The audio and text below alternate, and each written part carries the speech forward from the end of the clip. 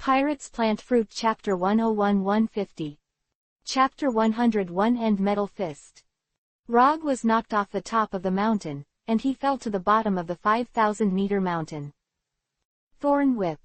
At this critical moment, Rog swung out the Thorn Whip, which grabbed the top of the mountain and pulled himself back. Just when the metal fighter thought he had defeated Rog, suddenly Rog's figure rushed to the top of the mountain again. What? The metal fighter looked at Rog in shock. Rog fell heavily to the top of the mountain. It's so dangerous, it's really just one step away, Roger said with a breath. Rog quickly got rid of the feeling of fright just now, and prepared to deal with the metal fist in front of him again. The metal fighter is now full of rage, and his body is constantly shaking. His use of this method of stimulating the entire body for thousands of miles is also extremely harmful to his own body. HMPH, you're really good at it. Then I'll punch you into flesh, Chan. The metal fighter roared arrogantly. Rog clenched his fists, formed a defensive posture on his chest and was ready to strike at any time. The metal boxing champion rushed over with tens of thousands of pounds. Bastard, go to hell. The metal boxer punched Rog at the same time. Rog was also caught off guard. Although he evaded urgently, he was still punched by one of them. Rog was beaten for hundreds of meters. It rolled on the ground for a long time before stopping. Rog stood up again, but saw the other party rushing over again. What a beast! Roger ran away quickly. The metal fighter was in hot pursuit, and Rog simply guided him to the gate of the Going Palace. Don't try to run. The metal boxer's entire body slammed into the gate of the Going Palace. For a while, an earth-shattering sound resounded through the top of the mountain. The heavy-going gate of the Going Palace was punched into a large pit. However, this Going Palace is very strong after all, but the gate has suffered some damage, and it will not be destroyed. Seeing that the opponent's attack was useless, Rog simply guided the Mad Metal Fist King to the remaining King's army on the top of the mountain. The metal fighter threw his fists and went on a rampage. Under the guidance of Rog, the rest of the King's army were trampled and smashed into the air. At this point, the fierce battle was almost over. Zoro, Sanji, Dalton and Luffy all wiped out the remaining King's army. The four looked at Rog, who was being chased frantically by the metal fighter. What a beast, Sanji said. It's like a bull chasing a matador, Zoro said. It's fun, I want to go too, Luffy said. Forget it. This guy can't be dealt with by a lot of people at all. Maybe it will be a disservice, Sanji said. Dalton kept looking at Rog and the metal boxer who was chasing. Roger, you must win, Dalton said. Rog was constantly pursued by the metal champion, and his body was exhausted. Before helping everyone to the top of the mountain, he used amazing physical strength to promote the growth of huge vines.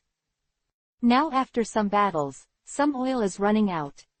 But no matter what, bite Kiba and stick with it. Rog tried his best to persevere under almost the limit, causing his body to send out a continuous force beyond the limit. Bastard boy, you finally can't do it, ha ha ha.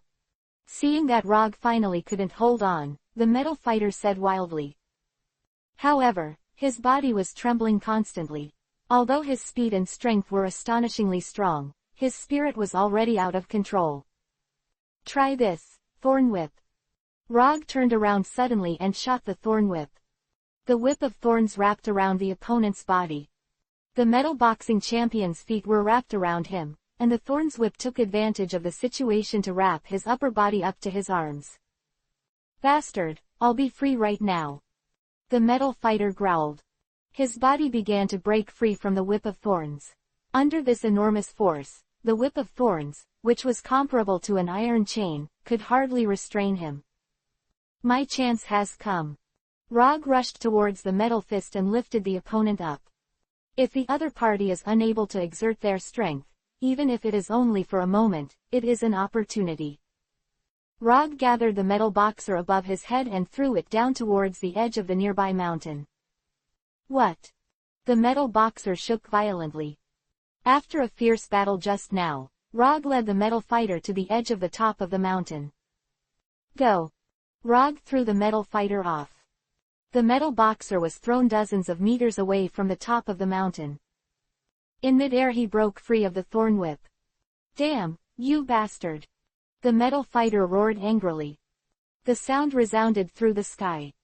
But he has no place to stay in the air now, and no matter how powerful he is, it is useless.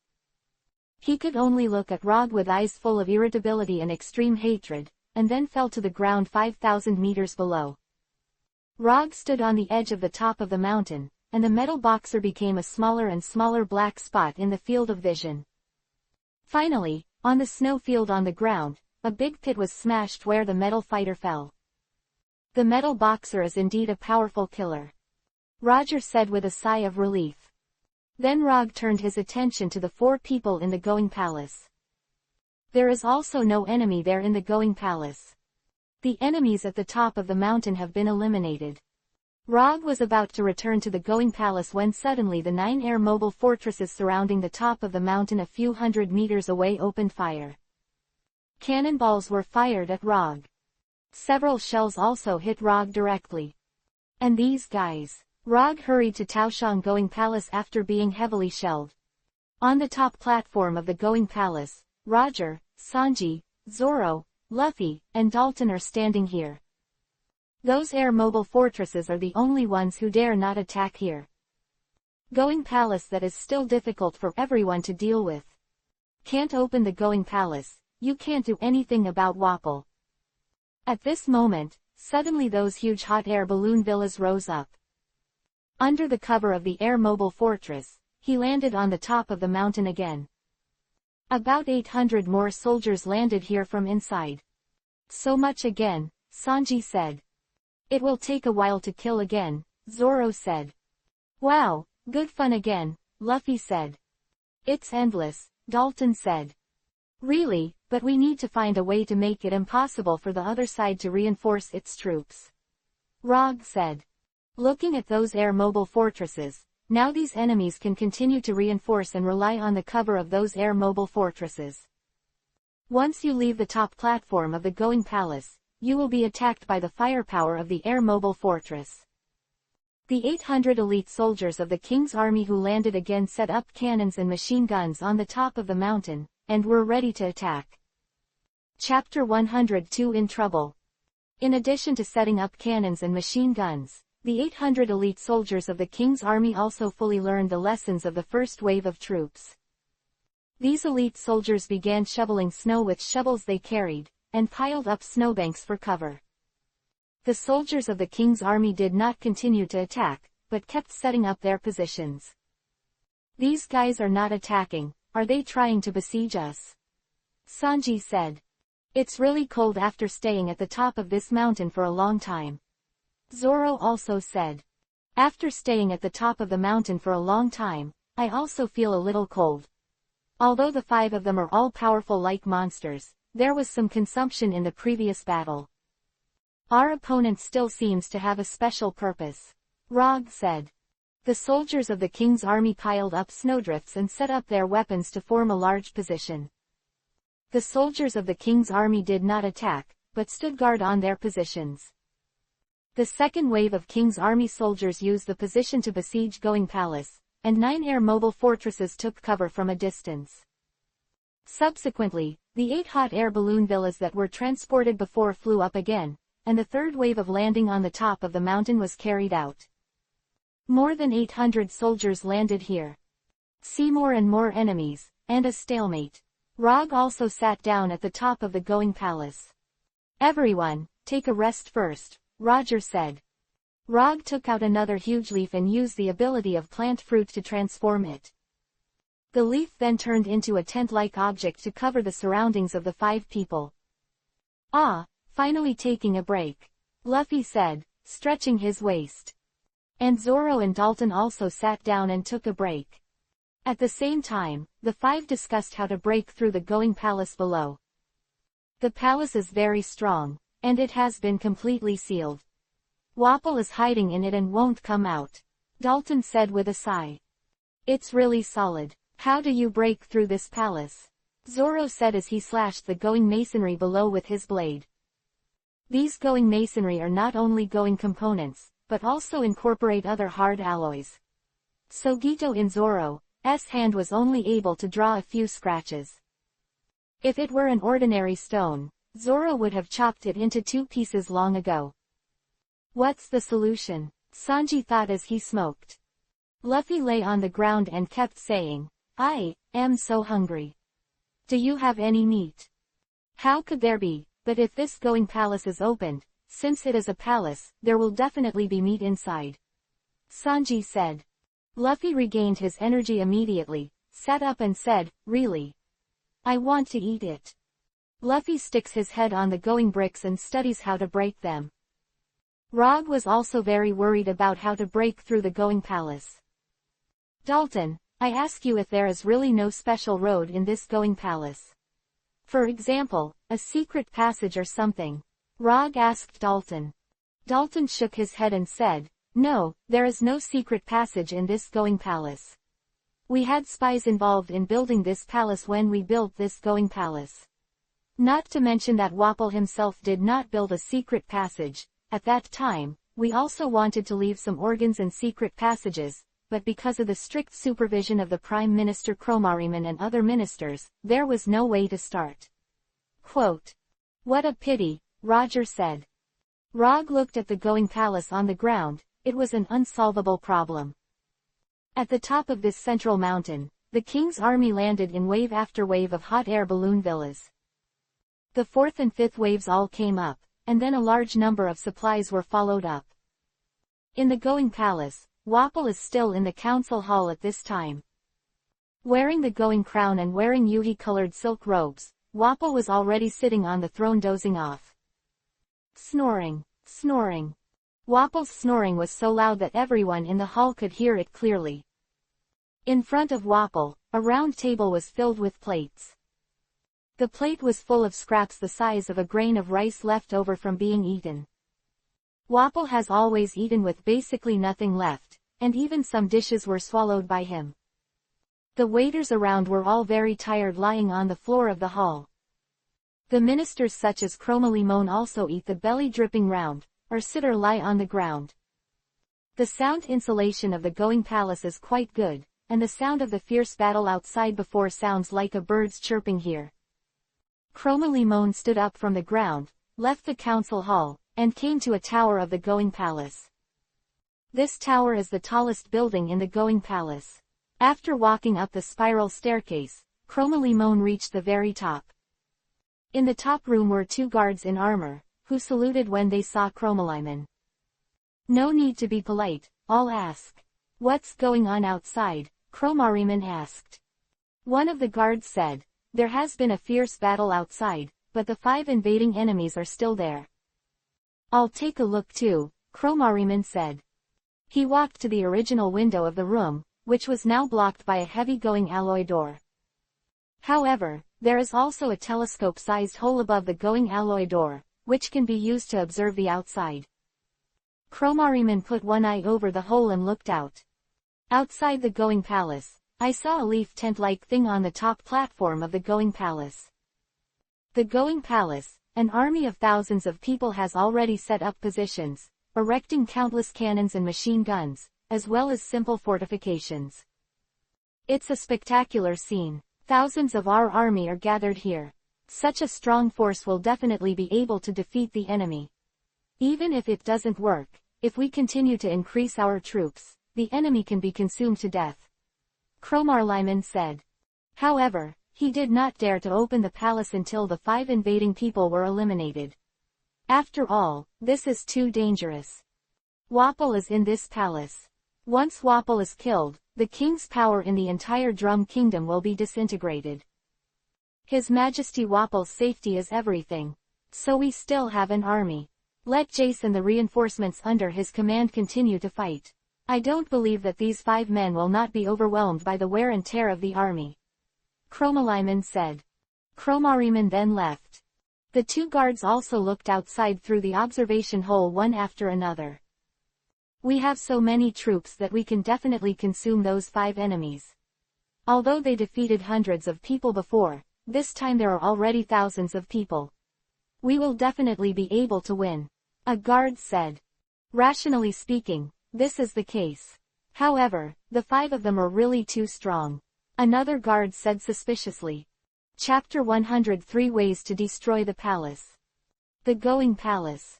The 5 rogues came out of the tent on the top platform area, and they saw that thousands of troops of the king's army had gathered around the Going Palace.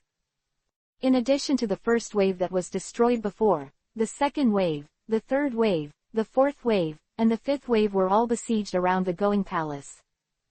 More than 3,000 elite soldiers of the king's army surrounded and built a strong position. What a powerful force, Sanji said. It would be really hard to deal with if they all rushed over. Zoro said, touching the scabbard around his waist. Rog looked around, feeling a lot of pressure in his heart for a while. Right now, there is no way to open the gate of this Going Palace, and thousands of enemies are gathered around. You still have to find a way to open the bricks and stones of this Going Palace. You can do whatever you want. If the lion can't do it, then grab the weapons and bombs from the enemy and blow up the bricks here. Rog said. After listening to Rog's words, Dalton said, there is really no other way right now. Going Palace with captured enemy weapons. Rog asked Dalton again, Dalton, I want to ask you. Isn't this palace relatively easy to blast away? Dalton thought for a while, and said, according to our previous information, this Going Palace is best to be blasted at the gate. As long as you open the thick going gate, you can break into it. Other places are instead more difficult to break through. Quote. Rog nodded and said, well, let's try to break through the going gate with the enemy's weapons. Then Rog, Dalton and the others turned their attention to the position of the gate below. Just open the door to get in. However, this door is also made of a very thick going combined with a special metal alloy, which is extremely difficult to open. Steel is not as strong as this gate. Okay, let's go to the enemy positions to grab cannons and bombs first. Then use them to destroy the gate. Rog said. After Rog finished speaking, he rushed to the gate of Going Palace first. After observing the place first, he flew to the position built by the king's army on the top of the mountain. Because the position in front of the palace was the closest to the gate, the Rog 5 ran towards the position in front of the palace. The soldiers of the royal army who were on the position saw the Rog 5. There is an enemy attacking, hurry up to attack. The king's army hurried into action. The king's army attacked violently with machine guns and artillery. Rog rushed to the front. Dalton has also changed into the shape of a yak in the form of a beast, and a huge yak slammed into the enemy's position. Luffy relies on the flexibility of the rubber man, and the constant going. Zoro and Sanji are after the break. Rog rushed to the enemy's position, without entanglement, but grabbed 2 artillery pieces and left here. Dalton also found several boxes of shells, put them on his back, and quickly left. Luffy uses his body to roll up several machine guns, and Zoro and Sanji grab him and take them away. The king's army was still puzzled by the impact of the 5 people, but now they see the 5 people quickly retreating. However, they also knew the strength of the Rog 5 and did not immediately pursue them. Back in front of the gate of Going Palace. Rog put down the 2 cannons he was carrying, and Dalton also changed into a human beast form and put the cannonball boxes away. Luffy was also dropped by Sanji and Zoro. Luffy had 9 machine guns wrapped around him. Okay, we can start work. Roger began to install the shells in the shell box into the 2 cannons. Roger and Dalton each operate a cannon. Going to the gate, look. How many shells can you take? Roger fired the first shot, followed by Dalton. 2 shells hit the top of the going gate. After a while of explosion and thick smoke, the door was still intact, but there were 2 burnt marks. Then Roger and Dalton were bombarded for a while. Dozens of shells in a row hit the thick gate of the Going Palace. The door kept shaking, but there was still only a small amount of damage. Let's come to, Luffy said. Luffy used the captured machine gun to fire violently at the going gate. But these bullets all fired for a while without substantial damage. Forget it. Cannons don't do any decent damage, and machine guns are impossible, Zoro said. Sanji lit a new cigarette butt and said, no more machine guns. Just grab the cannon. After some bombardment, Roger and Dalton ran out of shells. Okay, we still need to get some shells, Roger said. This time Rog, Dalton and Sanji set off. Go to the King's army positions to get cannonballs and bombs and the like. Guy came back, he got more than 10 boxes of shells and bombs. Okay, let's detonate these shells and bombs together. In front of the going gate. Roger said. Very good. Quote. Sanji and others said. This time more than 10 boxes of shells and bombs were stacked in front of the going gate. The 5 quickly distanced themselves. Roger held a spherical cannonball in his hand. Borrow a fire, Rog said to Sanji. Sanji took the cigarette butt from his mouth and helped Roger ignite the lead of the cannonball. For a while, sparks came out. Roger threw the ignited shells at more than a dozen boxes of shells and bombs. Then there was a burst of fire and earth-shattering explosions, and more than 10 boxes of artillery shells and bombs exploded in front of the door. The whole mountain top was lit with fire. Surrounding the Going Palace were shocked. Even Wapol in the Going Palace heard the explosion here. Even the sky of the whole Drum Country is echoing this powerful explosion sound. It was a shocking explosion. Roger exclaimed. Dalton also looked at the Going Gate after the explosion in amazement. Going Gate quickly cleared the smoke. To the delight of the 5, there were already some cracks in the going door. Going Gate is 10 meters high and 6 meters wide in total. But now there are several cracks several meters wide on it. Success! Roger and Dalton and Sanji, Zoro and Luffy all shouted happily. The explosions generated by more than 10 boxes of shells and bombs were finally able to destroy the Going Gate. After all, so many explosive forces were concentrated enough to destroy an ordinary castle. Okay, let's look for more shells and bombs to destroy this gate.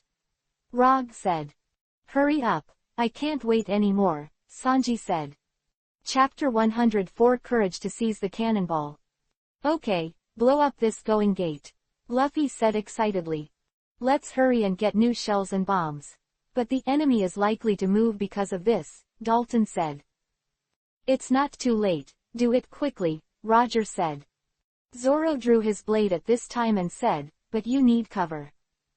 I can help you cover too, Sanji said. Please everyone, Roger said.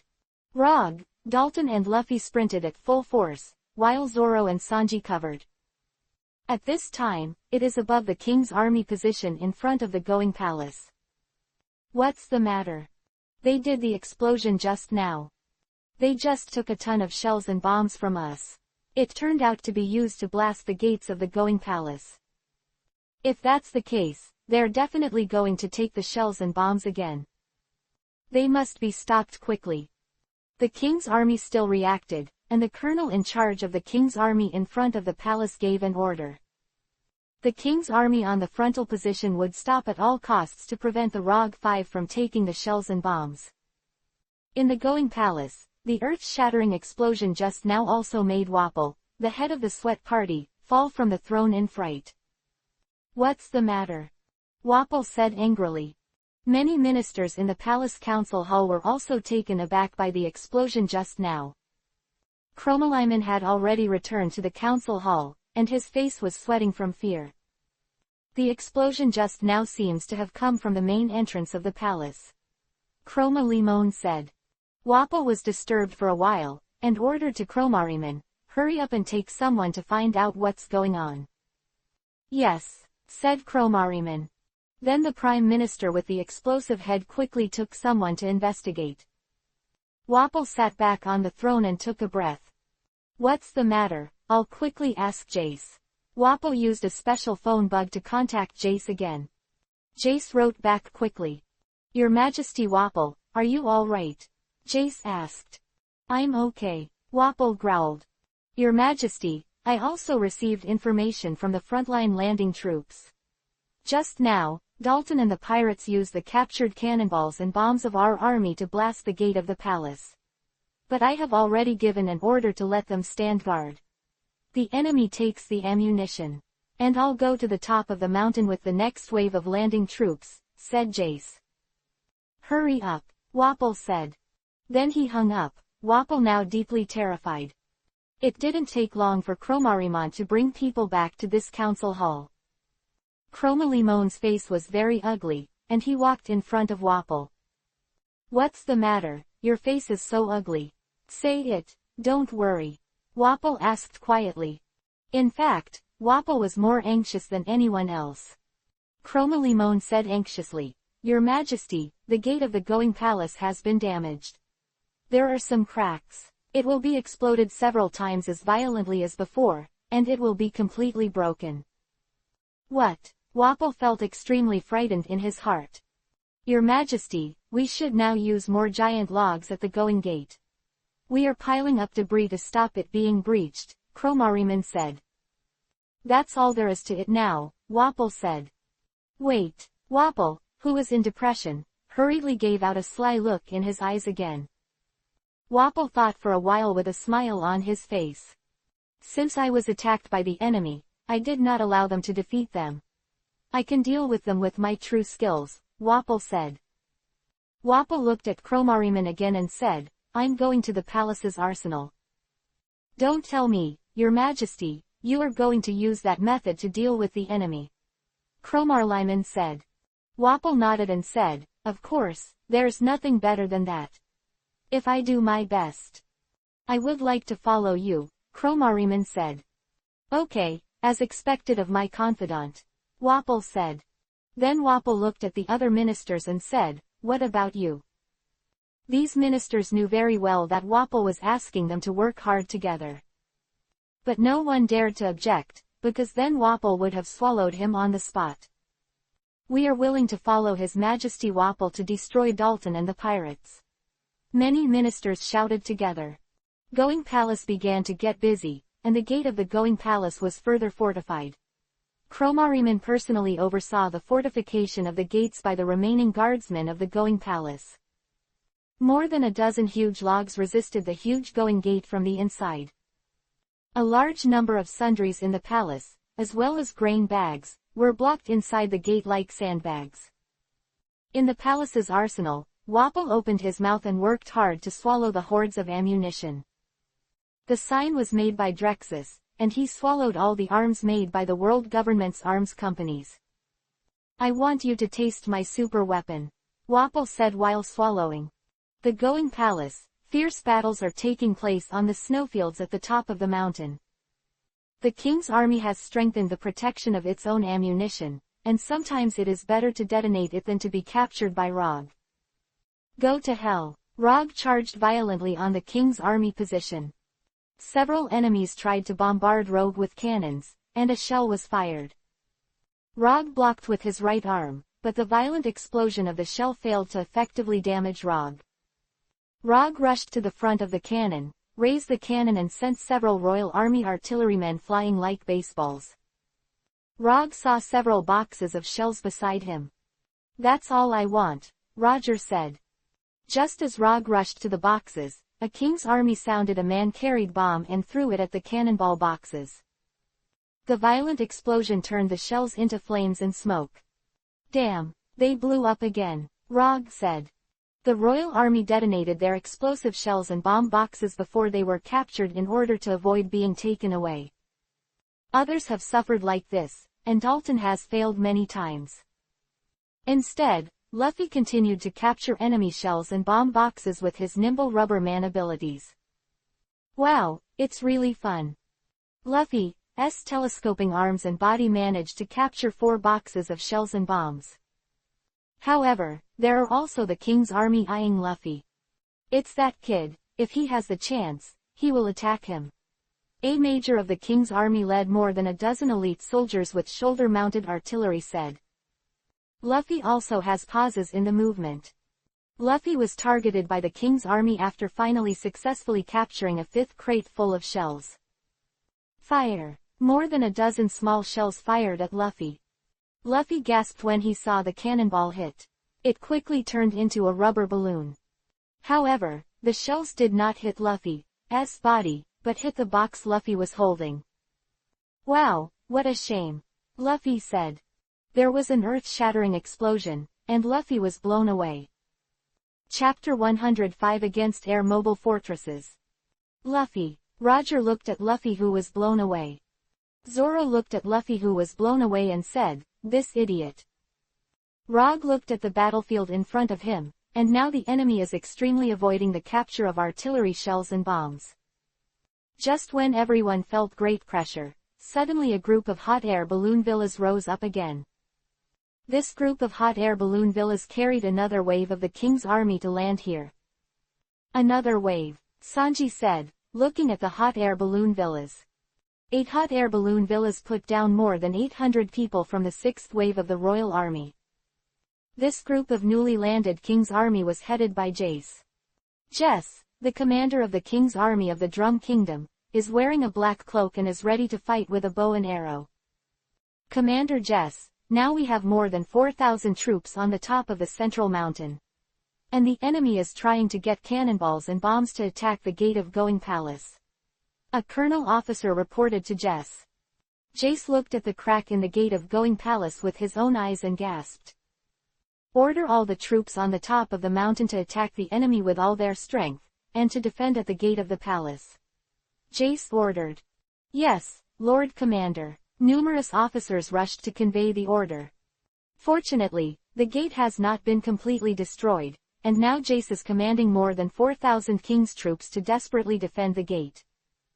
"Dalton still has pirates. Even if it is a sea of people, I will let you drown," Jace said coldly. On the top of the central mountain, more than 4,000 king's troops quickly gathered towards the gate of the Going Palace.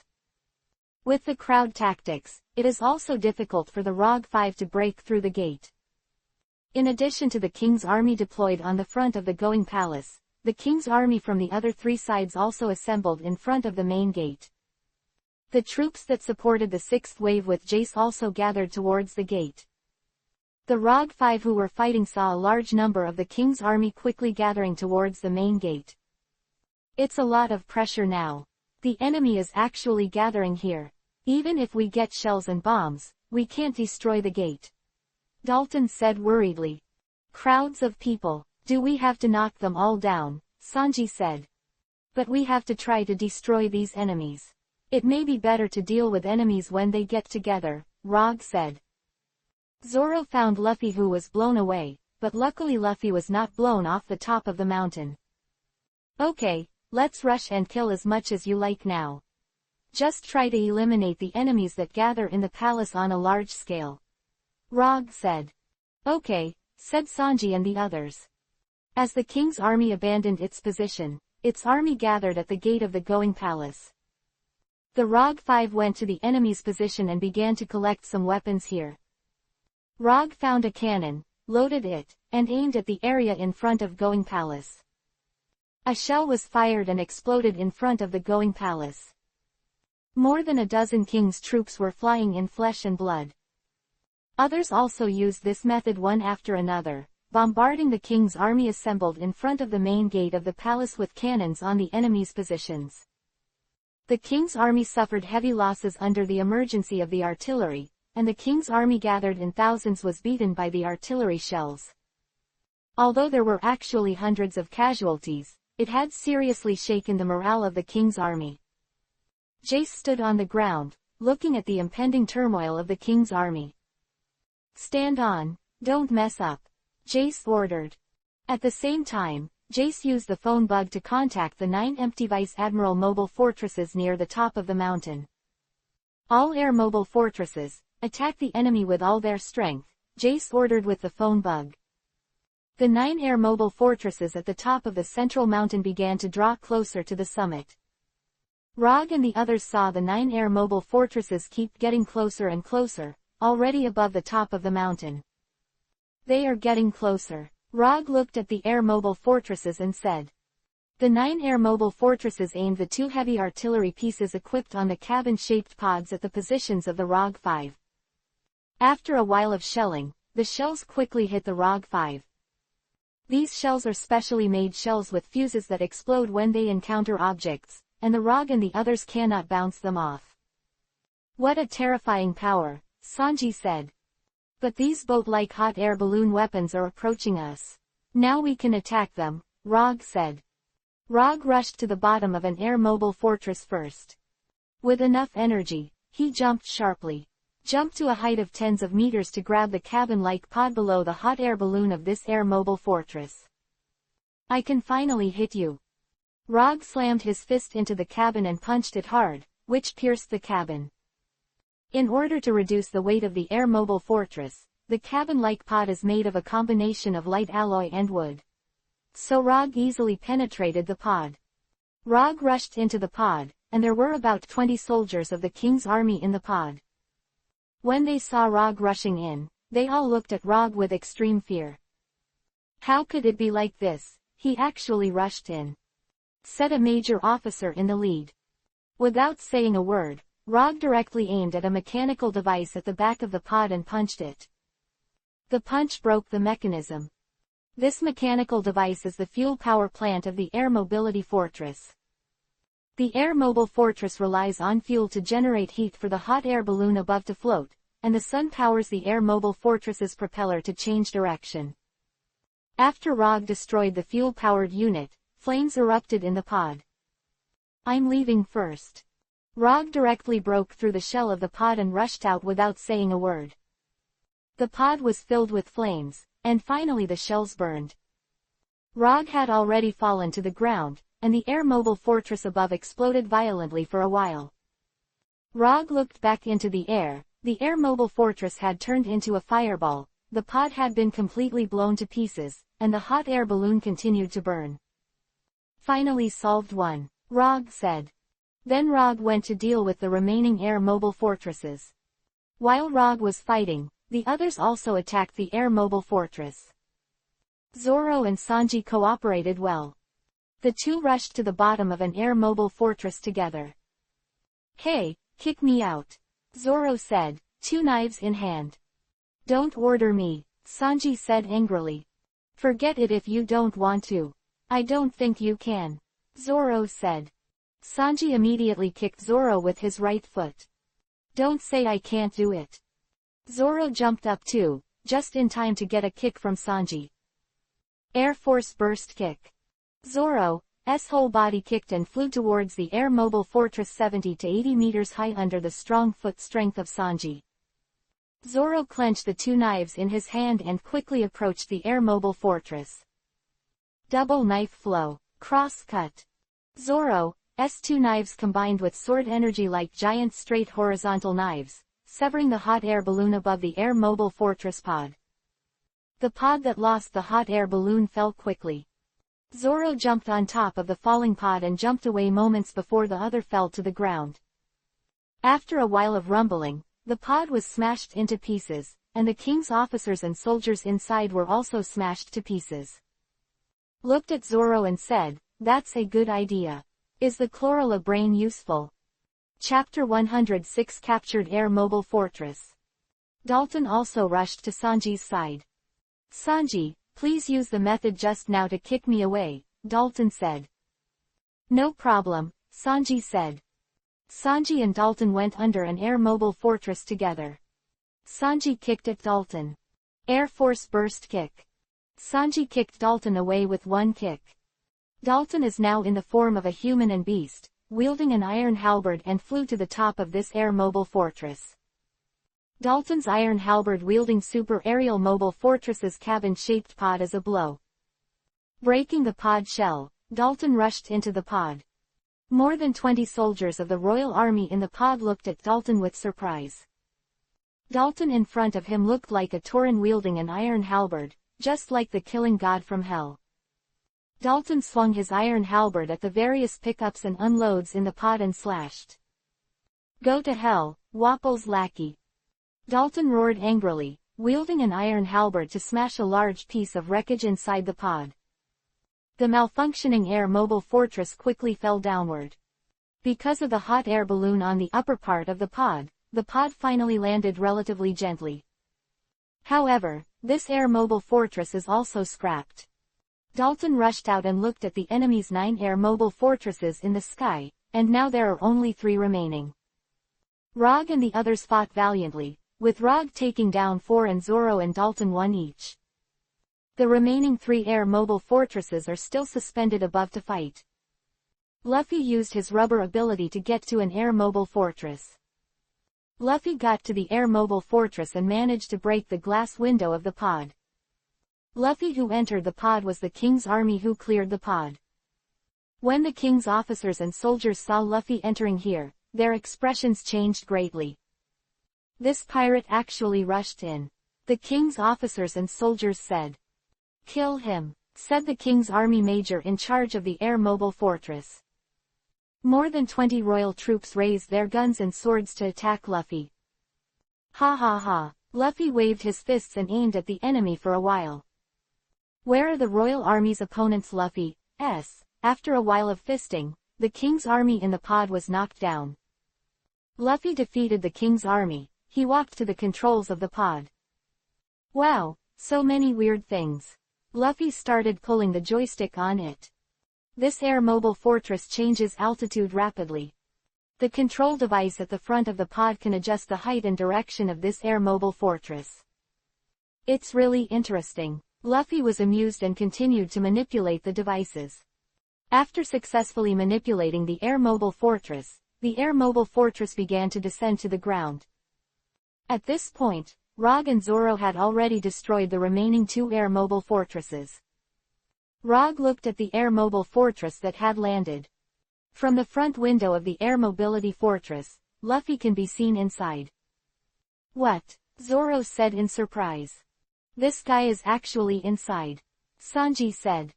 Dalton looked at Luffy inside and said, Luffy seems to have successfully captured this air-mobile fortress. Rog looked at the air-mobile fortress and said, then we can use this air-mobile fortress. Rog and the others all entered the air-mobile fortress. After quickly figuring out how to drive, the air-mobile fortress rose again. The air-mobile fortress quickly flew over the area in front of the Going Palace. The Rog 5 who were in the pod of the air-mobile fortress all looked at the king's army below. The king's army all looked up at the air-mobile fortress captured by Rog and the others. The Rog 5 who were in the air-mobile fortress looked down through the window. These royal troops also need our artillery shells to give color. Let's fire them a few shells. Rog said. Leave it to me, Dalton said. The air mobility fort then aimed down with the 2 cannons in the pod. At this time, Jace was commanding thousands of elite soldiers of the king's army to look up at the air-mobile fortress on the ground. Oops, this air-mobile fortress seems to have been captured by the enemy, said Jace. But immediately 2 shells were fired to the ground from the pods of the air-mobile fortress. 2 shells hit the king's army on the ground, and the king's army flew into blood. The 2 cannons above the air-mobile fortress kept firing shells. The king's army suddenly turned their backs. After their own air-mobile fortress was captured, they still bombed like this. The psychological damage to the king's army was actually greater than the actual damage. The king's army was in chaos, and Jace was unable to command for a while. What are you doing? Fire them down, Jace said. Jace's order was still conveyed, and some of the king's army began to attack the sky with machine guns and shoulder-mounted artillery. A swarm of shells hit the air-mobile fortress in the sky, both the pod and the hot air balloon part. We were attacked and started to fall. Dalton exclaimed from inside the pod. The air-mobile fortress quickly fell. Finally, the air-mobile fortress fell to the ground. It also crushed more than a dozen of the king's army. From the broken air-mobile fortress pod, the Rog 5 suddenly rushed out. They actually survived, Jace said with a sigh. The 5 Rog rushed out of the pod Mukuro and confronted thousands of the king's army. Okay, now we are going to the final battle, Rog said. As long as these people are defeated, then you can open the going gate with peace of mind, Sanji said. In the face of the 5 people with astonishingly tenacious fighting power, the thousands of royal troops were also a little timid. It's not enough that these king's army are the king's army under Wapol, and even the most elite troops of the Drum Kingdom. Coupled with Jace's personal command, he quickly reorganized the deployment and surrounded the 5 people. "Destroy them," Jace ordered. There were more than 4,000 troops of the king originally assembled in this area. After the series of battles just now, there are now more than 3,000 people. However, these 3,000 people were shocked by the amazing fighting power displayed by the Rogue 5. Now, with his fanatical spirit and Wapple's heavy reward, he showed his will to fight for a while. If the Rogue 5 must go all out, then the elite troops of more than 3,000 people will also be defeated. Rogue and the others also know this. Everyone starts fighting. "Kill them all," Roger said. "Okay," Sanji said. "Blade is hungry again," Zoro said, gripping the scabbard around his waist. "It's a lot of fun fighting with so many people. Although I'm tired," Luffy said. "Let's get started," Dalton said. Chapter 107 Jace's Death. The 5 charged towards the king's army. Rogue rushed into the king's army. To wave a fist is to knock a major of the king's army into the air. The body was crushed and slammed into the king's army. Swarms of the king's army were knocked flying and trampled. Rogue, on the other hand, was like entering a no-man's land, and he went on a rampage to defeat the king's army. Dalton also changed into a beast form, and a burly and tall black yak slammed into the king's army. Luffy jumped up and used Rubber Tempest to sweep and suppress the king's army. Zoro wielded 2 swords and slaughtered among the king's army. Sanji uses his feet to focus on enemies using machine guns and artillery. The king's army is also not vegetarian, except for the constant shooting. Also simply use the bayonet of the rifle and the saber for hand-to-hand combat. 5 people attacked the king's army of more than 3,000 people. Like 5 stones smashed into the sea, a huge wave was set off. Jace looked at both sides of the bloody slaughter on the battlefield. "Dalton and the thieves are really strong," said Jace. Jace took off the longbow from his back again, and took a basket of bows and arrows from the officer on the side. "It's a big time to go to war," Jess said. Jace first aimed his bow at Rogue, who was charging bravely. Rogue once took the lead in defeating the 5,000-strong army he personally led, and he has always felt very ashamed. This time Jace was going to wash away the shame. Jace rigged a Yuhi-colored ball-pointed bow on a 1-meter-5 longbow. Jace shot the bow at Rogue. The bow and arrow hit Rogue, and the explosion became a ball of fire. Where did the bow and arrow come from? Rogue covered his head and chest with his arms. Rogue looked in the direction the bow and arrow came from, and saw that Jace was holding a longbow at him. "It's him again, but he's a tough guy," Jace said. Rogue is well aware of the power of the bow and arrow made of Wapple alloy shot by the opponent. At this time, Zoro just sprinted to Rogue's side. "Hey, is that Commander Jace?" Zoro said. "It's him," Roger said. "I'll go meet him," Zoro said. Zoro quickly approached Jace. Jace was rebuilding his bow at this time. Jace's bows are black sharpened bows made of pure Wapple. 1 arrow shot you to death. The arrow on Jace's longbow has been fired. Zoro's knives were held tightly in his hands, and when Jace's bow and arrow came, the knives suddenly crossed. Jace's bow was also blocked. Although Jace's bow and arrow are fast, Zoro's swordsmanship is as fast as light and shadow. Zoro swung his knives to block Jace's first arrow and continued to charge towards Jace. Jace hit the longbow again with a new bow with a white ball-shaped arrow.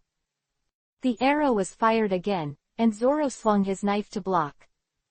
Arrow just met Zoro's blade. After a while of explosion, the arrow burst and formed a huge smoke. A huge smoke enveloped Zoro and the surroundings. At this moment, Jace placed 3 black bows and arrows of Valpal on the longbow. The smoke has not yet dissipated, and Jace and the surrounding king's officers and soldiers can clearly see it. Zoro held a knife in both hands, one in his mouth. The 3 blades spin like a windmill. 3 swords, profound truth. 3,000 worlds. Zoro unleashes one of the strongest moves in the 3 swords style. Zoro's three-bladed windmills blew the disgust away. Jace looked at Zoro's windmill with his eyes fixed on a sword move that was as flawless as possible. 3 arrows at once. The 3 black wapple bows on Jace's longbow shot out. 3 black bows and arrows hit the middle of Zoro's body. It is exactly the center of the blade storm formed by the 3 blades. The 3 black bows and arrows were not blocked by the sword energy. 3 knives. 3 knives in one. Zoro's 3 blades that were spinning like a windmill suddenly slashed to 3 positions. These 3 positions are exactly where the opponent's 3 bows and arrows shot. All 3 bows and arrows were shot down by Zoro's 3 blades in a symphony of golden iron. Zoro quickly rushed in front of Jace while the 3 bows and arrows were blocked. 3 swords. Ghost slash. Zoro's figure rushed over like a ghost, and the 3 terrifying blades blocked the possibility of Jace's escape. Jace looked terrified, his wavy mouth unable to speak. 3 puffs, accompanied by 3 streaks of blood scattered. Zoro's body was already behind Jace. Jace's neck was severed and his chest was slashed in 2 fatal wounds. Jace fell to the snow. Zoro turned back to look at Jace. "It's finally resolved, it's really dangerous," Zoro said. Zoro succeeded in taking out Jace, and the king's army of several thousand people suddenly became leaderless. The king's army, who saw all this, quickly became very terrified. "Lord Commander Jess," said many of the king's officers and soldiers in horror. In addition to being the commander, Jace is also the highest combat power among these king's armies. Now that Jace is killed, the morale of the king's army has suffered a great blow. However, although Jace died, the king's army on the battlefield was in a melee. Many king's soldiers did not know that Jace had died in battle here. Fierce fighting is still going on. After all, the number of the king's army is also large, plus it is an elite army, or it is still in the fierce consumption with Rog. Fierce fighting continued, and the king's officers and soldiers fell in groups. The flat area at the top of the snow-capped peaks has turned into a stream of blood. But the blood was quickly frozen by the cold weather. Covered with more snowflakes. The fierce battle continued for about 3 hours. On the snowy field at the top of the busy central mountain, there were dead and wounded king's troops everywhere. But they all fell to the ground. "Is it finally over?" Roger said, looking around. "It was a brutal battle," Sanji said. Zoro retracted the 3 knives into their scabbards. Luffy was lying on the snow and kept saying, "I am so hungry." Dalton returned to human form and looked around the messy battlefield. "All this, such a tragic battle. It was for Wapple," Dalton said with infinite emotion. "I am so tired. Everyone, take a rest. Then quickly collect cannonballs and bombs. Destroy the going gate on that mountain," Rog said. "Okay." Now everyone is exhausted, and no one objected. After a period of rest, the crowd continued to collect cannonballs and bombs. The shells and bombs on the battlefield were scattered, and it took many hours for everyone to collect them. After collecting enough shells and bombs, put about 40 or 50 boxes of explosives in front of the going gate. "Okay, now ready to destroy the going gate," Rog said. Chapter 108 Dalton vs. Chroma Limon. After clearing the piles of explosives, Rog and the others drove a distance of 100 meters. "Okay, now it's time to ignite these explosives," Roger said. In front of Rog, a cannon was already aimed at the mountain of explosives piled up in front of the going gate. After pulling the cannon's drawstring, a cannonball fired hit the numerous explosives in front of going's gate. The detonated explosives set off a sky-high explosion, and the sky was torn apart by the violent explosive force. The force of these violent explosions further widened the cracks in the gates of going. The heat and the force of the impact blew the going gate to smithereens. When the smoke from the blast dissipated into the sky, Rog looked towards the going palace. "I saw that the gate of the going palace had been blown into pieces." "Okay, it finally blew up," Sanji said happily. "Finally able to go in and kill Wapple, Zoro said. Once you're in, it's time to accept Wapol, Dalton said earnestly. Then let's go in, said Roger. Rushed towards the blasted going gate. Reaching the blasted going gate, take a look inside. The violent explosion just now not only shattered the going gate, but also destroyed some of the reinforced facilities inside. However, the interior of the going palace is still quite huge. Although it was affected by the power of the explosion just now, it was already a mess. But it still looks very Hiroshi. It's wide enough, Sanji said. Wapol built this going palace with his huge fortune in cell phones, thinking his rule would never change like going, Dalton said as he walked. Rog looked here and said, I'm afraid there will also be remnants of enemies in this palace. Let's kill them all at once. At the same time, it's better for someone to keep blocking the gate of the palace. Otherwise, once Wapol escapes, then we won't be able to kill him. You're right, you can't let the target escape. We can't give him this chance by accident, Sanji said. So who's going to guard this place? Zoro asked. Like this, then Zoro. Can you come to guard? Roger said. Zoro looked at Rog and said, of course you can. Because your swordsmanship is amazing, and you can observe the movements of any enemy. You are the one with the highest ability to see Chuhao among all of us, Rog said. Thanks for the compliment, Zoro said. Also looked at Zoro and said, more importantly, Chlorella is always a lunatic. So it's better to keep guarding here.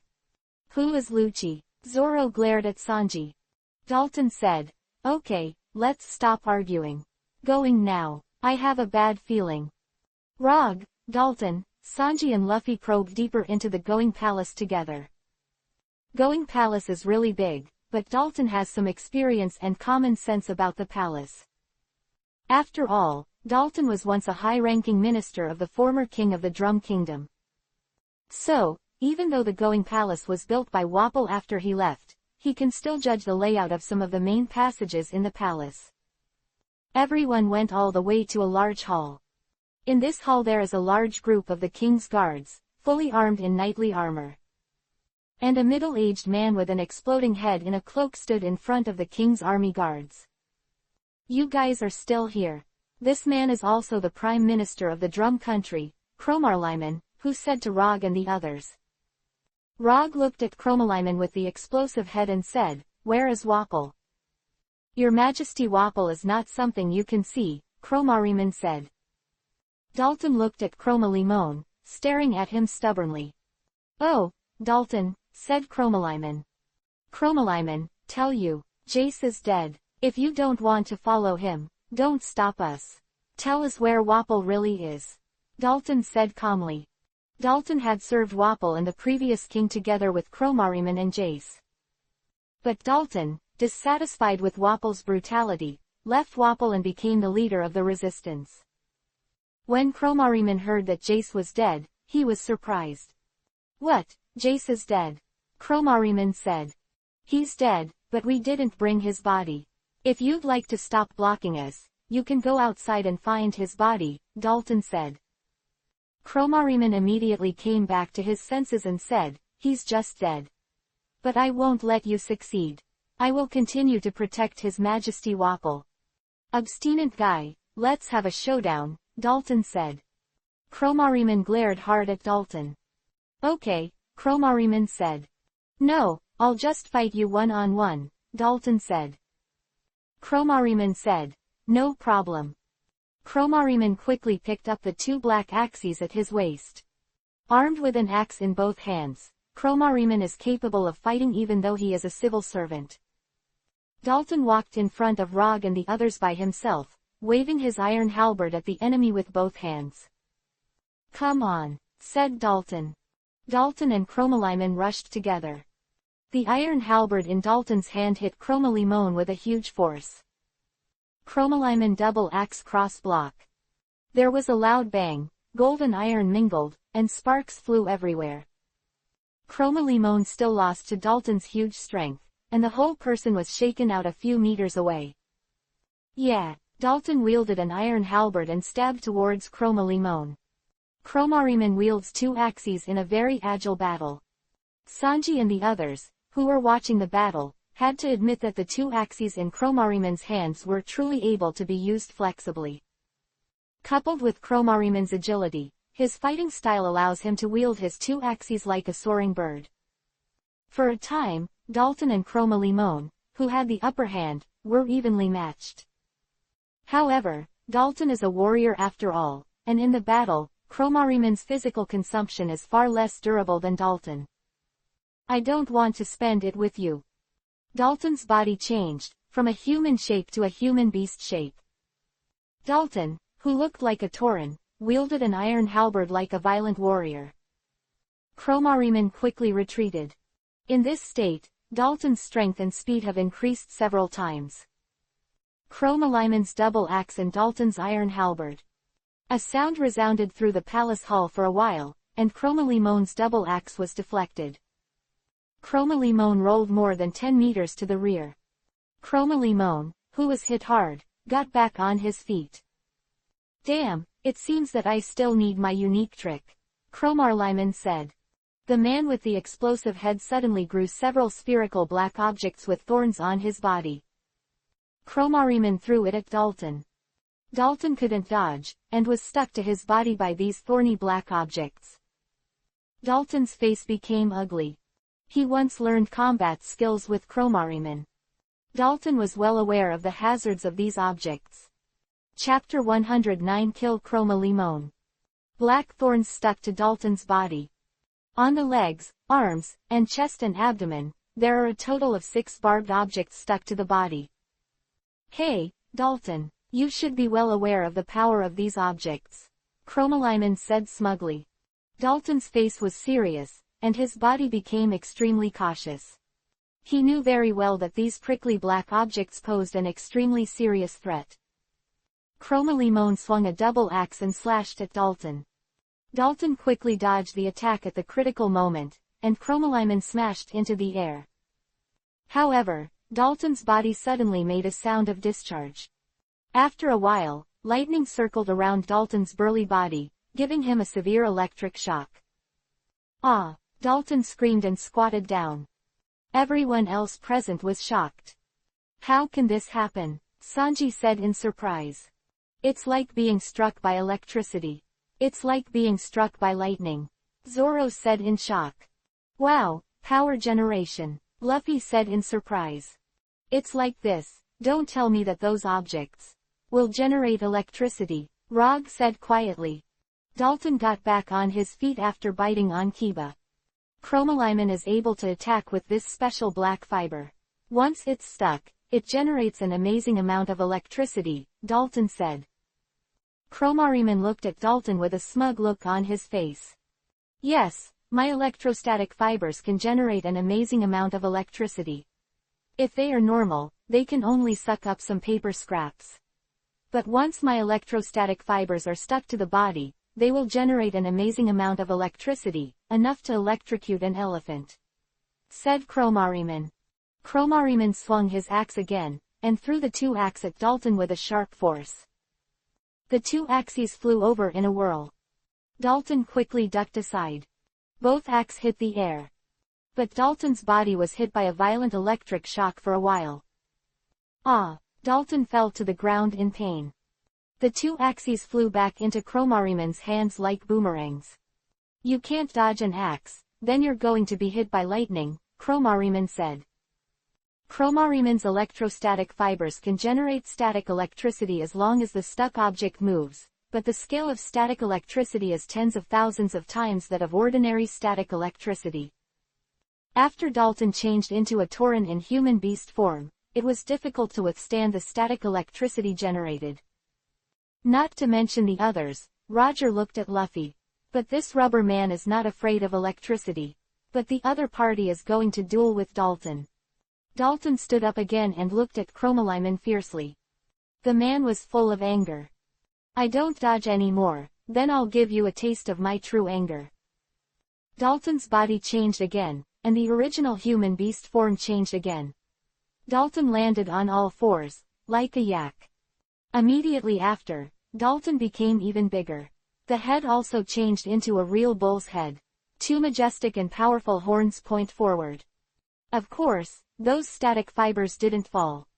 And because of the changes in Dalton's severe situation, an amazing electric shock was produced. Rog, Sanji, Zoro, and Luffy all looked at Dalton, who had received the powerful electric shock, in surprise. Dalton's body was transformed into a black yak. A black yak with a length of more than 4 meters is now like an ancient giant beast full of killing and brutal aura. How is it possible? He actually endured these electric shocks abruptly. Chromolyman said in shock. Dalton's body began to sprint violently. Let's get to know it, Chromarimont. Dalton, who had turned into a black yak, roared loudly. Chromarimon fled quickly. Dalton is in hot pursuit, and now Dalton is full of discharge. The whole is like a yak flashing electric light. It's terrifying. The king's army guards who were watching on the side also said in shock. Dalton is like an electric beast. Rog and Sanji also had to admit that Dalton was now like a creature that surpassed natural common sense. Dalton is now running wildly. In order to chase Chromolyman, they rushed towards the hundreds of elite royal guards in the hall wearing Wapol alloy armor.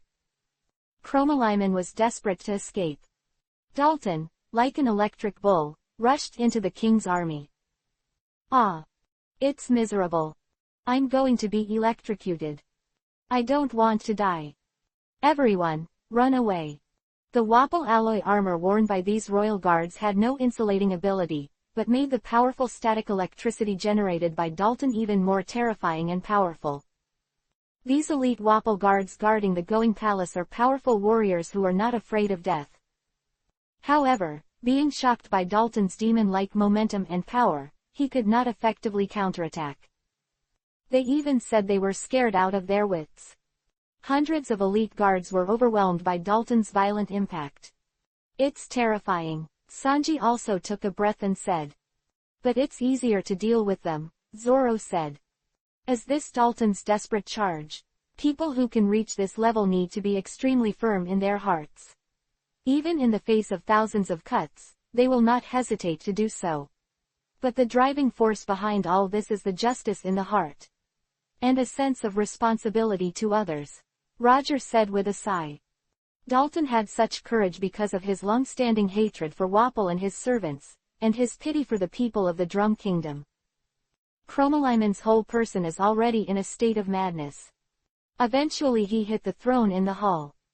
Dalton rushed over and slammed into Chromolyman's body like an electric bull. Two horns pierced into Chromaryman's belly. The electricity mixed in Dalton's body shocked Chromaryman's whole body, exposing his bones. Even the throne made by Going was smashed by a huge force. Dalton finally stopped. The body of Chromolyman, who was hit, was slammed by him and flew into the air from the horns. The body of Chromaryman, who was finally electrocuted into coke, fell heavily to the floor of this hall. It stinks. Luffy pinched his nose sharply. Chromaryman's body exuded a myriad of burnt stench. Dalton, who killed Chromaryman, stopped, and the power also disappeared. This man changed from a yak back to the human beast form with the appearance of a Tauren. The four of them hurriedly went to check on Dalton. Dalton, are you all right? Roger asked. Sanji glanced at Dalton and said, how can there be nothing wrong, the injury is so serious. He really survived, Zoro also said with a complex and affectionate face. Rog looked at Dalton, and the static fibers on his body were still there. Luffy, help Dalton get these things down, Roger said to Luffy. No problem, Luffy said. Luffy has an insulating body, so he successfully helped Dalton get rid of all 6 static fibers on his body. Chapter 110 Healing and Food. After successfully removing the static fibers, Dalton was finally able to move freely. However, after the kind of battle that he had just supported, Dalton's body was already scarred. Dalton, can you still talk? Roger asked. Dalton's blackened face moved hard. Dalton looked at Roger and Luffy and Sanji. I killed Chromaryman just now. Dalton gasped. Dalton also looked at the charred corpse of Chroma Limon on the floor of the hall. "You fought bravely just now," Roger said to Dalton. "Okay, let's move on. But Dalton, you'd better go and get some treatment. This is the top of the mountain after all. There's no way to go down to find Dr. Gerva and the reindeer who knows how to heal. But since this is the palace of Wapple, I can find some medicines," Sanji said. Dalton looked around and said, "Yes, let's find some medicine." Rog helped Dalton up and said, "Dalton, let's find medicine together. Your body must be treated." Rog, Sanji, Dalton and Luffy began to search for the medical room in the palace where medicine was stored. Dalton can still judge the structure of the palace and the approximate location of some important rooms. The four went to a medical room in the palace. In the medical room, the four found some boxes for trauma medicine and some oral antibiotics. Both Rog and Sanji know some nutritious drugs and some medical common sense. Dalton fights for a long time and is also good at some medical treatment. Soon, antibiotics were taken, and the wounds on the body were covered with medicine and bandages. Dalton sat on the bed and rested a little. "I feel better, let's move on," Dalton said. Rog looked at Dalton and said, "You're all right. That's fine. But just now we fought in the hall with the throne, but we couldn't see Wapple.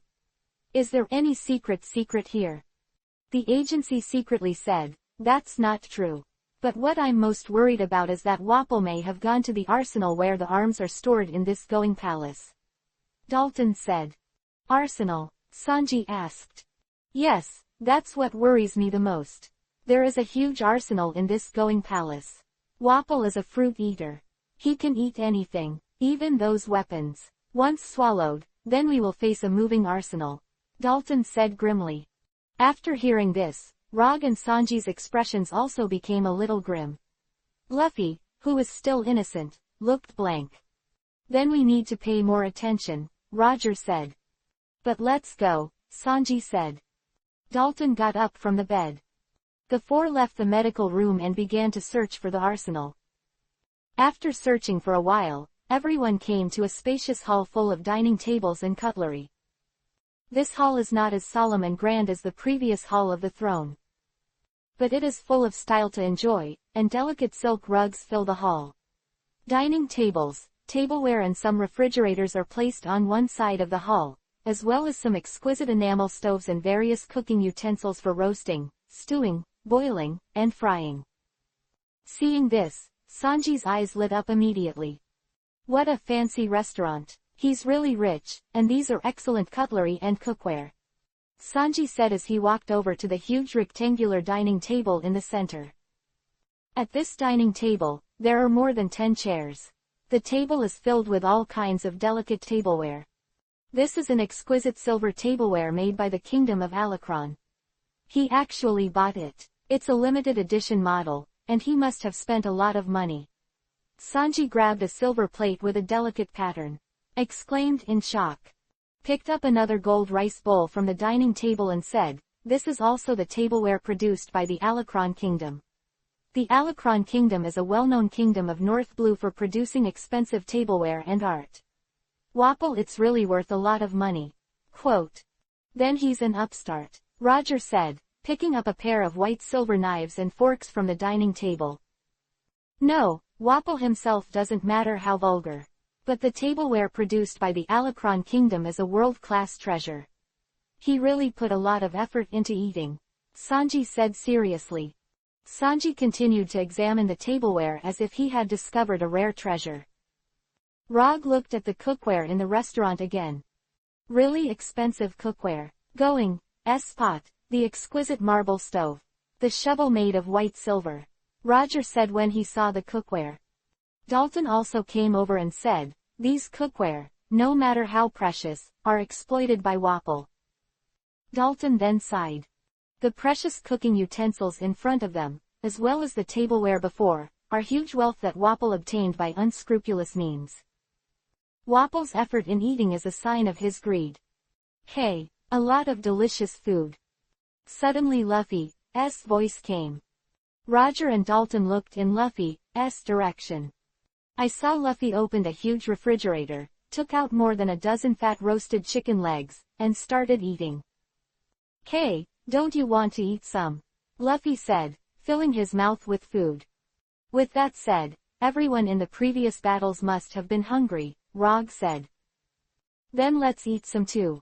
Dalton and Roger looked at each other and said. Rog also walked to a refrigerator and opened it. The fridge is stocked with bread, bacon, roast turkey, cake, condensed milk, butter, go-chan, and yuhi wine. Rog took it out and brought it to the rectangular dining table before, and began to enjoy it. The long-term battle had been drowsy before, but now that I relax, I really feel hungry and growling. Rog first gulps down a piece of bacon and yuhi wine. After the carefully crafted bacon, yuhi wine is served. This feeling is really refreshing. It's been a long time since I ate cake. Rog chewed a piece of cake into his mouth. There are also a lot of raisins in the cake. When tasting these foods, Rog really felt that Wapol was really a person who was very good at enjoying. Although it is some cold food taken out of the refrigerator, it can still make people feel that it has been carefully cooked. After eating 5 pieces of bacon and 4 pieces of cake in one go, Roger started eating a giant roast turkey again. Dalton also brought bread and meat from a refrigerator and ate at the table. This man was already exhausted from fighting like a cow before. Luffy is looting food directly from the refrigerator. Sanji smoked elegantly and walked to Rog's side. Sanji, don't you want to eat? Roger asked. No, gentlemen eat gracefully. And I'm a cook, since you eat. Then I'll make it more comfortable for you, Sanji said. Sanji didn't say a word, and without talking to Rog, he quickly rushed to the side of the cooking utensils. Sanji quickly lit the stove and started cooking. Rog looked at Sanji from time to time. The man cooked the food he found gracefully with both hands. Chapter 111 Sanji's exquisite cooking. Going kitchen knife in both hands and cut a thick frozen corbel very finely. The work of cutting the beef shank is to cut the shredded meat with the knife and avoid the bones. The beef on the beef shank is perfectly cut, Sanji said while using the skillful cutter beef shank. A half-human high thick beef shank was cut into dozens of pieces by Sanji with a going kitchen knife. Put the beef cubes on a large plate aside. Sanji threw away the clean beef shank bones that were not needed to be cut. He took 7 or 8 cabbages to the oak chopping board, and Sanji swung the going kitchen knife in a whirlwind for a while, and the group of cabbages turned into a pile of intact leaves. After cutting the cabbage, Sanji brought a dozen more oranges. To cut an orange is to cut the oranges into pieces. Sanji didn't use a going kitchen knife this time, but a fruit knife made by Silver. Silver fruit knife in his hand slashed across the orange peel like running water. The oranges are each suddenly divided into 6 petals. Nearly 100 orange petals were cut and placed, along with the cabbage before them, into a giant glass cup. The salad is ready. The next step is to cook the beef. Sanji strung the previously cut beef together with 10 iron skewers, then gracefully sprinkled a glass jar with butter. Then skillfully sprinkle with salt and spices. Going roast beef. Sanji grilled the beef over the fire on the marble stove. The fire roasts the butter-soaked beef charred on the outside and tender on the inside. At the same time, Sanji quickly filled a golden pot with palm-sized prawns. Water is poured into it, and salt and spices are added, along with seasonings and all greens, and it is simmered on another stove. After a while of baking and braising, these 2 main dishes are ready. I still need a finale. Sanji quickly put a bucket-sized glass jar in place, and piled up all kinds of yuhi wine, beer, liquor, sake, juice, milk from the refrigerator. Special drink.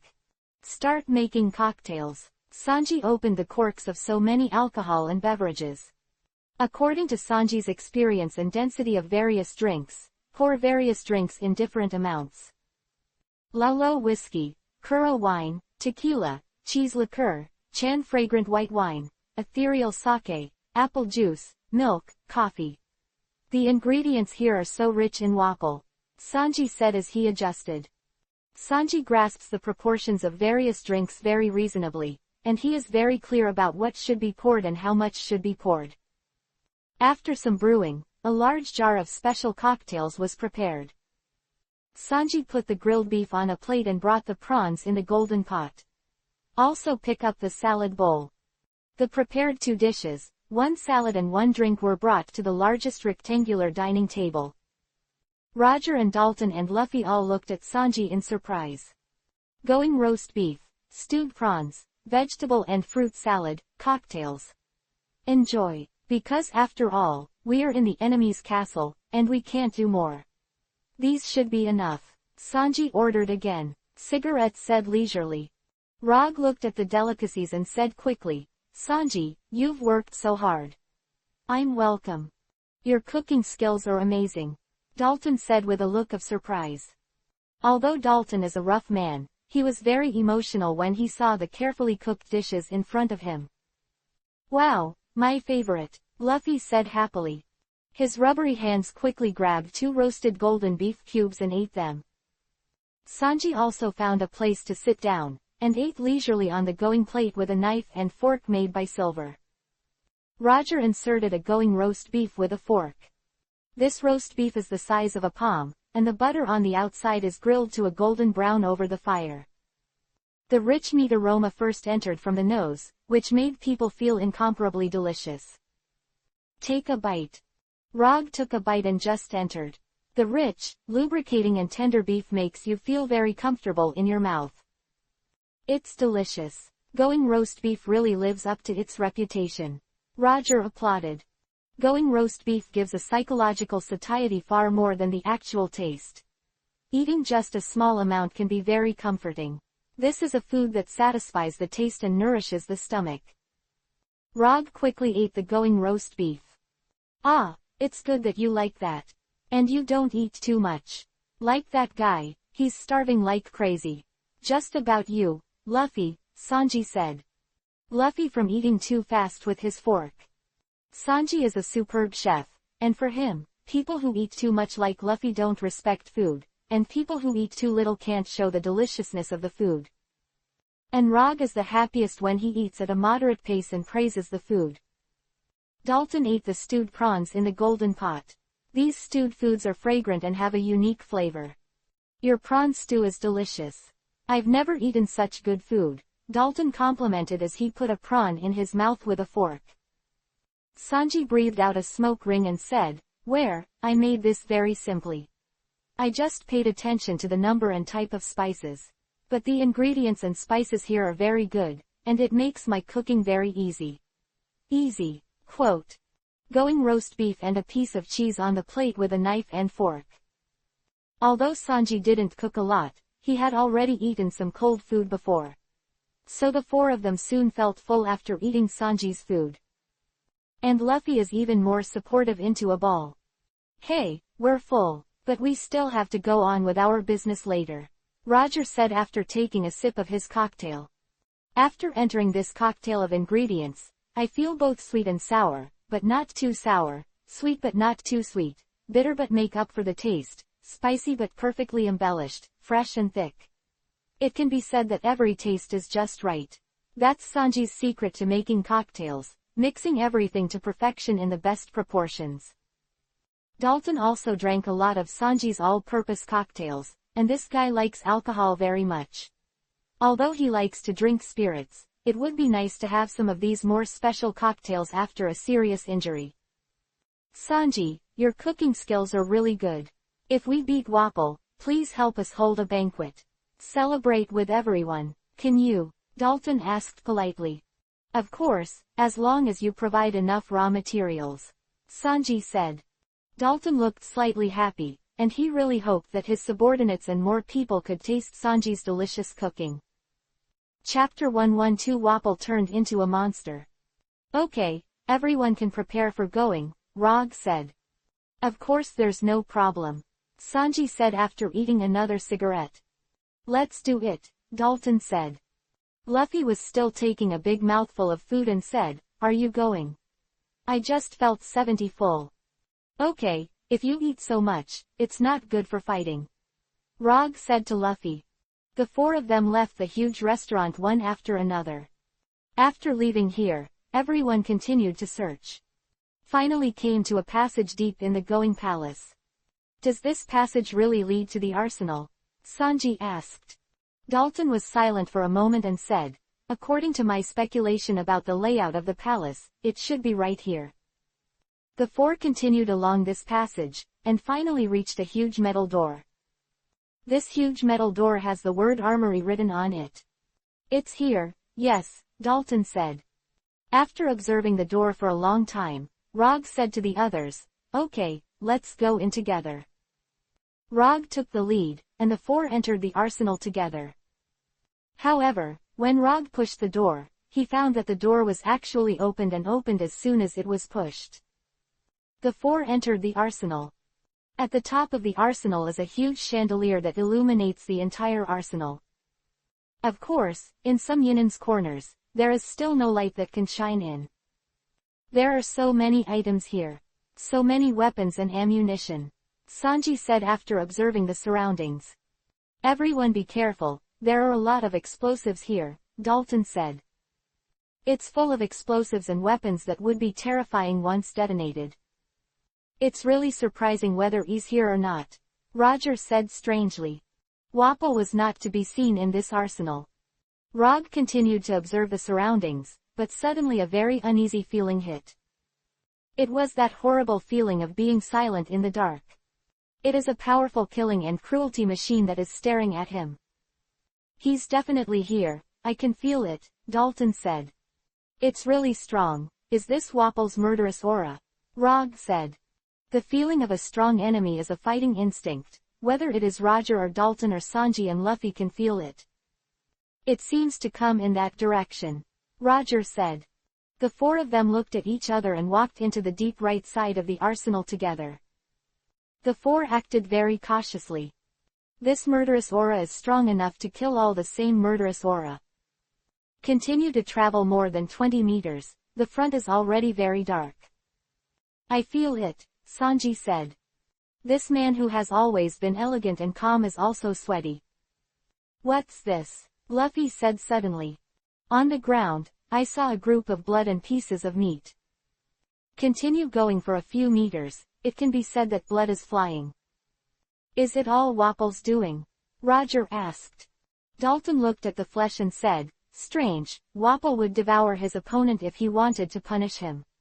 The flesh was obviously not bitten by Kiba's teeth. It was attacked by some kind of weapon and gun. Rog moved his gaze from the flesh and blood on the ground to the front. There was a huge figure lurking in the darkness ahead. Suddenly, a pair of eyes flashed a murderous light. These eyes are huge, comparable to those of dinosaurs. Filled with the breath of an ancient beast, as if a brutal Coon King was scrutinizing his opponent. The huge figure began to move, and was gradually able to be illuminated by the light. When they saw this figure appear, the four of Rog were stunned. I saw a gigantic body that was 10 meters tall and covered in steel walking out. This body looks like a tyrannosaur, but it is made of steel. But that head is a human head. The head looks like a half-human, half-hippo. Still all steel. Those huge mouths were enough to eat a cow in one bite, and those eyes were bloodshot and extremely terrifying. Oh, Dalton, you and the pirates are here. The monster let out an eerie low growl. Wapol, you have become like this, Dalton said in shock. Wapol now looks like a steel tyrannosaurus. Both the body, legs and two claws are as sharp as steel. There is also a huge body and tail. For everyone, the huge arsenal was almost like an ordinary room in front of Wapol. What's even more shocking is that this steel tyrannosaurus has two huge gun barrels on its back.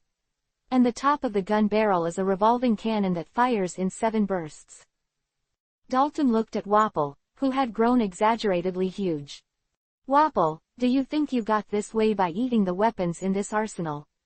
Dalton asked. Wapol looked at everything in the arsenal with huge eyes. Yes, I am the one who can swallow fruit. All the weapons that I like in this arsenal are all taken by me. Wapol said. Rog also looked around. It was true that although there were many weapons left in the arsenal, it was obviously messed up. Apparently someone is making a fuss here. The rest of these weapons, there are many cannons and machine guns and special weapons, but they are actually disliked by Wapol. Then the weapon that Wapol swallowed can be imagined how terrifying. In addition to the 2 huge revolving 7-shot cannons on the back of this steel Tyrannosaurus, it is unknown how many weapons are hidden in his body. Is this the effect of swallowing the fruit? Sanji said. Yes, Wapol is a fruit swallower. He can turn swallowed weapons and items into a body part. Now it's clear that he swallowed a lot of weapons and steel. So that's what it looks like. Dalton said. What a horrible guy, Sanji said.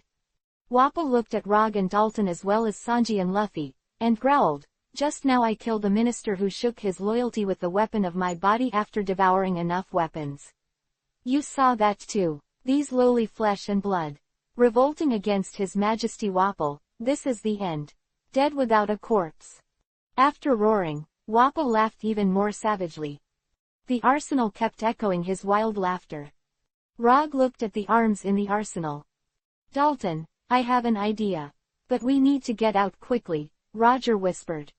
Really? Then let's get out of here quickly, Dalton said. And Luffy also knew, and the 4 of them all moved slowly towards the rear. Chapter 113 Iron Tyrannosaurus Wapol. The movement of the Rog 4 was seen by Wapol. You don't want to leave. Wapol turned around, and the huge steel tail swept across the 4 of Rog.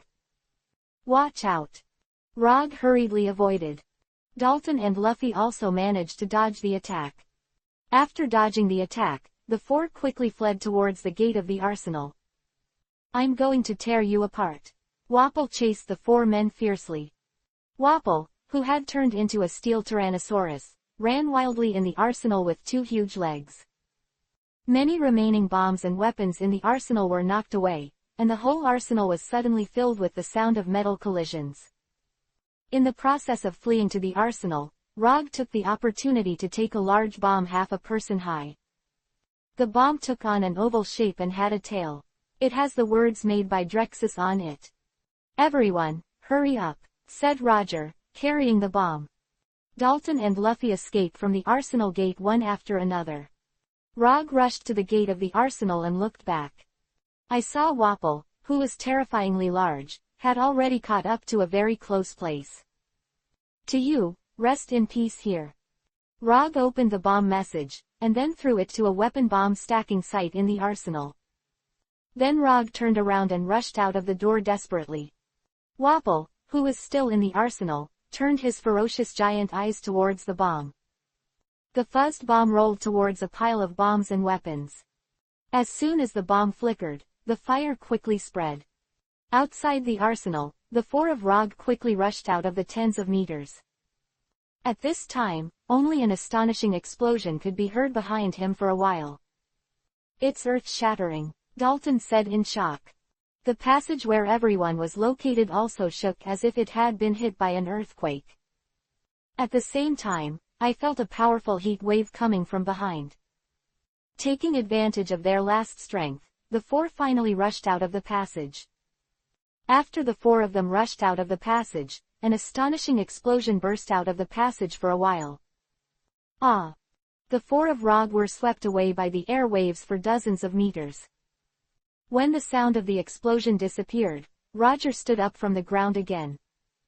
Looking back, I saw that the passage leading to the arsenal was already billowing with smoke. What a terrifying explosion, I almost died. Sanji said with lingering fears. Luffy was disgraced, but when he put his straw hat back on, he jumped up and said, "Wow, what a fun explosion." Dalton looked at the severely damaged passage, where no one would have survived. Rog looked at the passage that was still full of smoke and said, "Did you kill him?" However, both Rog and Dalton had a feeling in their hearts that Wapol was not dead. There was still thick smoke billowing in the passage, but a vaguely huge figure seemed to be shaking, followed by a pair of murderous eyes flashing. Roger and Dalton glanced at each other. Sure enough, he survived.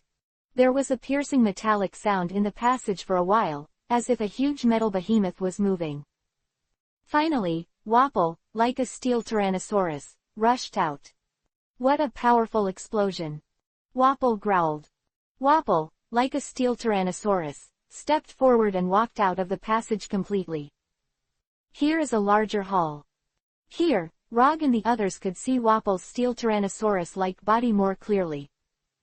Wapol's body is covered in black steel, and a black steel tyrannosaurus wags its tail and walks in this hall with two terrifyingly large 7-shot revolvers. What a terrifying steel monster, said Sanji, breathing out a ring of smoke. Are we just going to fight him? Luffy asked. How to beat him? The strong explosion just now can't kill him, Dalton said. Rog looked at Wapol and said, in any case, there is only one battle left. I am now Iron Tyrannosaurus Wapol. Wapol, with the body of a steel tyrannosaurus, roared. This terrifying roar vibrated with metal friction resounded throughout the palace. It's just right here to use my weapon. The steel tyrannosaurus Wapol opened his mouth and aimed at the four of Rog. Suddenly, a flame beam as thick as a bucket shot out. Intense flames quickly spread out, wrapping the four of Rog. Rog fled desperately and quickly left the hall. This guy can actually breathe fire, Sanji said while running. Wow, it actually breathes fire. It's scary, Luffy said while running. Dalton's body has been transformed into a yak. Come up, Dalton said. Roger and Luffy and Sanji all jumped on Dalton's back. Rog looked back and saw that the hall had turned into a sea of fire. And the steel Tyrannosaurus Wapol was covered in flames all over his body, and he rushed over with flames from his mouth. I'm going to burn you all to ashes, the Iron Tyrannosaurus Wapol roared. Sanji looked back at Wapol, the Iron Tyrannosaurus. It's a hellish scene, a steel Tyrannosaurus burning with flames, Sanji said with emotion. After Dalton turned into a yak, the speed was still amazing, and he quickly rushed to the hall where the throne was before. Afterwards, the route back to the outside of the palace is to be more familiar.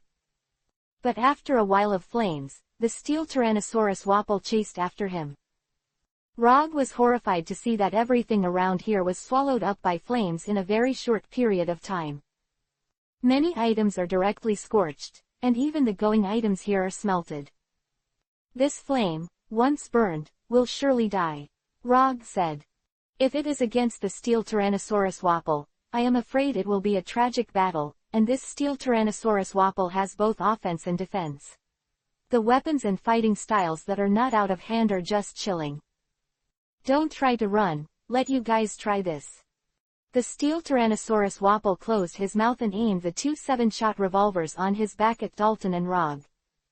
It seems that the flame shot out of his mouth is only 30 meters away, but the two huge 7-shot revolving cannons are different. They are the trump card for ranged attacks. Each 7-shot revolver is a huge muzzle with a diameter of 1 meter, but there are 7 sub-muzzles on it.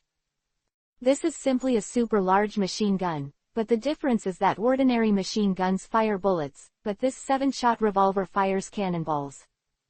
7-shot revolver, fire. The two huge 7-shot revolvers on the back of the Iron Tyrannosaurus Wapol fired a salvo. The continuous sound of machine guns sounded. Each 7-shot revolver fired 2 waves of shells. Each wave consisted of 7 cannonballs with a diameter of 30 centimeters, and a total of 28 cannonballs were fired at Dalton and Rog. Chapter 114 Fire on Top of Mountain. 28 shells were fired at Roger and Dalton in unison. Roger patted Luffy and said, "It's up to you." Rubber balloons. Luffy exhaled violently, turning into a balloon. More than a dozen shells hit Luffy's body, and Luffy bounced them off. However, more than a dozen shells remained unstopped, and Rog threw out a cane whip. The vine whip quickly grew into a huge net. It successfully blocked and detonated more than 10 other shells. However, under the violent explosive force, this vine whip was completely destroyed. After resisting this wave of attacks, Dalton quickly rushed out of the hall with the 3 of them. Then, after running all the way, the 4 finally reached the gate of the palace. Rog looked forward. Zoro was sitting in the center of the gate. "Zoro!" Luffy yelled. Zoro stood up and looked at Dalton, who had turned into a black yak, and Rog on his back. "What's wrong with you? Did you destroy Wapol?" Zorro asked. "No, look behind you," Roger said. Zorro saw Dalton and the others who kept approaching the gate, and a steel Tyrannosaurus was chasing them behind. "What is this?" Zorro said in shock. Zorro was shocked when he saw this monster. A black 10-meter-high steel Tyrannosaurus was chasing Dalton and Rogue. Dalton had already rushed to Zorro's side. "Get on my back," Dalton said. Zorro also jumped onto Dalton's back. Sitting on Dalton's back, Zorro looked back at the steel Tyrannosaurus behind him. "What the hell is going on here?" Zorro asked. "This is Wapol," said Roger. "What?" Zorro said in surprise. "Well, Wapol is a fruit swallower. He devoured a lot of weapons and ammunition, turning him into a steel Tyrannosaurus Wapol," Rog said. Zorro looked at the behemoth chasing behind, and felt an unprecedented pressure. Dalton drove the four out of the gate of the Going Palace to the snow field at the top of the mountain. The steel Tyrannosaurus Wapol also rushed out. The snowfield outside was still snowing heavily, but the corpses and mukuro of the thousands of King's troops after the tragic battle were still scattered all over the snowfield. Many more were not buried by the snow. After the steel Tyrannosaurus Wapol rushed out, he looked towards the snowfield. "My army is destroyed like this," the steel Tyrannosaurus Wapol said with emotion. But it's not surprising, because the reason why Rog and Dalton were able to go deep into the Going Palace in the previous battle must be that the elite king's army outside was defeated. But seeing the elite troops he built with his years of painstaking efforts to be annihilated, the steel Tyrannosaurus Wapol was also sighing. These elite king's troops were built by Wapol with amazing money and effort. All kinds of bounty hunters, killers, pirates, and mercenaries from the Great Roots and the Four Seas were all incorporated into his elite troops. All these armies were wiped out. "It's nothing, as long as I'm still here. Those who dare to resist me will still be dead," said Wapol, the steel Tyrannosaurus. The iron Tyrannosaurus Wapol turned his attention to Rog and Dalton again. Roger and Dalton have stopped fleeing now, and all five of them are standing on the snow. "Steel Tyrannosaurus Wapol, let's have a showdown," Dalton exclaimed. "Steel Tyrannosaurus Wapol, your death is imminent," Roger said loudly. "Steel Tyrannosaurus Wapol, let's fight," Sanji exclaimed. "Wapol, the iron Tyrannosaurus, I'm going to knock you out," Luffy exclaimed. "Steel Tyrannosaurus Wapol, now is the time to decide the outcome," Zorro exclaimed. The five people worked together, and the loud shouts shook the top of the mountain. The steel Tyrannosaurus Wapol looked at the five people. This huge monster was full of killing and cruelty. "I'm going to burn you all to ashes," roared Vapor the iron Tyrannosaurus. The iron Tyrannosaurus Wapol opened his mouth again. Wapol fire! A 20-meter-long beam of flame shot out from the steel Tyrannosaurus Wapol's mouth. The mighty flames burned the snow ahead into steam, and even the ground at the top of the original mountain was charred black. At the same time, the steel Tyrannosaurus Wapol strode forward and began to charge. The steel Tyrannosaurus Wapol charged forward, using high-temperature flames to blow everything in front of him to fly ashes. "Be careful to avoid, these flames can even melt steel and metal," Rog said. The five quickly avoided. The steel Tyrannosaurus Wapol's charge is still very ferocious, especially the straight-line charge makes people feel like the Balrog of hell. The steel Tyrannosaurus Wapol charged frantically, and when the five were dodging, the snowfield at the top of the mountain was half melted. Many corpses of the king's army who had died in the previous battle and Mukuro's weapons were also turned into fly ashes. When the five were dealing with the steel Tyrannosaurus Wapol, they also fought back to some extent. The frontal charge was too dangerous, and the five attacked from behind and from the side. Rog rushed to the back of the steel Tyrannosaurus Wapol.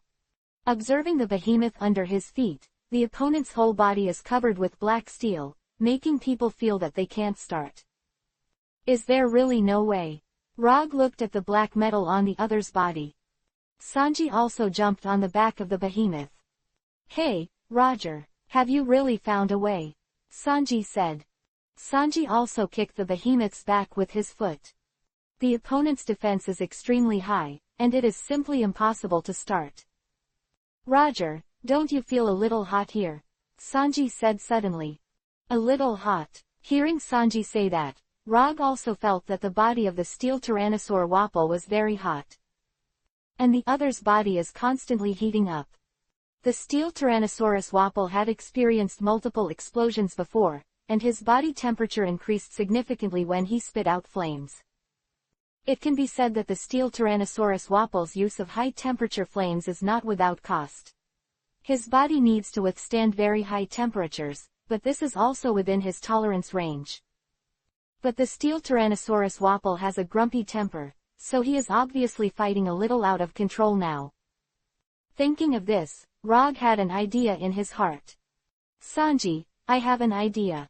Roger said. What's the matter? Sanji asked.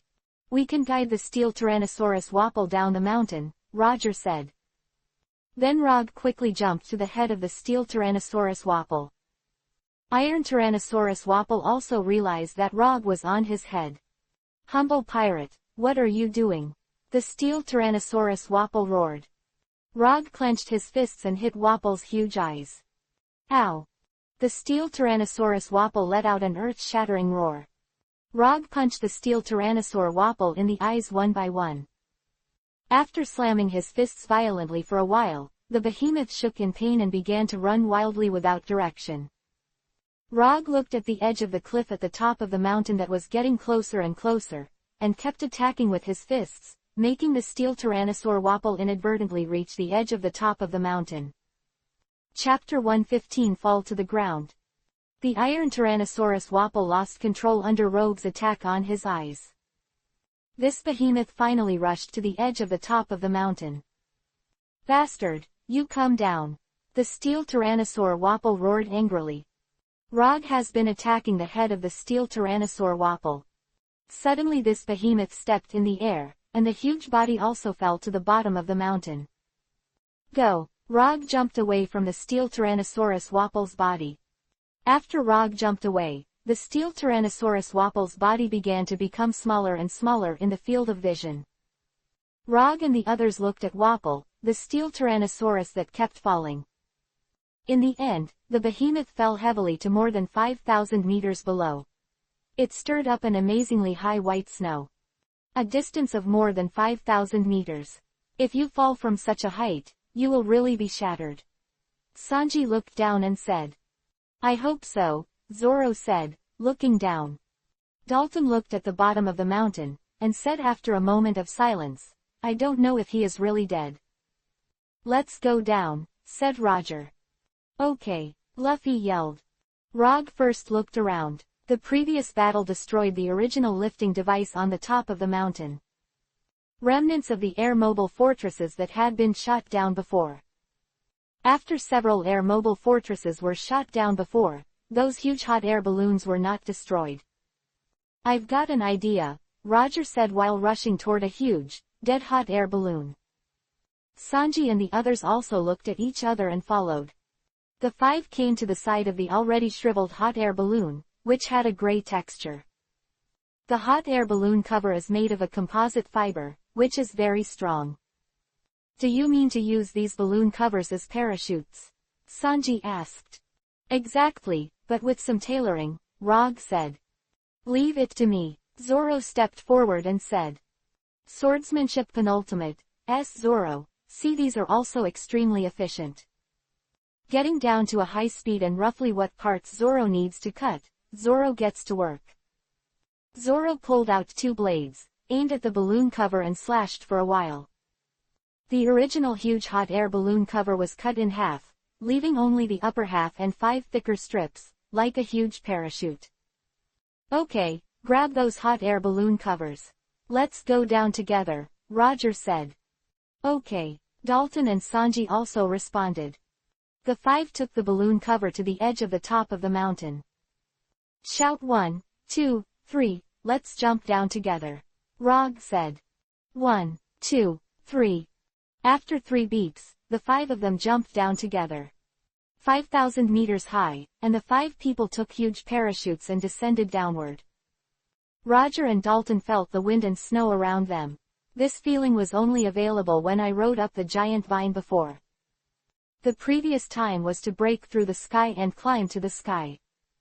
This time, it's like a fairy.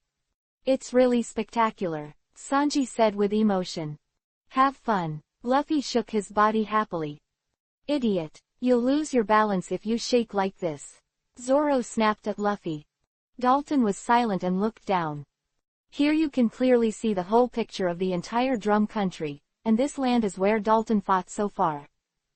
Rog looked down, and now the height kept dropping. And there may be a very tragic battle below.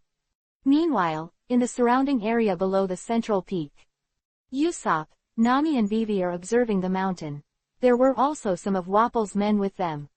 Look, something's coming down, said Vivi, pointing to the giant parachute that descended from the top of the mountain. What is that? Isn't it Roger and the others? Nami said. I'll see, said Usopp. The long-nosed man pulled the goggles off his hat. Using the goggles, Usopp saw Rog, Sanji and others under the huge parachute. It's true that they came down, Usopp said happily. One of Dalton's men hurriedly asked, has Mr. Dalton come down? Of course, all 5 of them survived. But the yak-like Dalton seems to have received a wound, Usopp said. However, he still survived. Dalton's men rushed to deliver the message. They were very clear about the fact that the king's army had gathered troops to reinforce the top of the mountain. In that case, plus the solidity of the going palace, they all said some confidence was shaken. Mr. Dalton, and Mr. Roger, and Mr. Sanji, they all survived. The crowd began to cheer. At this time, Usopp looked at a place at the foot of the mountain again. Just now a behemoth fell, and everyone was taken aback. It was something terrible, and Usopp and the others felt an inexplicable sense of danger. At the spot where the iron Tyrannosaurus Wapple fell, some of the king's army here looked at the fallen behemoth in surprise. What the hell is going on here? Said a king's army colonel in surprise. This monster fell from the top of the mountain, said another royal army officer. Is this a Tyrannosaurus made of steel? But, another king's army officer said. These royal armies are extremely fearful. Because this falling steel Tyrannosaurus is not only huge and scary. What's even more frightening is that his head actually looks a bit like Wapple's. Even the steel Tyrannosaurus Wapple was hit hard by falling from the top of a mountain more than 5,000 meters high. After being in a coma for a while, the iron Tyrannosaurus Wapple regained consciousness. The huge eyes of the steel Tyrannosaurus Wapple suddenly opened, causing the surrounding royal army to tremble for a while. It hurts. Vapor the iron Tyrannosaurus struggled to get back up and roared. This behemoth regained its footing, a huge body up to 10 meters, and a body like black steel that made all the creatures around it become smaller. The steel Tyrannosaurus Wapple moved his body and felt that his huge body had suffered a lot of damage. There were cracks in some of the black steel on the legs as well as the torso and back as well as the head, and more importantly the internal body suffered more severe trauma. But the seriously injured Storm Longyi is far more than a tiger. Wapple, the steel Tyrannosaurus, bit Kiba and roared into the sky. At this time, Rog and Dalton had already landed more than 1,000 meters into the air on a huge parachute. Hearing the earth-shattering roar, Rog and Dalton looked at the steel Tyrannosaurus Wapple who stood up again. Sure enough, the height of more than 5,000 meters can't kill him. Dalton said. What a monster, Sanji said. How much steel and weapons he ate to become so tough, Zoro said. It's on the ground again, Luffy said. It seems that we need to kill him completely. Now is the real decisive battle, Rog said. The 5-person giant parachute kept descending. And the steel Tyrannosaurus Wapple also saw the landing Rog and the others again. Chapter 116 Iron Tyrannosaurus Wapple's remaining King's Army. Okay, you pirates, and Dalton. I want to leave you dead. Steel Tyrannosaurus Wapple roared angrily. Then the steel Tyrannosaurus Wapple looked at the surrounding King's army again. Before Jace's death, he ordered a large number of the king's army to gather in the area below the central mountain. 4 or 5,000 of them went to the top of the mountain to support and were annihilated. Jace himself was killed in battle. And those troops are the most elite troops in the Drum Kingdom Royal Army. After Jace died, there were still about 6,000 king's troops still on standby in the area below the central mountain. Now that the steel Tyrannosaurus Wapol has fallen, these royal troops are still on standby. Iron Tyrannosaurus Wapol looked at these king's troops, although these were second-line troops. But there is still value that can be used. All the soldiers of the king's army, yes, I am King Wapol. I am the way I am now because I have devoured a lot of weapons and changed my body shape. But I am still your king. Steel Tyrannosaurus Wapol said in a very high-pitched voice. The surrounding royal army saw the steel Tyrannosaurus Wapol, and after hearing what he said, they quickly began to make noise for a while. His Majesty Wapol is still alive. This is His Majesty Wapol, how powerful. It's unbelievable. His Majesty Wapol is a fruit swallower, it is indeed possible to swallow it. It's terrifying. The soldiers of the king's army were full of discussions. However, some senior officers quickly recovered. More than a dozen senior officers with the rank of colonel rushed to the front of the steel Tyrannosaurus Wapol on horseback. I have seen His Majesty Wapol. The officers took the lead in saluting, and immediately following, the surrounding junior officers and soldiers of the king's army also hurriedly saluted. His Majesty Wapol. Steel Tyrannosaurus Wapol was once again saluted by the thousands of troops around him. This violent coon's heart flared up again. After devouring a large number of weapons, the Iron Tyrannosaurus Wapol changed into the Iron Tyrannosaurus form and became more unstable. Good job, now all officers and men. The Drum Kingdom is in danger of dying. Dalton and the pirates are all trying to destroy this country. So you need to do your best to fight the enemy. After this is done, you all have merit and hero of the kingdom. Will surely enjoy the glory and wealth. Quote. The Iron Tyrannosaurus Wapol said these impassioned words at the right time. The king's words still have a huge incentive to the king's army. These royal armies quickly filled with fighting spirit. Long live His Majesty Wapol. The soldiers of the king's army shouted together. The cheers were earth-shattering enough to make anyone shudder. At this moment, the steel Tyrannosaurus Wapol came to the battle, and the morale of these second-line troops was also boosted. Moreover, although these 6,000 people are second-line troops, they are still equipped with a large number of artillery, heavy machine guns, carriages, and cavalry. They are only second only to the troops that Jace led to support the top of the mountain in the Drum Country, but their combat effectiveness is not too bad. Wapol, the steel Tyrannosaurus, was also happy for a while when he saw the morale of the king's army around him. My army, prepare to fight to destroy the enemy. The Iron Tyrannosaurus Wapol gave the order. Thousands of royal troops quickly began to load their weapons again, ready to fight. The ROG 5 have successfully landed using the huge parachute. ROG looked at the Iron Tyrannosaurus Wapol and the king's army around him. It was another bloody battle, and the battle on the ground must have been extremely tragic. It is absolutely no less than the previous battle at the top of the mountain, and it will even be more tragic. Everyone, the fierce battle is about to start again. ROG said. This is the final break with Wapol, Dalton said. Fighting here is wider than the top of a mountain. Sanji said with a cigarette butt. Will my knife become blunt? But you guys are sharp, it's unlikely. Zoro touched the scabbard and said. Keep fighting, Luffy yelled. ROG's group of 5 looked in the direction of the steel Tyrannosaurus Wapol. After falling from a mountain peak of more than 5,000 meters, the steel Tyrannosaurus Wapol, who had not died, was now leading the army to kill. The king's army first used 400 cannons to aim at ROG's position. For a while, the sound of cannonballs sounded like the roar of thunder, and hundreds of cannonballs flew over like raindrops. These shells covered the area where ROG and the others were. The artillery of the king's army fired one round, then reloaded, and fired again. This was repeated over 30 times. More than 10,000 shells were fired at Rog's location. Not only the location of Rog and the others, but the vast snowfield area in front of the king's army artillery was heavily bombed. The huge sound of cannons triggered avalanches in some surrounding valleys. And the ice layers above the rock wall of the central mountain were cracked a lot and fell off. After the royal army carried out such a fierce artillery bombardment, the cannons were also hot and needed to rest. Your Majesty Wapol, our army has continued to bombard tens of thousands of artillery shells. An officer reported to the Iron Tyrannosaurus Wapol. The Steel Tyrannosaurus Wapol looked towards the snowfield where the smoke had not yet dissipated.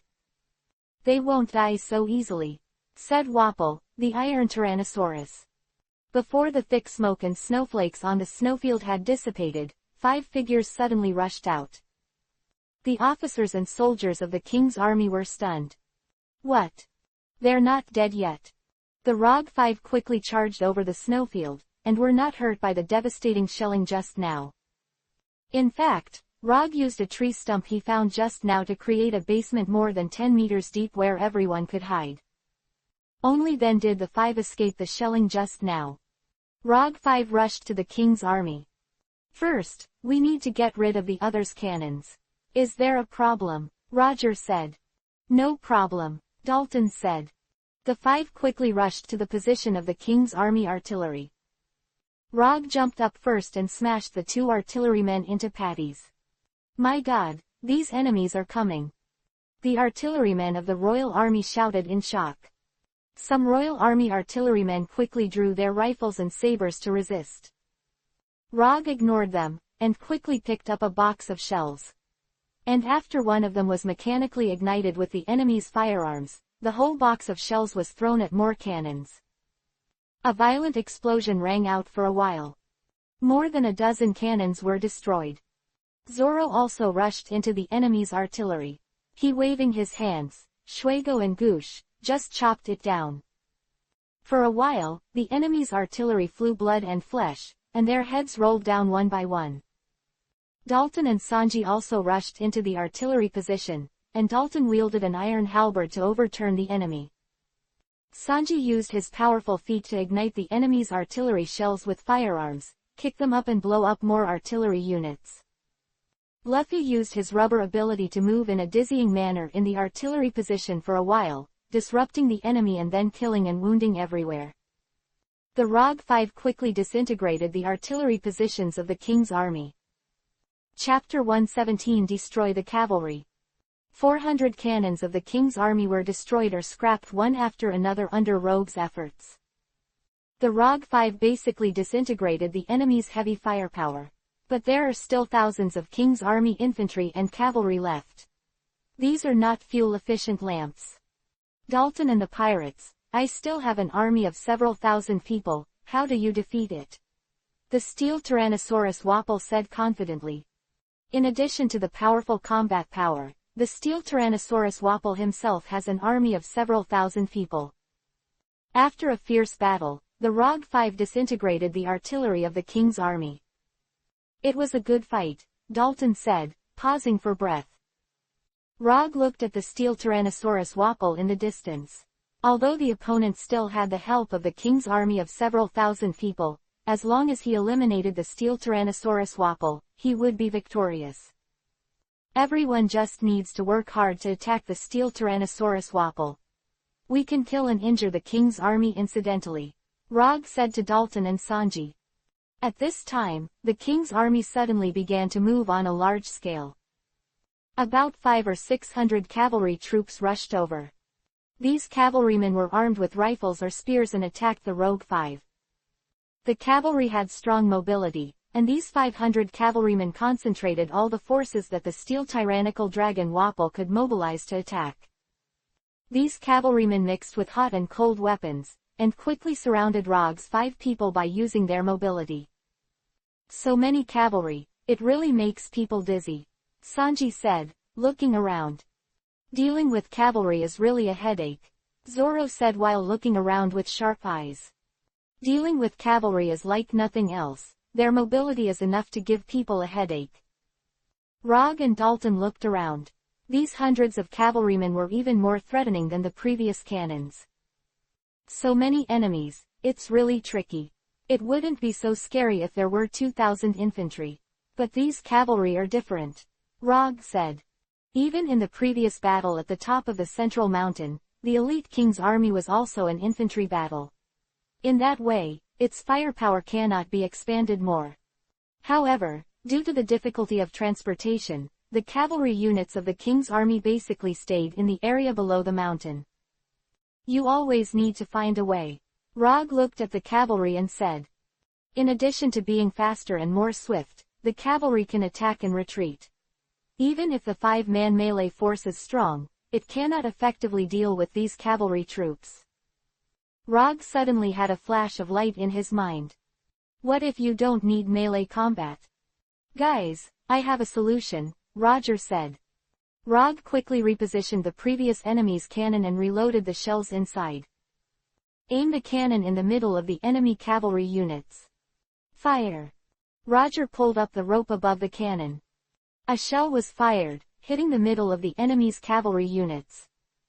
The flesh and blood of the 3 cavalrymen were directly bombed. Have everyone seen it? That's it. Use cannons and bombs to deal with them. What the cavalry fears most is the cannons, Roger said. Dalton then began to rebuild some of the cannons that the enemy could still use, and loaded them to attack. Luffy, with the help of Zoro, directly ignited the cannonballs and ejected them in groups. Sanji lit the cannonballs and kicked them out. Rog and Dalton placed more than a dozen cannons in a row and loaded the shells. Aim for the east side, where there are dozens of cavalry. Dalton said. Okay, fire. Before, Rog had already chained together more than a dozen cannons. Now keep firing the cannon. A row of artillery shells shot at the cavalry of the king's army on the east side, and more than a dozen patterns flickered. Dozens of cavalry went to the west sky. Good fight, Dalton exclaimed. Roger and Dalton quickly reloaded multiple shells, then turned around and fired. Rows of shells were fired at the enemy's cavalry. The cavalry units of the king's army turned their backs on their horses, and the casualties increased sharply. Cavalry restrains infantry, but cavalry has a deadly natural enemy, that is artillery. Just as Roger and Dalton bravely shelled the enemy, Luffy and Zoro also work well together. But instead of using the cannons of the king's army, they fought with the characteristics of the Luffy rubber man. Luffy tightly grasped the 2 harder stones on the ground with both hands, and Zoro pulled his body far behind. Luffy now looks like a giant slingshot. Have fun, I've turned into a slingshot, Luffy said happily. Be honest, don't move. I'm going to put the cannonball boxes on it. Zoro put one of the cannonball boxes he got on Luffy's body. Zoro then ignites the lead of one of the cannonballs in the cannonball box. Shoot! Zoro released his hand. Luffy's whole body flew into the distance.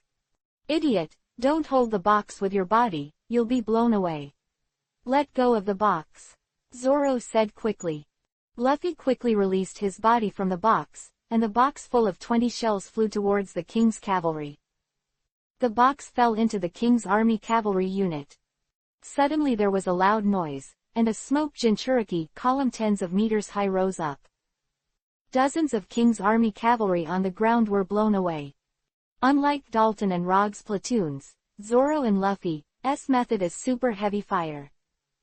Although the killing area is not as wide as Rog and the others, the deterrent effect is extremely high. Enough to make the king's cavalry in chaos. It's so funny, Zoro. Keep it up, Luffy said excitedly.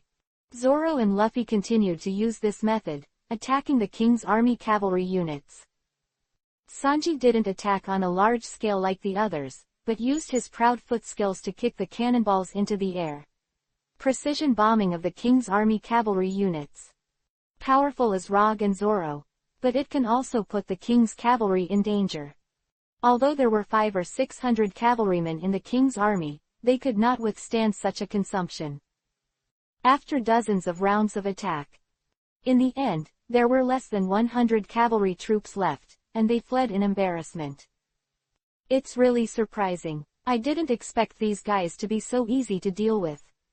Dalton said, looking at the fleeing and defeated King's Army cavalry. I didn't expect it to be so easy to deal with. Zoro also said. I haven't had enough, Luffy said. Wait, it seems that a new enemy is attacking, Sanji said to the others. Indeed, this time it seems to be a carriage unit of the King's army. Rog said. I saw about several hundred carriages of the King's army starting to attack here. In addition, a large number of infantry, or the enemy's infantry of several thousand people, attacked under the cover of carriages. Chapter 118 Difficult Wagon Troops. Hundreds of horse-drawn carriages, covering several thousand soldiers of the King's army, charged. The Rog 5 looked at each other's carriages. These wagons were more than just means of transportation. On the back of the carriage, there are also many machine guns and small vehicle-mounted mortars. More importantly, there are thousands of Royal Army infantry to follow behind to support. So many, the enemy is coming up all at once, Dalton said. It's a headache to deal with so many enemies, Sanji said. It's more troublesome to deal with carriages and infantry than before, Zoro said. So much, it's scary, Luffy said. The enemy has carried out a general attack, so we have to defeat them all. Rog said. Now the King's army still has hundreds of carriages loaded with weapons and thousands of infantry. Wapol, the Iron Tyrannosaurus, walked among the army. Now, it's time for you stinky pirates and Dalton traitors to be eliminated. As long as the 5 of you are eliminated, then everything else is back under my control. Said. Now for Wapol, the Iron Tyrannosaurus, destroying Rog and Dalton is the solution. The hundreds of carriages of the King's army at the front accelerated towards Rog. Thousands of infantrymen at the back began to follow closely. The steel Tyrannosaurus Wapol himself took big strides in the army and crushed them towards Rog. Rog and Dalton saw the enemy's carriages approaching constantly. It's still the same, if you still have some shells on hand, it's like dealing with the cavalry just now. Rog said. In the battle with the cavalry just now, the 5 of them consumed a lot of the remaining Royal Army cannonballs that could be found on the battlefield, but they were still able to find a lot of cannonballs if they searched carefully. Sanji took the lead in picking up a cannonball, ignited the lead wire on it, and kicked it to a carriage of the King's army. The shell hit the top of the carriage, smashing the carriage of the carriage. Good fight, Luffy exclaimed happily when he saw it. Don't just get excited, let's hurry up and bombard, Zoro said quickly. Zoro and Luffy are like the cavalry units before. Luffy is like a slingshot, and Zoro helps him with the cannonballs. Shoot! Zoro ejected Luffy, and Luffy also released his body to shoot the cannonball at the King's army carriage troops. Another box of artillery shells hit the King's carriage troops. More than a dozen shells exploded, and 3 carriages were immediately destroyed. Rog and Dalton still used more than a dozen cannons to load the shells, and when they were ready, they pulled the rope. A row of shells shot out and flew towards the King's army carriages. The platoon of artillery destroyed the King's army's carriage, and 9 carriages were destroyed. It's amazing, Sanji also exclaimed. When dealing with cavalry before, Luffy and Zoro popped a box of cannonballs with great power, comparable to Rog and Dalton's platoons. But when dealing with the carriage troops, the advantages of the platoon artillery were really revealed. The platoon of artillery can not only directly kill the enemy, but also intercept the more cumbersome carriage troops one by one. The ruined carriages and Mukuro will block the troops behind, disrupting the formation of the carriage troops. That's it, Dalton. Let's move on, Roger said. Roger and Dalton fired several more platoons of artillery in a row, destroying dozens of carriages. The formation of the carriage troops also suffered a lot of damage. In addition, Luffy and Zoro and Sanji also destroyed many carriages of the King's army. The King's army carriage unit suffered a lot of damage, but they soon had a lot of counterattacks. The carriages of the Royal Army were equipped with machine guns and mortars. The soldiers above the carriage quickly prepared the mortars, and after loading the cannonballs, Groups of small cannonballs bombarded Rogue like a parabola. Although it does not have the high precision of the direct-fired artillery and the great power of the long-range artillery, the dense small artillery shells at close range also caused a lot of damage to Rogue. Roger and Dalton's prepared platoons were destroyed, and the two were forced to dodge. Zorro and Luffy were disturbed and attacked. These carriages are really not to be underestimated. These small shells have caused so much harm to us, Sanji said as he ran. The power of these carriages cannot be underestimated. They are small firepower platforms, Rogue said. The small mortars on the carriages of the carriage units kept attacking. The carriages also kept on blasting with small mortars that were roughly aimed. Although the accuracy is not high, it also plays a great role in interference. After the carriage troops approached with mortars, they fired again with the machine guns mounted on the carriages. These machine guns are even more harmful, and it is difficult for Sanji and the others to attack in close combat. It's still the same, destroy the enemy's carriage and use the obstacles on the battlefield to fight, Rogue said. Rogue jumped up suddenly and rushed towards a carriage. Rogue's body landed from midair and smashed the carriage into a pile of pieces, and the horses were frightened and ran around. Using powerful force, Rogue smashed the carriages one by one. Dalton's body once again transformed into a black yak in the form of a beast and ran wildly. A carriage came head-on with Dalton. Dalton slammed his horns forward and slammed into the carriage. The two horses pulling the carriage were knocked apart, and the carriage behind it was knocked over. Using this method, Dalton knocked over the carriages. Luffy threw his hands at a carriage and brought himself onto the carriage. Luffy beat them all down before the 4 soldiers of the king's army could relax. Luffy's wagon began to ram the other king's wagons. Zoro and Sanji don't collide directly like Roger and Dalton and Luffy. Instead, they attacked by using the battlefield remnant Mukuro formed by the 3-person battle. The battlefield is now littered with wrecked carriages, and Zoro wields a pair of knives and slays the soldiers of the king's army. After rushing to the back of a wrecked carriage, 6 soldiers of the king's army were besieging Zoro. Zoro waved the snow away and Goosh suddenly jumped up. Like a whirlwind, the 2 knives slaughtered the 6 soldiers of the king's army. Zoro fell to the ground and looked around at the fallen soldiers of the king's army. A piece of cake, Zoro said. At this moment, 2 more king's army soldiers aimed at Zoro from behind Zoro. Zoro turned upside down, turned over and slashed straight from above with 2 knives, cutting the bodies of the 2 kings in half. After taking down the 2 kings' armies, Zoro went into battle again. Mukuro, a wagon, and some snowdrifts and rocks on the battlefield. The more hand-to-hand combat, the more dominant it is on this battlefield. Chapter 119 Break Through the Army. Sanji rushed to the back of a wrecked carriage, and more than a dozen enemies surrounded him. These enemies did not dare to get too close to Sanji, but pulled away the portable grenade they carried with them and threw them at Sanji. You guys still have these gadgets. Sanji kicked the book grenades back with his feet. The hand also cooperates to catch some grenades and throw them back. The more than a dozen king's troops that came over were smashed to pieces by their own grenades. After Sanji killed more than a dozen of the king's army, he was on the battlefield again.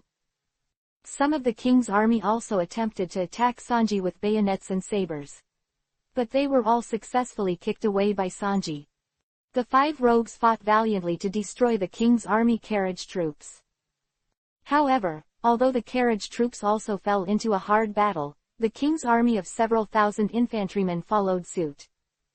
The Royal Army infantry began to surround Rog. Under such circumstances, the king's army began a frantic siege. The steel Tyrannosaurus Wapol was observing the battle on the battlefield at this time, although his army of several thousand people was still fighting. But the steel Tyrannosaurus Wapol had an inexplicable feeling. His army of several thousand men is sure to fail. In the end, it's up to him to decide the outcome. However, these thousands of people can at least consume some of the physical strength and energy of the Rog 5. Kill them all, don't have pity on them. Those who go to the head of the enemy will be rewarded. Wapol, the steel tyrannical dragon, said in a voice that echoed from the sky and the earth. Encouraged by the iron Tyrannosaurus Wapol, the morale of the king's army continued to maintain a good level. Although the Rog 5 showed their strength, they eliminated a lot of the king's army. But under the heavy reward and the king's presence on the battlefield, the king's army still fought bravely. The continuous battle of the army of several thousand people also made Rog feel hearty, but they also felt a little exhausted. The battle had been going on for a long time before, and continuing to fight like this made the 5 of them feel that they were a bit overwhelmed. The last one. There was a sound of wood and steel shattering for a while, and Roger stood on the last busted carriage of the king's troop. Hundreds of the king's army's carriages went through various attacks, and finally they were all scrapped or lost their combat effectiveness. The king's army's carriage unit was resolved, finally allowing 5 people to deal exclusively with the enemy's infantry. Rog looked at the infantry of the king's army with thousands more, and felt exhausted and stressed for a while. The previous battle has already consumed a lot of himself, and he has always been strong. There are still several thousand enemy troops, and more importantly, there is also the iron Tyrannosaurus Wapol. Although he fell from the top of the mountain before, causing a lot of damage to the opponent. But the iron Tyrannosaurus Wapol was still able to fight. He also used the thousands of king's troops on the ground to violently consume artillery troops, cavalry troops, carriage troops, and infantry troops took turns. No matter how tough the 5 of them were, Rog felt an unprecedented sense of exhaustion. However, as a man who survives the battle, he is often able to bite Kiba and persevere at the limit. I still have to find a way to kill the steel Tyrannosaur Wapol. Rog looked at Wapol, the steel Tyrannosaurus among the thousands of royal troops. The iron Tyrannosaurus Wapol is very smart, taking full advantage of the king's army infantry army of thousands to perfectly protect it. In this way, if Rog and the others want to attack the steel Tyrannosaurus Wapol, they need to destroy all the thousands of infantrymen first.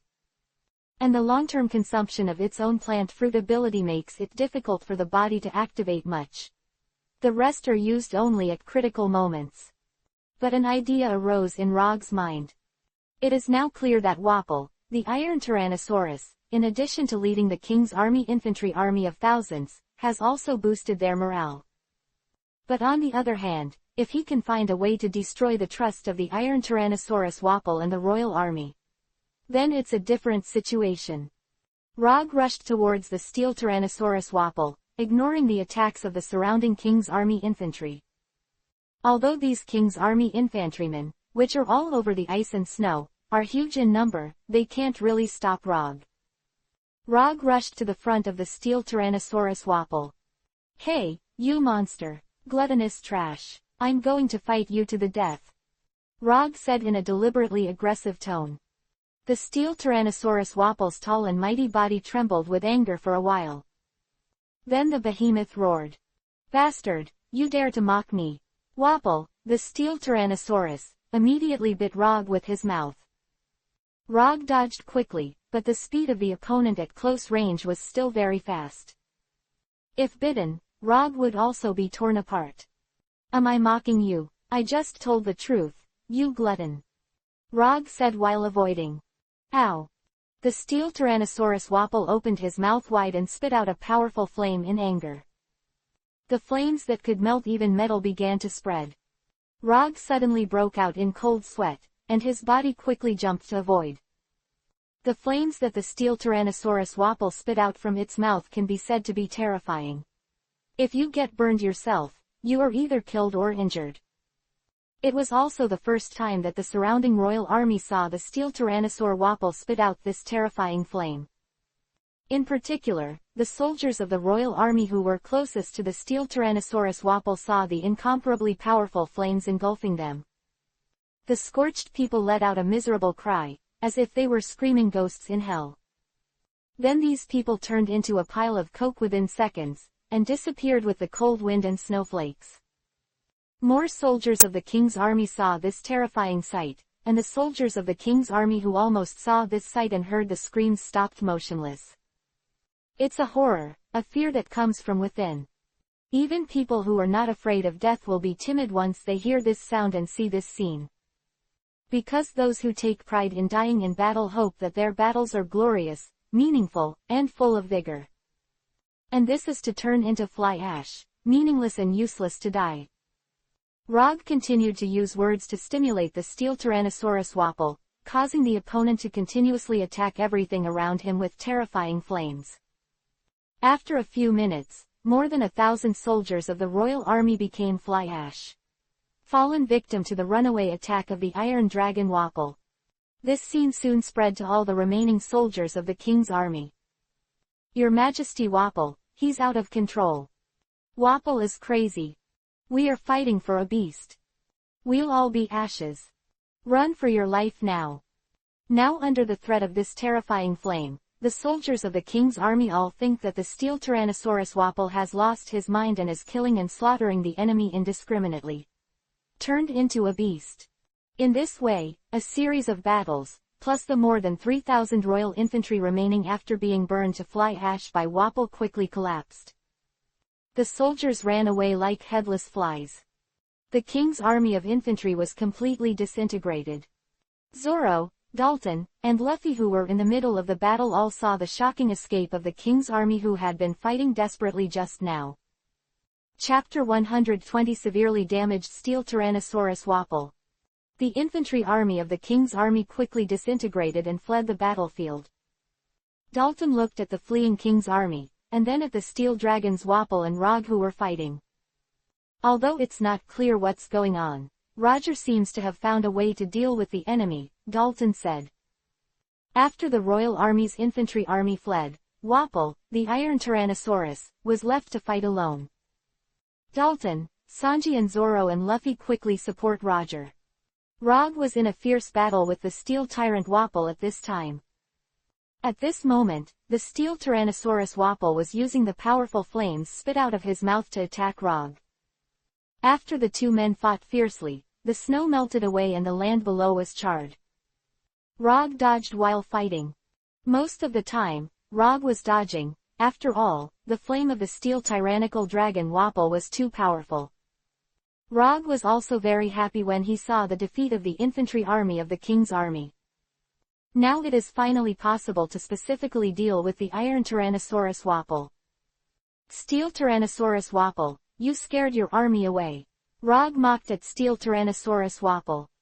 The Steel Tyrannosaurus Wapol had been in a rage because of Rog's fierce generals before, and now his army has already fled.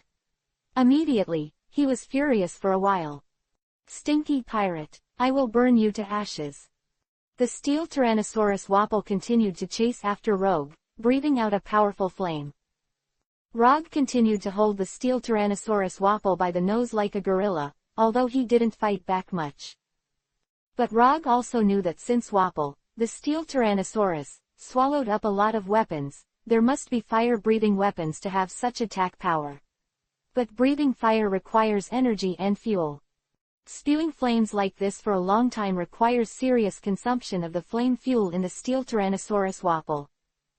In addition, the steel Tyrannosaurus Wapol's body has already suffered a lot of damage from the fall from the top of a mountain more than 5,000 meters high. Using this powerful attack like this for a long time is bound to have extremely serious effects on the body. Sure enough, the steel Tyrannosaurus Wapol used flame attacks for a long time, and his body also suffered more serious damage. Rog saw the behemoth shake suddenly and then fell heavily to the ground. The head of the steel Tyrannosaurus Wapol also showed a very painful expression. Damn! The huge body of the steel Tyrannosaurus Wapol then stood up from the ground again. The other party was obviously seriously injured, and after standing up, it shook for a while before returning to normal. Rog looked at the steel Tyrannosaurus Wapol and said, "Gluttonous, you seem to have been injured due to the excessive load on your body due to too much fire breathing." The steel Tyrannosaurus Wapol looked at Rog full of anger. Although Rog said it, the arrogant guy didn't admit it. "It's just a little injury, I can still burn you to ashes." The steel Tyrannosaurus Wapol opened his mouth again, and shot out a powerful flame again. The flame beam quickly grew to more than 10 meters long. But suddenly, the flame beam came to an abrupt end. The steel Tyrannosaurus Wapol looked at the receding flames in surprise and returned to his mouth. These flames need fuel. I think you've used up all the fuel, Rog said. This time, the steel Tyrannosaurus Wapol couldn't deny it, and he then roared angrily. So what? My 2 7-shot revolving cannons can also blow you away. The steel Tyrannosaurus Wapol aimed the 2 huge 7-shot revolving cannons on Rog's back. 2 huge bursting cannons with 730 cm caliber muzzles were aimed at Rog, and they would fire bursts of amazingly powerful shells at all times. Fire! The 2 7-shot revolving cannons on the back of the steel Tyrannosaurus Wapol each fired a wave of shells.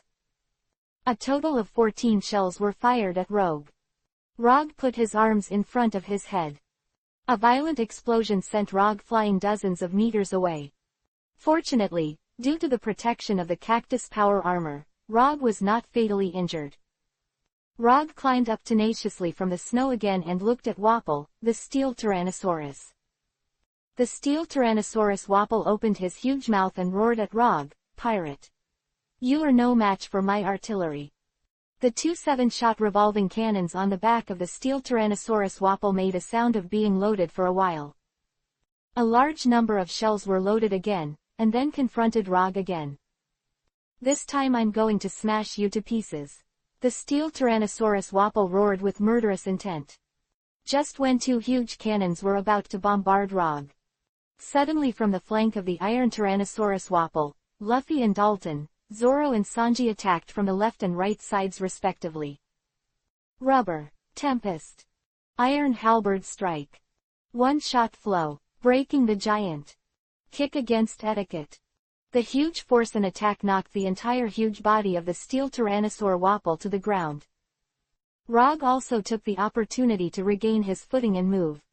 After Sanji and Dalton attacked, they quickly rejoined Roger. "Roger, your fight just now really helped everyone," Dalton said. "Yeah, the king's army of several thousand people all fled," Sanji said. "Okay, let's keep fighting with the guy," Zoro said quickly. "Kill this big monster," Luffy said.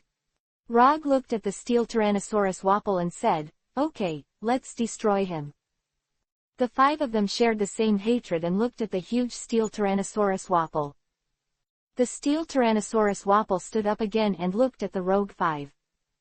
The raging Ramcoon aimed at Rog and the others with 2 huge 7-shot revolving cannons on his back.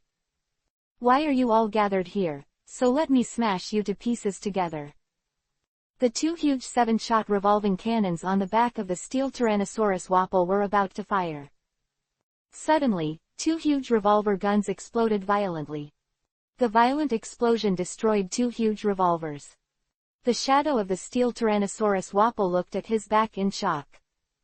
Zoro said calmly, "Our destruction just now also had a great effect on his weapon. Besides, there was some damage after falling from the mountain before. Now his weapon is scrapped after the cumulative outbreak," Sanji also said.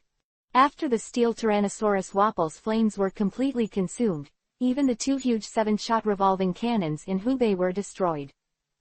Just now, it was the steel Tyrannosaurus Wapol forcibly using the 2 cannons that had suffered accumulated damage in the battle, causing them to explode. "Don't let your guard down, I'm afraid there are other weapons in his body," Rog said. Chapter 121 Death of Iron Tyrannosaurus Wapol. The Rog 5 looked at the steel tyrannical dragon Wapol. "This behemoth may reveal new weapons at any time." The steel Tyrannosaurus Wapol swayed for a while, and the 2 7-shot revolving cannons on his back that had been destroyed were automatically removed. Without these 2 already scrapped weapons, the iron Tyrannosaurus Wapol moved more flexibly. The iron Tyrannosaurus Wapol glared angrily at the Rogue 5. "Okay, even if you scrap my 2 core weapons, then I can kill you too," the steel Tyrannosaurus Wapol roared. "Come on then," said Roger. The steel Tyrannosaurus Wapol's body was greatly damaged, and the flames in the 2 7-shot revolving cannons on his back were all scrapped. But he had swallowed thousands of weapons and a lot of steel before, and he still had some weapons in his body. The steel Tyrannosaurus Wapol swayed for a while, and then the steel on his chest, waist, and legs bounced off. 4 cannons are built into the chest, 3 cannons are built into the waist, and 2 cannons are built into the 2 legs. A total of 11 cannons were built in. Full arms. The cannons built into the iron Tyrannosaurus Wapol fired in unison. Swarms of cannonballs were fired. The ROG-5 also quickly dispersed. "This guy is simply a moving arsenal," Roger exclaimed. Iron Tyrannosaurus Wapol is now in a state of madness. The artillery built into the behemoth's body continuously fired powerful shells around it. The cannonballs fired continuously, smashing the surrounding ground into a mess. The explosion of the cannonball splattered countless snowflakes and made the earth tremble. "I am the only one of the Drum Kingdom, Lord Kun. Anyone who opposes me should be damned. And I will destroy all the things and things I hate. Those who oppose me will be smashed to pieces and ashes." Steel Tyrannosaurus Tibor roared between the sky and the earth extremely violently. Sanji said, "He's really crazy." The iron Tyrannosaurus Wapol blasted everything around him violently with a large amount of cannonballs stored in his body. The surrounding world is filled with smoke and fire. However, no matter how powerful the attack is, there is a time when it will be exhausted. The cannons on the body of this behemoth soon stopped. Although the steel Tyrannosaurus Wapol is huge, the built-in weapons are still limited. Finally, the behemoth could no longer attack. His built-in 11 cannons were all misfired. Rog and the others finally realized the moment of counterattack after evading. "Everyone kill him!" Roger, Dalton, Sanji, Zoro, Luffy shouted together. The 5 of them rushed towards the iron Tyrannosaurus Wapol. Although this behemoth launched an incomparably powerful attack just now, it was already the last strength.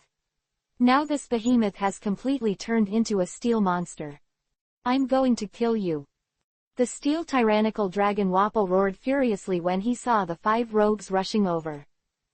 The steel Tyrannosaurus Wapol slammed his thick steel tail and swept towards the 5. This blow came, and the ROG-5 did not retreat. Rog threw a heavy punch against the opponent's tail with all his might.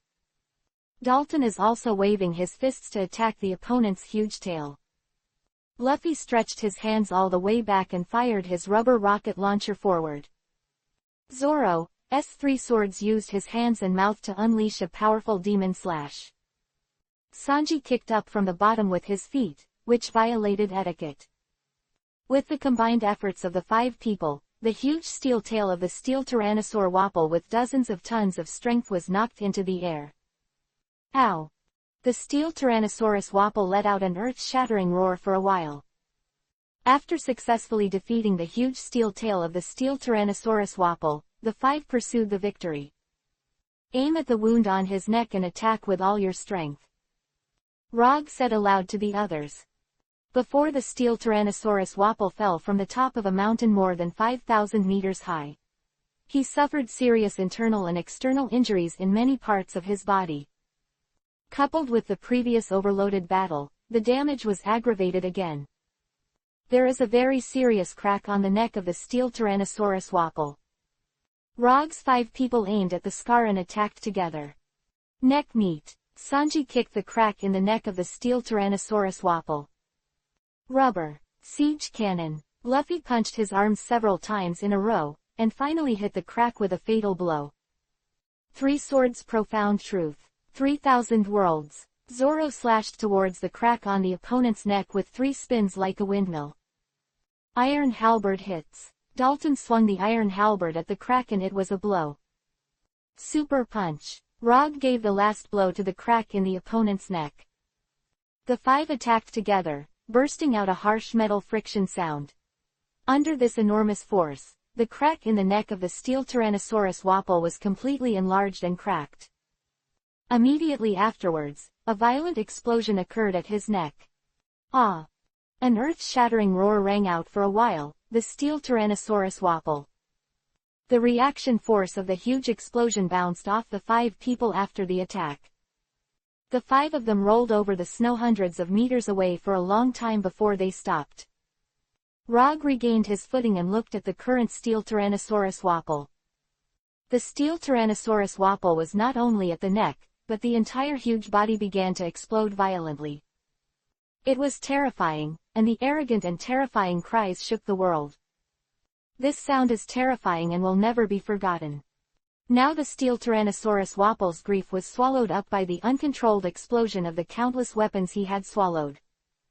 This incomparably violent explosion turned this violent and domineering past into burning steel.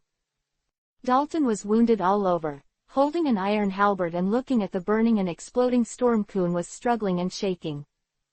Steel Tyrannosaurus Wapol, is this your retribution? In the past, you oppressed and bullied the people. Now you end up dying under the weapon you swallowed. Dalton said earnestly. The steel Tyrannosaurus Wapol's body kept exploding, turning into a madly running steel monster. The king, who was domineering in the past, was extremely unwilling in his heart at this time, in addition to bandaging an attachment to the world. He would actually lose, and he lost to his former minister Dalton and several foreign pirates. I'm not reconciled. After the last roar of the steel Tyrannosaurus Wapol that shook the world. It was a complete explosion in a dream, and his body was completely shattered into several large pieces. Burning steel debris Mukuro was flying all over the ground around. Iron Tyrannosaurus Wapol, completely dead. Chapter 122 Victory is coming. Mukuro splattered after the body of the steel Tyrannosaurus Wapol exploded were scattered all over the surrounding land. These remnants of Mukuro were burning with flames, and the smell of their flesh and steel filled the surrounding world. Roger, Dalton, Luffy, Sanji, and Zoro looked at the burning and broken Mukuro. It's really over, Wapol is dead, Dalton said. A moment ago, the other party was still so strong. Sanji said. It's unbelievable, Zoro said. It exploded and died, Luffy said. Without a doubt, we won. Roger said firmly. Yes, we won. The five cheered together. After an unimaginable bloody battle, a fierce battle with thousands of armies of the steel Tyrannosaurus Wapol, an extremely difficult bloody battle was fought on the top of the magnificent mountain peaks and the ground in this Drum Kingdom. Now finally succeeded in defeating the Iron Tyrannosaurus Wapol. The previous swords, lights, swords and shadows, the mountains of corpses and the sea of blood, and the tremors of the sky were all things of the past. We did win this great battle. Guys, Dalton said earnestly. It was an incomparable bloody battle, it took a lot of our blood and energy. Rog said. Luffy slammed onto the ground, panting and said, as soon as I stopped, I was still very hungry. And Zoro looked at each other. After the bloody battle was over, it was indeed exhausting. After this extremely tragic battle, the five of them were already very tired. But at the last moment when the previous battle stopped, everyone did not dare to relax. Now the strong enemy and his army are finally eliminated. Victory finally belonged to Rog and Dalton. After the fierce battle, all five of them looked at the surrounding messy land in a daze. The greatest evil has finally disappeared from the land of the Drum Kingdom. The steel Tyrannosaurus Wapol was wiped out, and his army was annihilated and defeated. After a while, Dalton looked at the other four. Everyone, although we won the victory. But there is still a lot of aftermath work.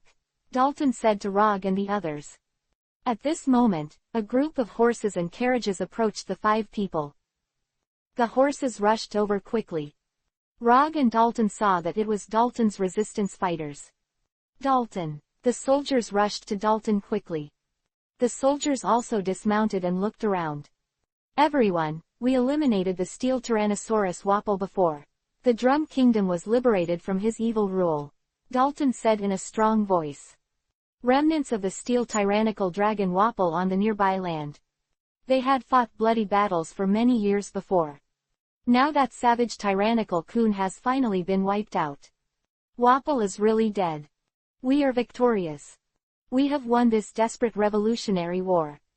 Wapol has been wiped out. The blood of brothers is not in vain. The resistance fighters started talking. Emotions of joy, surprise, and overwhelm filled the resistance fighters. The soldiers of the resistance force looked at Dalton and Roger with great admiration. The 5 are regarded as the great warriors who saved the Drum Nation. Everyone, now is not a time to be completely optimistic. Although Wapol is dead, but the Drum Country is not completely peaceful. So we need to quickly spread the news of Wapol's death to the Drum Country, so that the king's army remains. The army surrendered completely. At the same time, the people were mobilized and our new regime was quickly established, Dalton told the resistance fighters. Yes, Leader Dalton, we'll do it right away. The resistance fighters said enthusiastically. Dalton is indeed a very capable leader. After Wapol's death, he immediately decided to quickly eliminate the remnants of the king's army and build a new regime. In order to quickly maximize the results of years of hard work, Dalton quickly mobilized his men to do things again. Dalton looked back at Roger again. Everyone, today's victory is the result of your help. You have also suffered a lot of injuries. Hurry up and get medical treatment. Dalton said gratefully. Sanji and Rog, after the previous bloody battle, also felt a lot of physical injuries and were very tired. After fighting with thousands of troops in Wapol, Rog and the others also felt the need to rest. Dalton, thank you for your concern. We are all enemies of Wapol. So this is a great collaboration, Rog said. But it is true that everyone was injured and extremely tired. But everyone, we really need to get some treatment and rest, Sanji said. I agree, too, Zoro said. I want to have a good bite, Luffy said. Okay, let's take a break, Roger said. The carriages that had followed the horses before also came. Some people got off the carriage. It's Vivi, Nami and Usopp who run fast. There are also the Dr. Girl Gerva and the reindeer Chopper. Usopp rushed in front of Sanji and Rog. Hey, I really didn't expect it. It's just because of you guys that you won that brutal Kun Wapol. It's really surprising, Usopp said. It's great that you guys can win, Vivi said. Gah, the Swifter also shouted in response. Eyes lit up immediately and smiled at Vivi. Yes, as a knight. I defeated Wapol with them. Now we can finally leave this island. Isn't it, Vivi? Also yes, how about you, Nami? Nami looked around for a long time at the moment, and also looked at the top of the central mountain where she fought before. There is a palace made of going on the top of the mountain, right? We can harvest some going. Nami said with square eyes. Sanji is still full of love. Rog and Zoro were ashamed for a while. You have all suffered a lot of injuries, right? Dr. Gu Liniang walked over and said. Reindeer Chopper also came over and looked at the remnants of the Wapol Mukuro. You killed Wapol, didn't you? Chopper asked Roger. Rog looked at the crippled Mukuro and said, yes. We killed that tyrant Kun. Reindeer Chopper's body has changed from the beast's reindeer form to a human beast form. The tall reindeer doctor looked at Mukuro Wapol. The old things also reappeared in my mind. Hey, you have suffered so much damage. You need my treatment. For the sake of eliminating Wapol, I still won't charge you. Dr. Gerva said. Thank you, Rog and Sanji said. Chapter 123 Chopper's Choice. Dr. Gerva then began to check everyone's injuries. Chopper also helps to check. You have accumulated so much damage during the battle, and you are able to bear it hard. I have to admit that you are really monsters. Dr. Gerva said while checking Sanji's injuries. Ma'am, no, it's ma'am. I want to ask, this revolutionary war is so huge. Now that it has been won, there must be a grand celebration party. Sanji asked. Dr. Gerva glared at him and said, why are you asking this? I want to hold a feast for the residents of this island with the chefs of the Drum Kingdom, Sanji said. You can treat the wounds well first, said Dr. Gerva. Luffy on the side heard Sanji saying that he was going to hold a banquet, and immediately said happily, everyone, we are going to hold a banquet. There's more meat to eat. Luffy jumped up and shouted happily regardless of the pain and fatigue. Rog, along with Zoro, was checked by Chopper for injuries. Don't look at Chopper as a reindeer, but it's really smart to look sick. Chopper expertly inspected Roger's injuries, and used a stethoscope and some simple medical instruments to help Roger diagnose. Roger looked at this reindeer in a tall pink hat, with two graceful slender antlers. Even in the form of a human and beast, the fur on the body is shiny and lustrous. It can be said that this reindeer is very beautiful and healthy and strong. You've been hurt a lot. But it's more of a torn muscle injury and a sprained joint from your overuse. But you're tough enough, and you're the #1 patient I've ever seen. It's been so long for someone to be injured so badly, Chopper told Roger. After prescribing a bunch of special antibiotics and drugs to help stop bleeding in the muscles and internal organs, Chopper began to help Rog bandage some of the wounds on his body. This reindeer skillfully helps Roger to bandage. Rog's eyes met Chopper's, and the shy reindeer looked at him a little bit. I said, Chopper, you're an amazing doctor, Roger complimented Chopper. Are you complimenting me? Chopper was surprised at first, then happy. This reindeer has been abandoned by the reindeer herd before and has been refused to be injured by humans. He wasn't happy until a doctor named Sharulik helped him find his life. Later, after learning medical skills with Dr. Guliva, she also received strict medical education from Dr. Guliva. There is rarely a happy time. But now that Chopper was with Roger and the others, it seemed to have that joyous feeling again. Then Roger began to chat with Chopper about his life, although this reindeer is usually very silent. But now, when he opens his mouth, he dares to say anything.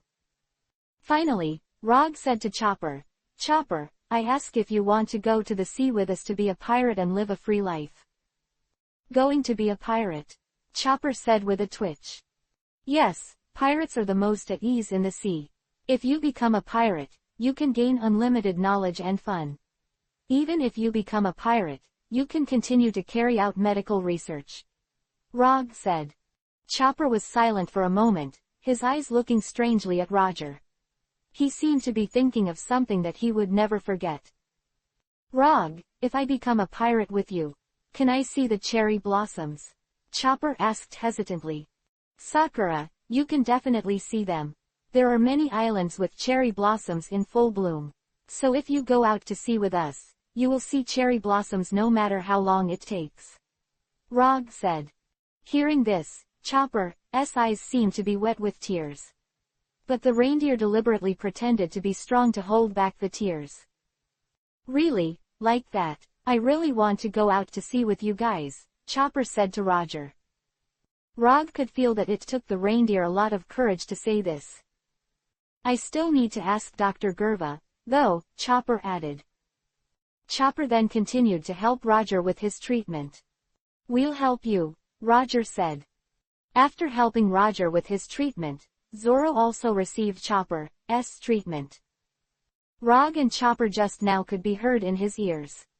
Hello, Roger. Do you really want to take him on our ship? Zoro asked. Of course, but we need other people to nod. Don't we just need a good doctor? Roger said. Chopper is very efficient in helping Zoro heal. Zoro naturally has nothing to say. Indeed, everyone needs a ship doctor. I don't care. Just do what you want, Zoro said. After a while of treatment for the four, Chopper finally helped Zoro heal. Dr. Gerva also helped Luffy and Sanji heal. Chopper looked at Dr. Gerva, and seemed to be hesitating whether to speak up at this moment. Chopper, I believe in you, Roger said encouragingly. Chopper looked at Rog, nodded, and then walked towards Dr. Gerva's side. Dr. Gerva is now comfortably lying on the deck chair on top of the sleigh after being exhausted. And picked up a bottle of Yuhi wine, pulled out the cork, and drank it to the fullest. Chopper walked slowly to her. Put down the bottle, she asked Chopper, they've healed too. Chopper said thoughtfully, yes. Dr. Guliva waved casually and said, then you organize the medical equipment. We need to treat more injured people later. The number of casualties in the Revolutionary War of the Magnetic Drum Country can be said to be astronomical. Quote. Chopper didn't walk away, still standing in front of her silently. Gerva doctor, I have something to say. Chopper said earnestly. Tell me now, Dr. Gerva said after looking at Chopper. Chopper said with reluctance and worry in his voice. I am very grateful to Dr. Gerva for taking care of me over the years. She taught me medical skills. And the country of the drum is also my hometown, and my benefactor is also buried here. But, I want to be a pirate with Rog and the others. Chopper finished speaking. He held his breath and waited for Dr. Gerva to speak. There was a very displeased expression on the face of Dr. Gerva. Do you want it like this? Dr. Gerva said in a cold tone. Chopper took courage and continued. I want to go sailing. To learn more medicine. Dr. Gerva rubbed her chest and was silent for a long time. You are already so old. And you have mastered all my medical skills. Then you go to be your pirate. It's the same as Shirulik, who came from a pirate. But you don't claim to learn my medical skills outside. I'm not a pirate's apprentice. Dr. Gerva's tone suddenly became extremely stern. Chopper burst into tears when he heard the sound like a knife being twisted. Gerva doctor, Chopper said in pain. Don't say my name, I'm not your master. Dr. Gulewa said sternly. Chopper gritted Kiba's teeth and cried for a while before leaving her. After Chopper walked away, Dr. Gerva rubbed her eyes. There were wet tears on the back of his hand. Silly child, I don't see how you can realize your dream without any worries. Dr. Gerva lifted the Yuhi wine bottle in her hand and drank it. Chapter 124 Welcome, Chopper. Chopper returned to Rog and the others. At this time, Chopper was still in tears. Chopper, did she agree? Roger asked. Chopper looked at Rogue sobbing, tears welling up in his eyes. She said, Dr. Gerva she said. She said he cut ties with me. Chopper burst into tears. This reindeer was still a child at heart, and he burst into tears when faced with Rog's kind gaze. Expressed inner emotions. Rog looked at Chopper, and then at Dr. Gerva in the distance. I know very well that Dr. Gerva actually did it with good intentions. Chopper, no matter what. You have to be strong and stick to your dreams. Roger said comfortingly. Chopper looked up and looked at Roger. Yeah, you're right. I'm a man to stick to my dreams, Chopper said excitedly. It is now that things have become a foregone conclusion. Chopper is also about to implement his dream. Roger's face became solemn again. Chopper, are you going to join us? Roger asked. Yes, I want to join you. Go on an adventure to the sea, and study medicine all over the world. Chopper said firmly at the same time. Okay, Roger said encouragingly. Zoro on the side also looked at Chopper, and Vivi showed a positive smile at the corner of his mouth. And Luffy came over, as well as Nami, Vivi and Usopp. Several people then learned of Chopper's decision and wishes. He wants to join us. Indeed, we need a doctor on board, and it can also be used as a backup food. Sanji easily agreed. Chopper's jaw dropped when he heard it. Before he could speak, Usopp watched Chopper carefully. After putting on a very serious look, Usopp clapped his hands suddenly. Okay, I, Captain Usopp, firmly agree with you to join us. Listen, you must listen to Captain Usopp's transfer when you are on the ship. I will give you a lot of valuable experience and knowledge. Usopp he patted his chest and said. Chopper looked at Usopp longingly. Usopp's behavior reminded him of Shirulik, the unforgettable benefactor in his life. Shirulik is also a person who loves to brag and exaggerate. Usopp's smile and thumbs up style resembled Shirulik. Okay, Captain Usopp, Chopper said happily. Luffy immediately picked up Chopper. Wow, we finally have a reindeer. Luffy exclaimed with extreme joy. Chopper was rarely picked up like this, he was so frightened that he almost cried. Nami looked at Chopper, she had been wondering how to get some of Wapple's going treasure, but now she had to think about it. You want to join us? Then I want to ask, can you give me a fee to board the boat? Nami said. As soon as the words came out, Usopp, Zoro and Rog were all ashamed. Hey, Nami, how can you? Usopp said dissatisfied. Just kidding, Wapple has a lot of treasure. I don't even need to pay attention to him, Nami said hurriedly, waving her hands.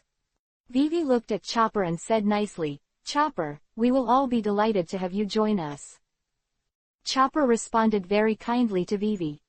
Walked to Zoro's side and asked him, Green algae head. Give me a meaning. Zoro glared at him impatiently and said, Idiot, isn't it obvious that I'm there if I don't speak? Now Chopper has been officially accepted by Roger and Sanji and his party. Welcome, Chopper. You're an official member of the Straw Hat Pirates. From now on we'll be on the sea adventure together, Roger said. Chopper said respectfully, Thank you all. I'll go on an adventure with all of you. Why be so polite, said Usopp. Luffy picked up Chopper again and was happy. Chopper joining the Straw Hat Pirates is finally settled. However, there is still a lot to deal with. After Rog looked up at the sky, he walked to Vivi's side again. Vivi, we have experienced such a tragic battle in this drum country. But we still have to go to Alabasta as soon as possible. Rog said. Vivi's expression became a little worried again. Okay, but this also requires you to treat your body well, Vivi said. We are basically healed here. So at most, we will start again in one day, Rog said. The next step is still to go to Alabasta and complete the work against the Baroque works.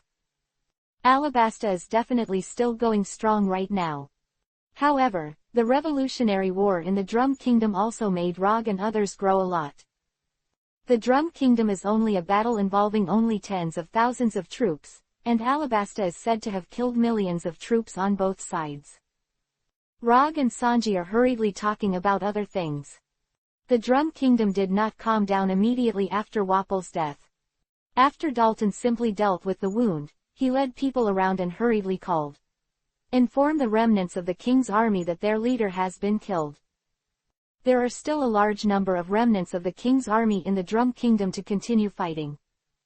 Word spread quickly that Wapple was dead. Many of the king's army began to waver and surrender. But there are still some royal troops who think this is fake news. They still continue to fight. Later, Dalton and the resistance fighters ordered the surrendering king's army to persuade the other king's army to convince them that Wapple was dead. The remnants of the royal army of the Drum Kingdom also surrendered one after another. Some diehards who committed evil during Wapple's reign saw that the situation was not good, and hurriedly fled overseas to take advantage of the chaos. Some military and political personnel who did not have time to escape, and those who committed serious crimes were punished by resistance fighters and the mobilized masses. After the mighty battles and brutal killings, the Revolutionary War of the Drum Kingdom finally came to an end. Dalton and the resistance forces, as well as some former Drum Nation military and political personnel who surrendered in time, quickly established a new Drum Nation government.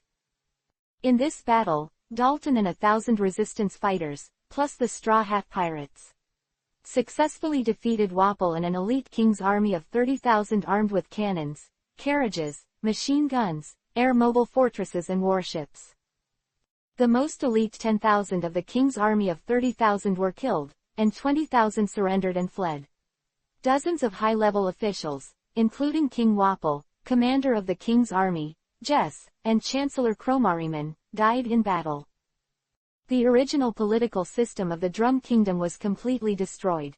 A new regime led by Dalton was established. Urban and industrial areas within the Drum Country were greatly damaged. There were also thousands of casualties. The new regime quickly opened warehouses and mobilized resources to help the people. The short time that Rog and his party arrived, completely changed the fate of the Drum Country. At the top of the central mountain late at night after the victory.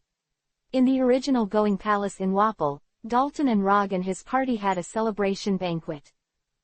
Chapter 125 Grand Celebration Feast. In the original council hall of Going Palace, it has been cleaned very well now. Huge dining tables of all kinds, brought in from the kitchen, filled the hall.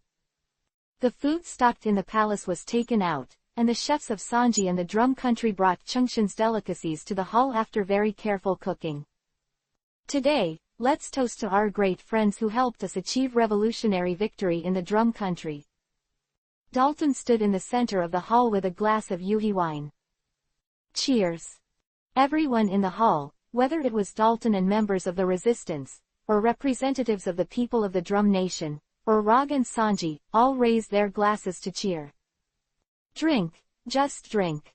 Cheers to our victory. Cheers to our friends. May our fallen brothers see these pictures in the kingdom of heaven. Cheers to the drum country tomorrow. Everyone was very happy and drank happily. Crowds of wine barrels were laid out, and pots and pans of delicacies were served. Rog and his party also let go of their stomachs and started eating and drinking. Rog sat opposite Chopper. Really, I've never drank so much. So happy, Chopper said with delight. Chopper, follow us from now on. There are plenty of parties like this, Roger said. Then Rog directly lifted a bottle of rum and poured it down his throat. Chopper also imitated Roger to uncork a bottle of wine and drink it hard. However, as a reindeer, and still a very childish reindeer, he simply can't handle so much alcohol. Ah, my head is dizzy, Chopper said with star-eyed eyes. Rog's happy Isho said, okay, then, Chopper, drink more juice. This is Sanji's new Shifeng ice drink. It's a bit cooler, but you will definitely like it when you grow up in this ice and snow kingdom. Chopper took another glass of a special juice filled with a mixture of ice and snow and drank it. This Shifeng ice drink makes the stomach feel cold. Chopper's face regained consciousness, but his face was still Yuhi. Ah, it's so cool. And my favorite is these Nishi Yuhi persimmon beef noodles made by Sanji.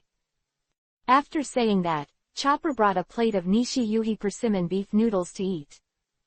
At this moment, Zoro on the side brought another wooden barrel of Yuhi wine. Rog looked at Zoro and said, Zoro, you can have a good drink this time. Zoro used the snow in the scabbard to cut a slit in the barrel. A man should drink to his heart's content. Zoro raised the barrel and poured it into his mouth. Luffy kept eating and drinking, and Luffy also ran to other tables and started to grab food. But everyone else was very happy and surprised to see Luffy's appetite. This guy really has an amazing appetite. Elephants can't eat as much as you. Whether it's meat, seafood, eggs, milk, beer, juice, fruit, salad, cake, bread, and noodles, you can eat everything. Don't you have a favorite food? Luffy, whose mouth was full of food, quickly shouted vaguely, meat. However, the people around him were all humming, and continued to laugh without caring. After Sanji cooked, he and the chefs brought the last big wave of food to the hall. Okay, everyone, it's time for us chefs to enjoy themselves. Sanji sat gracefully at a dining table and began to cut the steak gracefully with a knife and fork. Soon a large group of people gathered around to admire Sanji's superb cooking skills. Sanji, you are a rare super chef in the world. The delicacies of the mountains and the sea are not as good as your craftsmanship, Chef Sanji. Even plain toast is delicious. This cheesy broth is really rich and delicious. I've never had such a good meal. I ate Chef Sanji's food today, and I think what is delicious in the world. The praises from the crowd spread like snowflakes. Sanji is also a very gentleman in return to everyone. It is a rare blessing to be able to cook for everyone today. I am very happy to be able to cook for everyone, Sanji said politely. However, Sanji also looked around and found that there were very few women. Especially young women. It is said that there should be no less beauties in the drum country. Just as Sanji felt sorry, a few squeamish voices suddenly sounded. Are you Sanji? What a handsome man. Dress well and have an elegant temperament. Handsome guy, really handsome guy. I heard that you are not only amazing in cooking, but also handsome. You are also first class in fighting. Sanji looked up and saw 5 beautiful young women standing beside him. These 5 beautiful girls immediately made Sanji's heart skip a beat. Wow, ladies, do you like my cooking? Sanji said very politely. The 5 beautiful girls are all well dressed, obviously from some scholarly families. Chef Sanji, let me introduce you. These girls are the sons and daughters of officials of the new regime of the Drum Kingdom. They are all ladies. This time, the whole family was invited by Dalton. It was because they listened to After Passing Your Legend, I came to see the real face. A guest in a dress helped Sanji introduce. Sanji nodded after listening to it, and said, so it turns out, the 5 young ladies are all elegant and generous, a group of beautiful girls who are all over the country. 5 girls all looked yuhi, a little shy. It is indeed a girl in a long-term boudoir who is rather shy. Sanji then chatted with the 5 girls and showed his gentlemanly demeanor. Going palace while drinking, and inquired a lot about the treasure. A senior member of the resistance under Dalton speaks cordially with Nami. You ask about Wapple's treasure. This going palace is worth countless. I don't know how many billion bells it is worth, the member said. So what are you going to do with this palace? Nami asked. I asked Dalton and he said he would tear it down to rebuild the kingdom. But that will take a long time. After all, we still have a lot to do, the member continued. Really, then it will take a long time. But there will always be some scattered treasures in this palace. Nami continued to ask. Can't beat the idea of this palace, but I always love to be able to get some other scattered treasures. It is true. And Mr. Dalton said that he would repay you and give you a large amount of treasure. The member continued. Nami's eyes immediately glowed with golden light. Really? Nami asked in surprise. Is that still fake? You have given such a huge credit to the Drum Kingdom. And as long as we demolish the Going Palace, we will be able to rebuild the kingdom with more than enough. The member continued. Nami folded her hands together and fainted with joy. Chapter 126 New Fleet and Ready to Sail. Just as the banquet in the palace hall was in full swing, Vivi and Run Fast look up at the stars outside the palace. The sky was still falling down with goose feathers and heavy snow, and the cold wind was whistling. Vivi was wearing a padded coat, and her pale blue hair looked even clearer under the starlight. Running Fast aside, a scarf was wrapped around his neck. Gah! Run Fast called to the thoughtful Vivi. Vivi patted the fast-running forehead and said, Run Fast, we will be back to Alabasta soon. Vivi looked at the starry sky with both eyes, and the stars were falling all the time. I don't know who has passed away. In Alabasta, countless lives are lost every day. Vivi has been fighting back the pain in her heart for a long time. At this moment, a voice came. Vivi, you'll be cold here. At the same time, a figure came over. Vivi turned her head and saw a young man with brown hair approaching. It was Rog. I just want to come out and get some air, Vivi said. Rog walked over to Vivi and looked up at the stars with her. It's been so many days, and it's been so long in Drum Country. But we're leaving soon. We'll leave tomorrow morning, Rog said. Vivi turned his head to look at Rog, full of trust and gratitude. I can't thank you enough to help me get to Alabasta with you, Vivi said. As pirates, we just love taking risks. It's nothing. And Crocodile and the Baroque Works room are already our enemies, Roger said. Vivi pursed her lips and nodded. While the two of them were running fast and looking up at the starry sky, a figure came over from behind. This man is none other than Dalton. The burly Dalton stepped aside. You're right here. I have something to tell you, too, Dalton said. Rog and Vivi looked at Dalton. You helped us defeat Wapple, which is something we and the people of the Drum Nation will always be grateful for. So since you also have something to rush to Alabasta, then we will do our part to help. Dalton said earnestly. Rog looked at Dalton. This time Dalton's gratitude could not be refused. Dalton added, your enemy seems to be one of the Shichibukai crocodiles. And you have to try to stop the civil unrest in the kingdom of Alabasta. But in this case, you will definitely need more supplies. And faster. To Alabasta. So, we will send a fleet to escort you to Alabasta. Quote. Hearing this, a surprised expression appeared on Vivi's face. Roger was also a little surprised. Dalton, you said to send a fleet. Roger asked. Dalton nodded and said, yes, the previous Revolutionary War of the Drum Kingdom is over. However, a large number of Wapple's original king's army surrendered. Some of them will be transformed into the new national army. So we will capture the warships. Form a fleet together. Then escort you to Alabasta. In the previous war against Wapple, a large number of Wapple's elite troops were destroyed. But Drum Nation's marine fleet remains intact.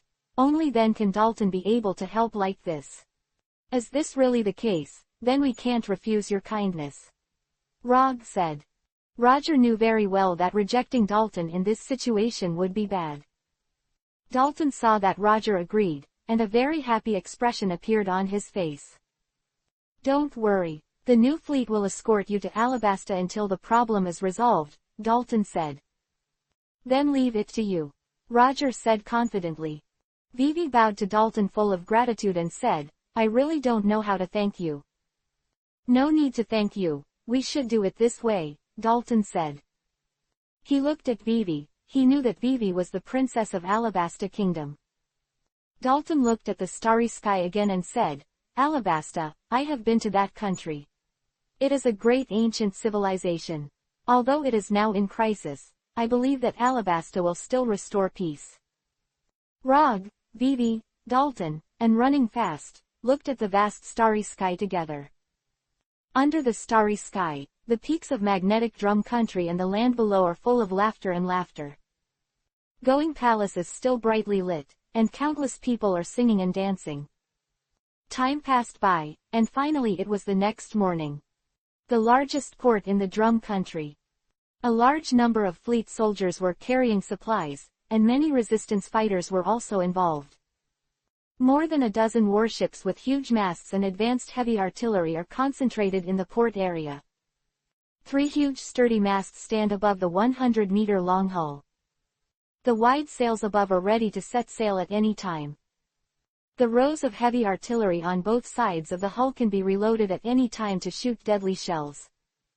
In front of these more than 10 huge warships, a small pirate ship with a sheep's head moored there. This is the Straw Hat Pirates' ship, the Sunshine Mary.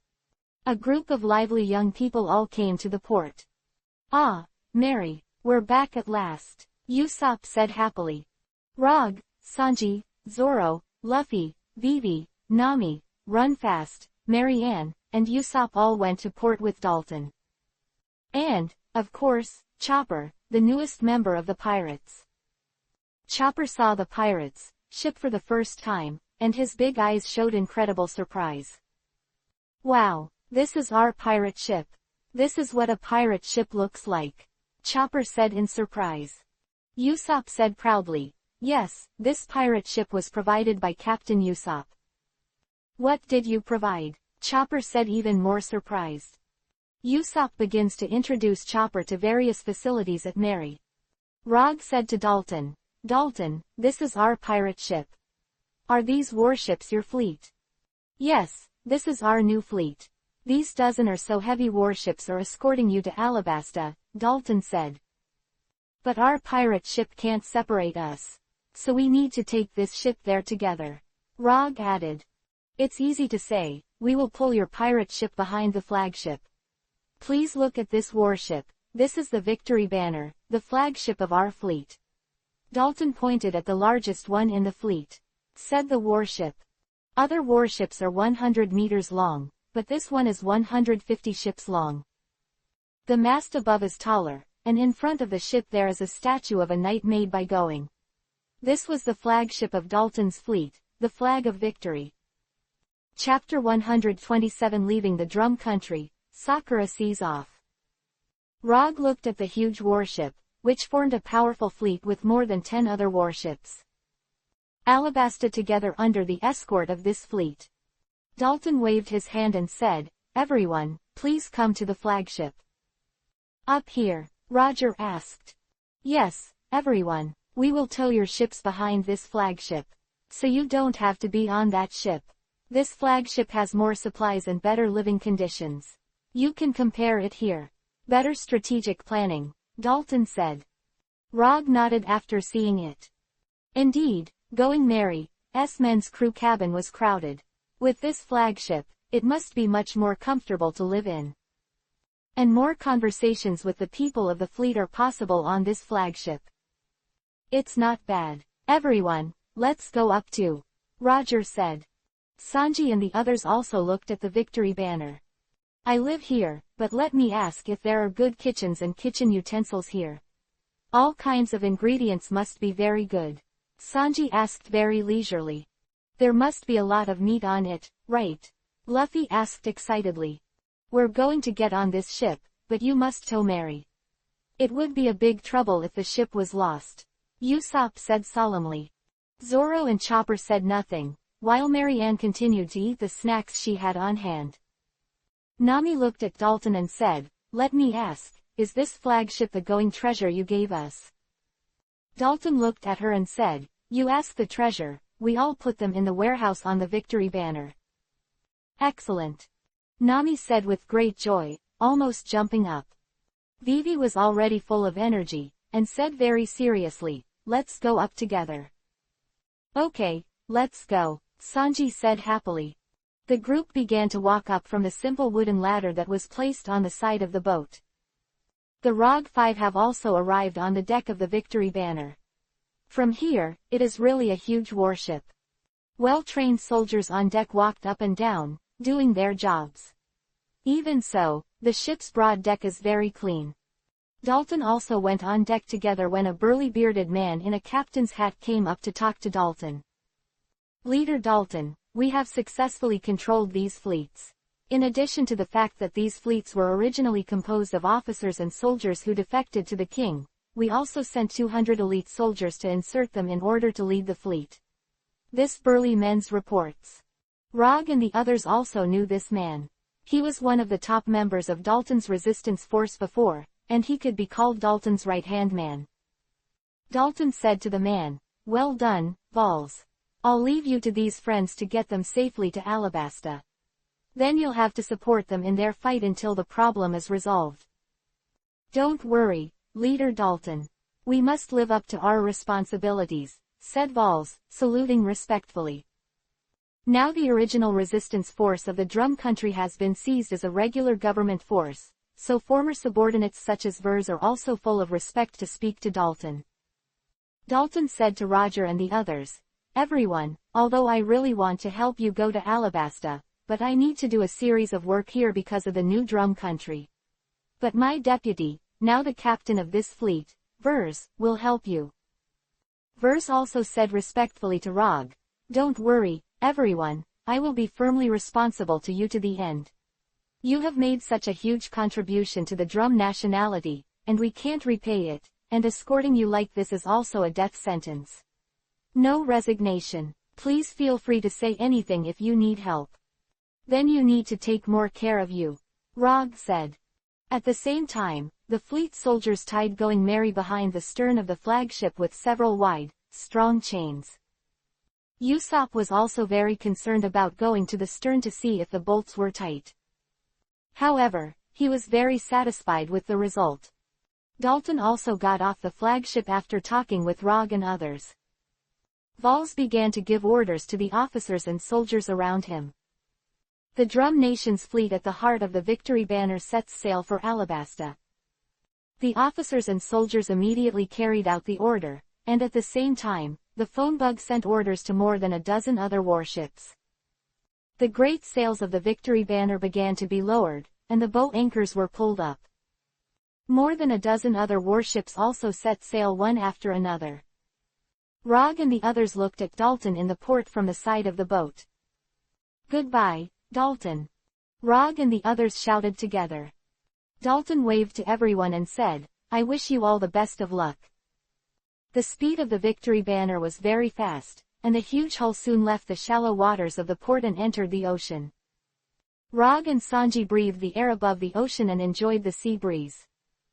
"This is our sea, and this is the long-lost ocean life," Sanji and Rog said with emotion as they blew the sea breeze. "This is our life. See, I miss you," Luffy said with outstretched arms. "The ventilation is very good. I can stay here for a few days," Zoro said, looking at the port of the Drum Country, which was getting farther and farther away. Vivi looked at Drum Island without a word, then she turned her gaze to the wider ocean. In the far homeland of Alabasta, that catastrophe continues. But this time, she was very confident that in the Revolutionary War of the Drum Kingdom, Rog's reliability and strength were fully reflected. Now the Drum Nation's fleet is helping support the battle for Alabasta. Father, you must hold on. Vivi prayed silently in her heart. He ran fast and seemed to understand Vivi's thoughts, opened his mouth and screamed, and looked at the distant sea with a serious expression. Chopper stood on the side of the boat, watching the Drum Island go away. The kingdom of ice and snow, and the 7 tall iron barrel-like peaks, are now getting smaller and smaller in sight. Usopp and Sanji noticed Chopper's situation. This little guy is leaving here for the first time, Usopp said. He must be very reluctant to his hometown. But a good man aims to be in all directions, Sanji said, breathing out a smoke ring. Chopper suddenly saw the most central peak, which is the central peak. Yuhi-colored fireworks spread out in the sky. Immediately after, more pink yuhi-colored fireworks spread out. The higher ground above the top of the central mountain quickly turned into a cluster of pink yuhi-colored petals of fireworks. Rog and the others also saw clearly. It's like a huge cherry tree, Roger said with emotion. This is a beauty that is hard to see in the world. Sanji also said. Is this a cherry blossom? Usopp said in surprise. Pink flowers. Wow, Luffy said happily. How is that possible? What's going on? Nami said in disbelief. Cherry blossoms are actually blooming in this ice and snow kingdom. No, it's fireworks, Vivi said in surprise. 5,000-meter high peak of the central mountain is the trunk of the tree. Countless cannonballs shot from above it exploded in the air, forming pink fireworks. Finally, it looks like a place where huge cherry blossoms grow on the top of the mountain. The people in the entire fleet were also very surprised, and they all looked at this magnificent scene. This is Saluluk's cherry blossoms. Then it must be Dr. Gerva. Chopper said excitedly. Chopper's mind recalled the legend of cherry blossoms that used to be about Shiruru. There are countless cherry blossoms blooming on the remote island. Now the sky above the Drum Country is a huge group of cherry blossoms in full bloom. On top of the central peak of Drum Island, Dr. Gerva is ordering a group of strong men to launch cannonballs into the sky. After the shells exploded into fireworks, it formed this amazing and spectacular scenery. Harulik, let him fulfill your will, Dr. Gerva said, looking at the beauty above the sky. On the side of the victory banner, the cliffs were already covered in tears, and they shouted toward the sky. Dr. Sharulik, Dr. Gerva, I will fulfill my dream. Chapter 128 Victory Banner, Bound for Alabasta. Chopper looked at Drum Island, which was shrouded in fireworks like cherry blossoms. Chopper bit down on Kiba, turning his head hard and looking back at the sea on the other side. Farewell to my hometown, and a new journey begins. Rog and Sanji looked at the pink cherry blossom fireworks that were constantly spreading over the Drum Island, which seemed to symbolize the rebirth of the Drum Kingdom and their gratitude to Rog and his party. The incomparably wide sails of the victory banner were hoisted by the sea breeze, and began to lead the more than 10 warships of this fleet to sail. Verse stood in the command room near the bow. A strong marine officer was at the helm, and several other senior officers chatted around him. Everyone, we have to get to the kingdom of Alabasta as soon as possible, Verse said. Commander Verse, we have permanent pointers to Alabasta in our hands, and all gold is fully armed to Alabasta, said an officer. Commander Verse, now our intelligence officers use the phone bug's radio channel to listen to information about Alabasta. Also buy newspapers from some trained seabirds who sell newspapers. The war room also has a map of Alabasta and various situations. We'll always study where to land and some other important information. Another officer said.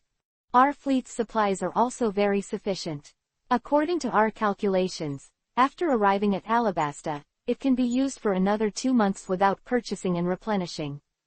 These times are definitely enough to solve the problem. There is also a baggage handler, said the officer. Our fleet has sufficient weapons and ammunition, and we have brought a large number of advanced weapons made by Drexus and the world government in the Drum Nation's arsenal. It must be well used in Alabasta. An officer in charge of weapons said. After listening to the report, Fleet Commander Vers nodded and said, "Very well, everything in our fleet is fully prepared."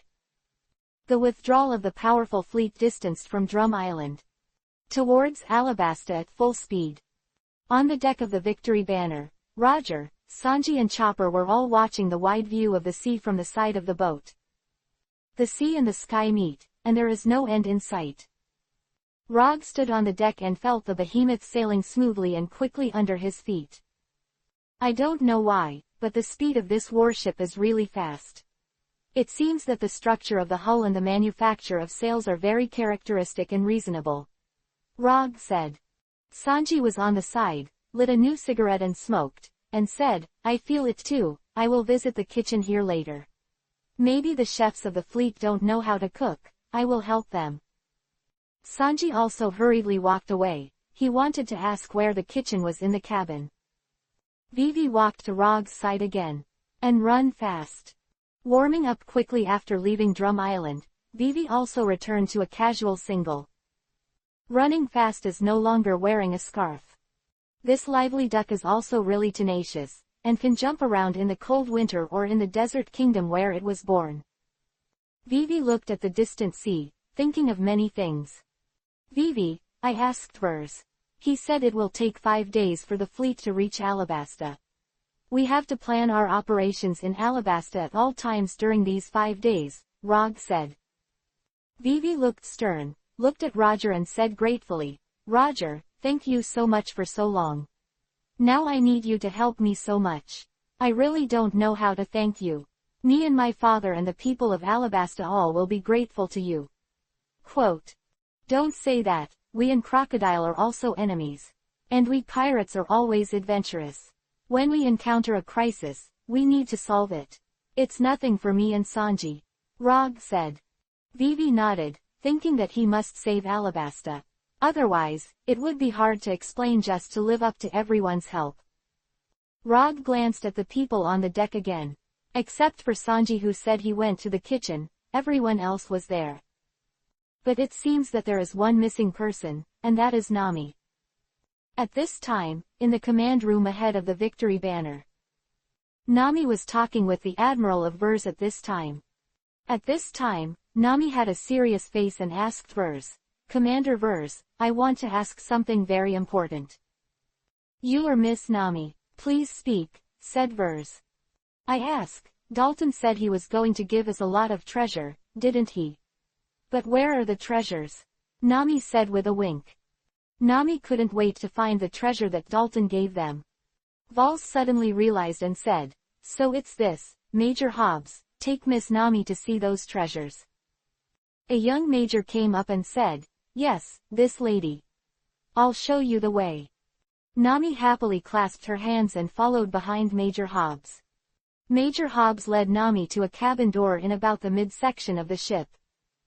The guards were ordered to open the gate, and inside was a warehouse full of boxes. Miss Nami, look at these boxes. Major Hobbs opened a box himself. When the wooden box was opened, it was a group of gold bars. After seeing these gold bars, Nami couldn't wait to rush to the front. He picked up a gold bar and shoved it into his mouth. The hardness of this gold bar is absolutely pure going. As expected of Dalton, he is really willing to give us this kind of gold bar. Nami was immersed in her love for going. Major Hobbs was also stunned when he saw Nami's adoration of money, like a wolf like a tiger. Miss Nami, would you like to see something else? Said Major Hobbs again. Nami quickly came back to her senses and put the gold bar in her mouth back into the box. Nami quickly filled with smiling faces and said, okay, please let me see more treasures quickly. Major Hobbs opened the boxes for going statues, gems, pearls, jade, rare metals, and gold-silver weapons one after another. Every time Nami watched, it was a surprise enough to make this girl who likes money faint enough. Nami continued to read the dozens of wooden boxes in the warehouse, and after checking the authenticity of these treasures very carefully, she still spent a lot of time here. Major Hobbs and several guards on the side felt exaggerated. They have also met people who love money like their lives, but it is the first time they have met someone like Nami. "Miss Nami, have you seen enough?" asked Major Hobbs. Nami turned her head and said, "Not yet." Nami kept a horse sculpture made by going in her hand, and is now immersed in her love for going. Chapter 129 Blueprint for Landing in Abalstadt. Nami immersed herself in the going treasure for a long time here before leaving. Sanji also went to get acquainted with the kitchen of the warship, and sure enough, the kitchen utensils and tableware there were very satisfactory to him, and all kinds of ingredients were also extremely rich. Luffy, Usopp and others also checked various facilities and rooms on this warship. Rog, Vivi and Vers went to the intelligence room on the Victory banner together. Rog and Vivi were led by Vers to the intelligence room. As soon as I entered this intelligence room, I saw a huge map on the wall. This map is nowhere else but Alabasta. Alabasta, this is where we're going, Roger said, looking at the map. Immediately explained, this is because we are about to go to Alabasta, so I asked the intelligence officers to prepare a map of Alabasta and some information files for easy query. The corner of his eye, Rog could clearly see that Vivi was obviously a little excited after seeing this huge map of Alabasta. For Vivi, her home country of Alabasta is in dire straits. Wars are tormenting the ancient civilization all the time. Alabasta can be said to be bleeding every day. Vers looked at Rog and Vivi and said, "Please take a seat. Let's briefly discuss reaching Alabasta." Rog and Vivi both sat down, and the two discussed with Vers and some other dignitaries how to land in Alabasta. Although there is a fleet now, the opponent is Crocodile, and the conditions in Alabasta are complicated, and the enemy cannot be underestimated. Everyone, the situation in Alabasta is critical now, and the civil war is in full swing. So we have to land carefully. And start the operation at the first time, Rog said. After listening to this, Vers nodded and said, "I already listened to your narrative when I was in the Drum Kingdom, and probably knew that you were going to Alabasta to stop a catastrophe. And expose the culprit of the kingdom's civil war." "Exactly, so we need to rush to Alabasta as soon as possible and also try to stop the civil war. The behind-the-scenes forces Baroque works and their master Crocodile's evil deeds must be made public as soon as possible," Rog said. Vivi nodded and said, "We have to stop the war as soon as we land, and then spread the truth quickly." Vers and several other senior fleet officers looked at each other, and an intelligence officer quickly took out a dozen documents. "Guys, intelligence is vital to fighting. So I'm going to read you the very important intelligence. 3 days ago, about 600,000 rebels and 400,000 kings were in a large desert in the southern region of the capital, Arubana. It was a fierce battle. The two counter-attackers suffered heavy losses, and many senior members were killed. However, although the number of the king's army was inferior in number, they were able to withstand the attack for a long time by virtue of the sufficient supplies in the surrounding area of Arubana and the strong defense of the city," intelligence officer said. Rog and Vivi glanced at each other. The current situation can be said to be very obvious. Although the chaos of the war is still there, at least the two sides are at a stalemate on offense and defense. For the time being, it will be one-sided in a few days. The intelligence officer continued to take out the document overnight and said, "The next thing is the information about Shichibukai, which is Shah. Crocodile. Crocodile is regarded as a hero by the Alabasta people because he has been stationed here for a long time and fought against pirates. But now the information on the surface is channels. There is no evidence that he was involved in the Alabasta Civil War. This is very important. Do you really have evidence that he was involved in the Arab-Boston War, or that he is the real culprit?" Rog glanced at Vivi, and the strong princess said, "I have. Crocodile used dance powder in Alabasta to break the unity of the kingdom and cause a rebellion. I also have a photo of the Baroque Works room stocking dance powder. But for better proof everything, it's best to find evidence of the dancing powder in the Baroque works room. Let more witnesses see it with their own eyes. Quote.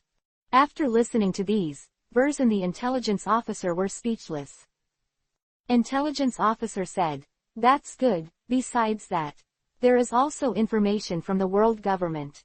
Because of such a brutal civil war in Alabasta, the world government sent some diplomatic envoys and a small number of marine agents and troops to participate in the coordination, but all it is impossible to suppress local conflicts."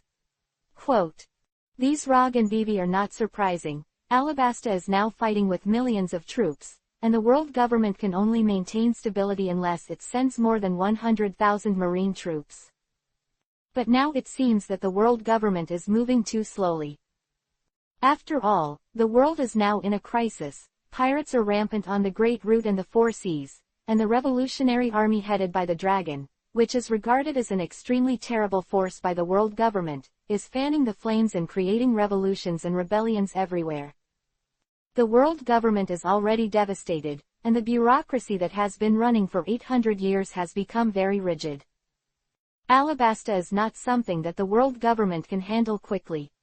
Rog looked at the map and then said, "Some other things will be discussed at another time. Let's think about how to land in Alabasta first." Of Alabasta and said, "The suitable area for landing in Alabasta is mainly the southern coast. The best port is Rape Flower." Rog looked at the Alabasta map on the wall. Above the eastern area of the southern coast of Alabasta, a vast city, the port city of Rape Flower, was built there. The port city of Rapeseed is the largest port city in Alabasta. Rog looked at Vivi and said, "Vivi, where do you think is the best place to log in? If we land, it's obvious that we will land at Rape Flowers. But we'd better land separately. The best thing is to land a group of troops from Rape Flowers and try to stop the insurgents there. At the same time, send messengers to Arubana." The king's army stopped fighting. The other part was to capture the dancing fans of the Baroque works room. According to previous information, the headquarters of the Baroque works room was in the city of Rain, deep in the desert northwest of the kingdom. Vivi said very cautiously. After Roger and Vers heard it, they suddenly felt enlightened.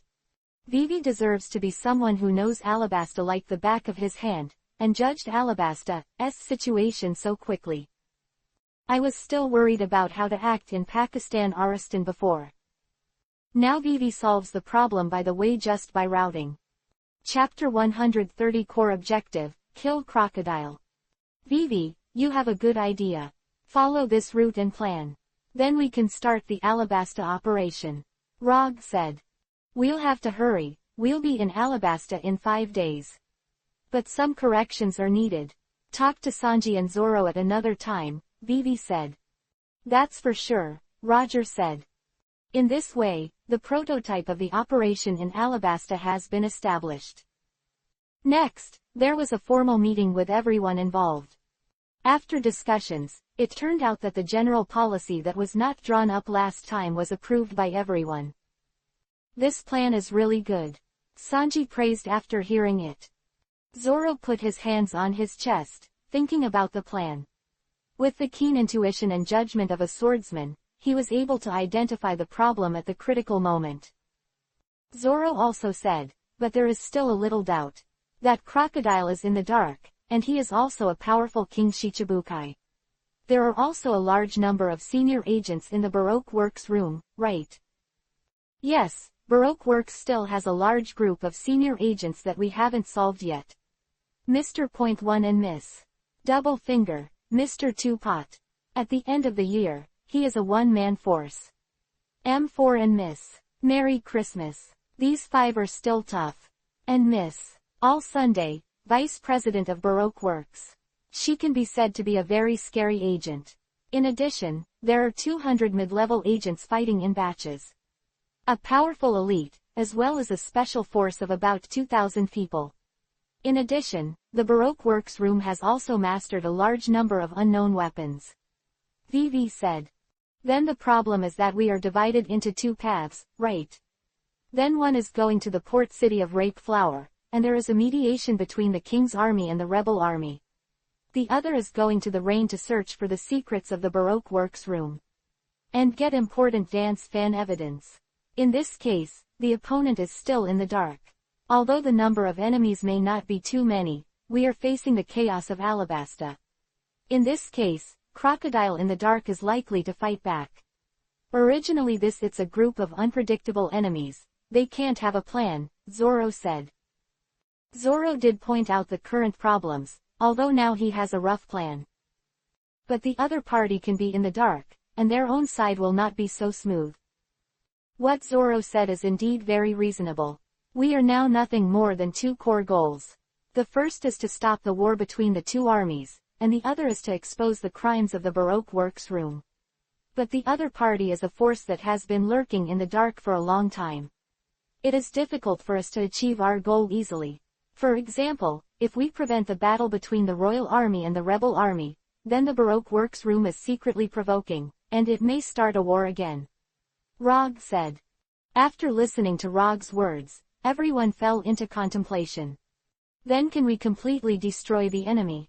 Rog said again. Destroy the enemy completely. Vivi and the others all looked at Rog. Rog nodded and said, our enemy is Baroque works, or Crocodile, so as long as Crocodile is solved, then the enemy will disintegrate. So, the real solution to the problem is to kill Crocodile. You're right, the opponent's throat is Crocodile, and if the throat is pierced, the enemy will be completely doomed, Zoro said. Indeed, if that Shichibukai is killed, then we can completely plan by ourselves. So all actions need to be carried out on the premise of killing Crocodile. Sanji said. Yeah, everyone, we killed Crocodile, then the enemy will collapse without a fight. Everything is centered around killing Crocodile. And one more thing, before killing Crocodile, we need to avoid further deterioration of the situation. Rog said. Now the direction of the crowd is more obvious. Crocodile needs to be killed or everything will be a cloud. As long as Crocodile exists in the dark, the probability of success for everyone is extremely low. Because this careerist will continue to destroy the results of everyone's efforts in the dark. Rog asked again. Crocodile's information is also very important, and it is necessary to collect its information as much as possible. We can now know that Crocodile is a rustling fruit person. It is said that he can turn opponents into mummies. Alabasta his ability is like a duck to water. Quote. Hearing this, Usopp and Chopper not only shivered. Mummy? Chopper asked strangely, his face filled with confusion and a bit of fear. That's sucking you dry, said Usopp Kiba, his teeth chattering. Chopper's face turned even more ugly, and Usopp whispered the horror to him. Vivi said to others, Crocodile used to be a pirate. Because he was trusted by the world government, he became the king of Shichibukai. He can set off sandstorms. It is said that some tornadoes and sandstorms in the western region of Alabasta are what Crocodile did. But he is hidden deep inside.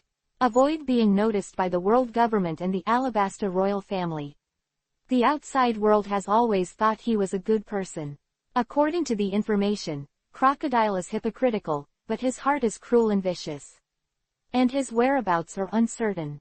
He will leave Alabasta sometimes, but now that the conspiracy is being carried out here, then he will definitely not leave here. Finding Crocodile is the key. After listening to Vivi's words, everyone fell into contemplation. Since Crocodile is so difficult to deal with and its whereabouts are uncertain, then there is another way, which is to lead the snake out of the hole. Rog said. Let the snake out of the hole? Sanji asked. The enemy in the dark, since he can't find him, then find a way to draw him out. Rog said. How to draw him out? Sanji asked again. Then, we need to ask Vivi. Rog looked at Vivi again. Vivi was very familiar with Alabasta's situation, so the idea was up to Vivi. Vivi pursed her lips and thought for a long time. How to lead the snake out of the hole needs to be done from the character of Crocodile and the situation of Alabasta. Rog and Sanji are also considering how to lead the snake out of the hole. After a while, Vivi said to the crowd, Everyone, I have a solution. Then since Crocodile is the King Shichibukai, he is responsible for fighting the pirates. So we need to pretend to be a pirate to attack. Of course not, causing casualties and forcing him to fight. Quote. Vivi's attention is indeed very good, and Rog and others all nodded. Suddenly Usopp said very unhappily, what? Pretending to be? Aren't we just pirates? After Usopp finished speaking, Rog, Sanji and Vivi all had embarrassed expressions for a while. Vivi also smiled bitterly. She actually never thought she was a real pirate in her bones. He was only temporarily a pirate for special reasons in the network. In any case, the general plan has been set. Rog said. Chapter 131 The Mythical Sea Cat and the Plan to Divide in Two. The general plan has been settled, and the next step is how to specifically lead the snake out of the hole. However, since Alabasta's situation was random, it was only after many days of continuous discussions with intelligence that they finally came up with a reasonable action plan. 5 days passed quickly, and this powerful fleet finally reached the waters near Alabasta. On the morning of the 6th day, Roger stood on the deck of the Victory Banner. The surrounding dry sea breeze kept blowing on his face, and now it has reached the sea near Alabasta. The air here is extremely dry. Also on deck, Sanji and Vivi and Chopper and Usopp were looking around. Usopp kept talking to Chopper. The air here is getting drier and hotter, very different from the air over Drum Island. Chopper said, stroking the fluff on his face. Usopp put his hands on his chest, looked around and said, the weather here is also very dry, as if there are few clouds in the sky. I'm afraid the precipitation will not be too abundant. Like the one where Captain Usopp was born. The island, where the weather is warm and the rainfall is rich, but the heroic Captain Usopp could not bear the loneliness, and insisted on a great adventure to the sea. Chopper's face, he said, how brave you are.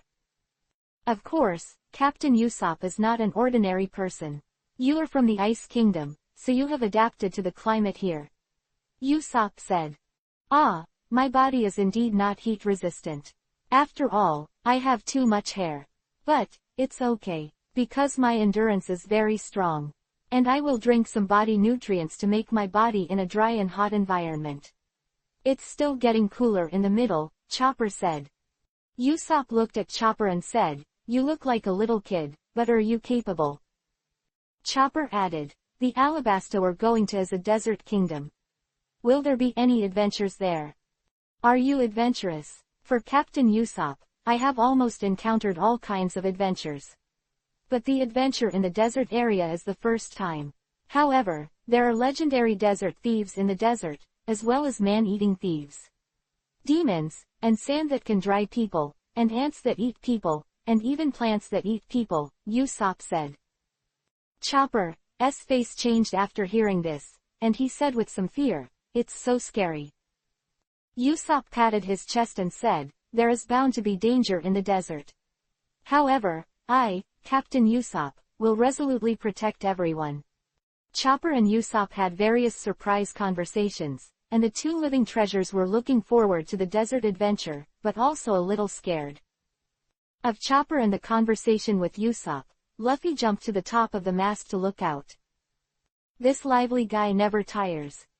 Zoro practiced his sword on the flat area at the stern, and the 3 blades in his hand were used in turn. In this hot and dry air, the blades could meet more rapidly. The climate here is not bad. It's really tiring to wield a blade in the Drum Kingdom. So much snow and cold air has weakened my swordsmanship. Zoro stared at the words in his hand and said. Rog and Sanji and Vivi watched from the front of the ship's deck. View to the north from here. In the area where the sea and the sky meet in the distance, the shadow of a land slowly appears. Rog saw the land and then said, it looks like we're almost there. Well, is that Alabasta? Sanji also asked. Vivi looked at the land in Skyrim. Indeed, this is Alabasta. My country, Vivi said heavily. It had been a long time since she saw this coastline again. In the sight of everyone, this land is getting closer and closer. At this moment, Vers, who is wearing the admiral's uniform, also came over. Is this Alabasta? Vers asked. Indeed, Vivi said. Then we can follow the plan later. Vols was talking. Before the conversation was over, suddenly the sea ahead shook. A huge object protruded from the sea mixed with seawater. Rog and Sanji and Vers all looked strange, as if an unknown creature came out of the sea. Usopp and Chopper were a little surprised. Vivi's face was complicated, as if he had remembered something. A huge creature with a height of more than 50 meters protruded from the sea. The creature's body is a torpedo, covered in scales. The head and upper body is a huge cat. This is the sea cat, a kind of sea king creature. Gosh! Monsters! Chopper yelled, jumping on Usopp in surprise. Kraken! Said Usopp in surprise. The two hugged tightly. Sanji's eyes widened, his eyebrows curled. What is this? Sanji asked in shock. Rog looked at the huge sea cat and sighed in his heart that there could be such an exaggerated creature. Vers and some nearby officers looked at the sea cat in shock. It's a sea king, the bow gun is ready. Vers ordered with the phone bug he carried. The bow of the Victory banner has a two-mounted double-door heavy battleship battery with a diameter of 1 meter and a length of more than 10 meters. Immediately locked on the huge sea cat that appeared in front. The two heavy battleship guns aimed straight at the sea cat. The sea cat had a sluggish expression at first, and quickly felt that it seemed to have caused some trouble, and appeared a little scared. Wait! Vivi hurriedly stopped Vers' order. Look, it won't hurt others. This is the sea cat, the divine beast of Alabasta. It is very docile, as gentle as a real cat. Don't hurt it, it is the beast of the Alabasta people's beliefs. It often helps to maintain the ocean here. Biological balance, Vivi explained to Vers and others. Rog looked at the bewildered sea cat, and quickly said to Vers, please stop the attack command immediately. Vols looked at the sea cat, which didn't seem to have any tendency to attack. Pause the attack. Vols lifted the attack order. The sea cat in front was only now recovering, and when it realized that something was wrong, it quickly re-entered the sea and stayed away from the fleet. Never again dared to approach these mighty warships. After a crisis was resolved, Vivi also took a breath. Okay, everyone, let's move on, Vivi said. Vers also nodded and said, okay, according to the plan that has been discussed for a few days. We will divide into two routes and head to Going, the kingdom's new port on the west-north blue shore. All the way, we will continue to rake flowers. There are two large ports on the southern coast of Alabasta. Among them, the eastern one is the old-fashioned Port Rapeseed. To the west is Kingdom Newport, a new port built by the kingdom before the tragic Civil War. It is precisely because Kingdom Newport is closer to the inland range that it is more likely to attract crocodile here. And because of the need to ease the Civil War, it is necessary to go to the Rapeseed. So the fleet split in two and began to move. Chapter 132 The Horrors Hidden Deep in the Desert, Crocodile.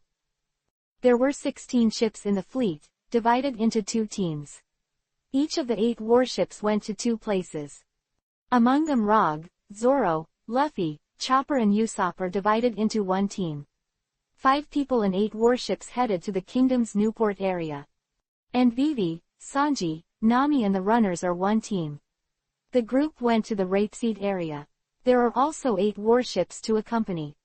On the deck of the Victory banner, the 2 teams began to part.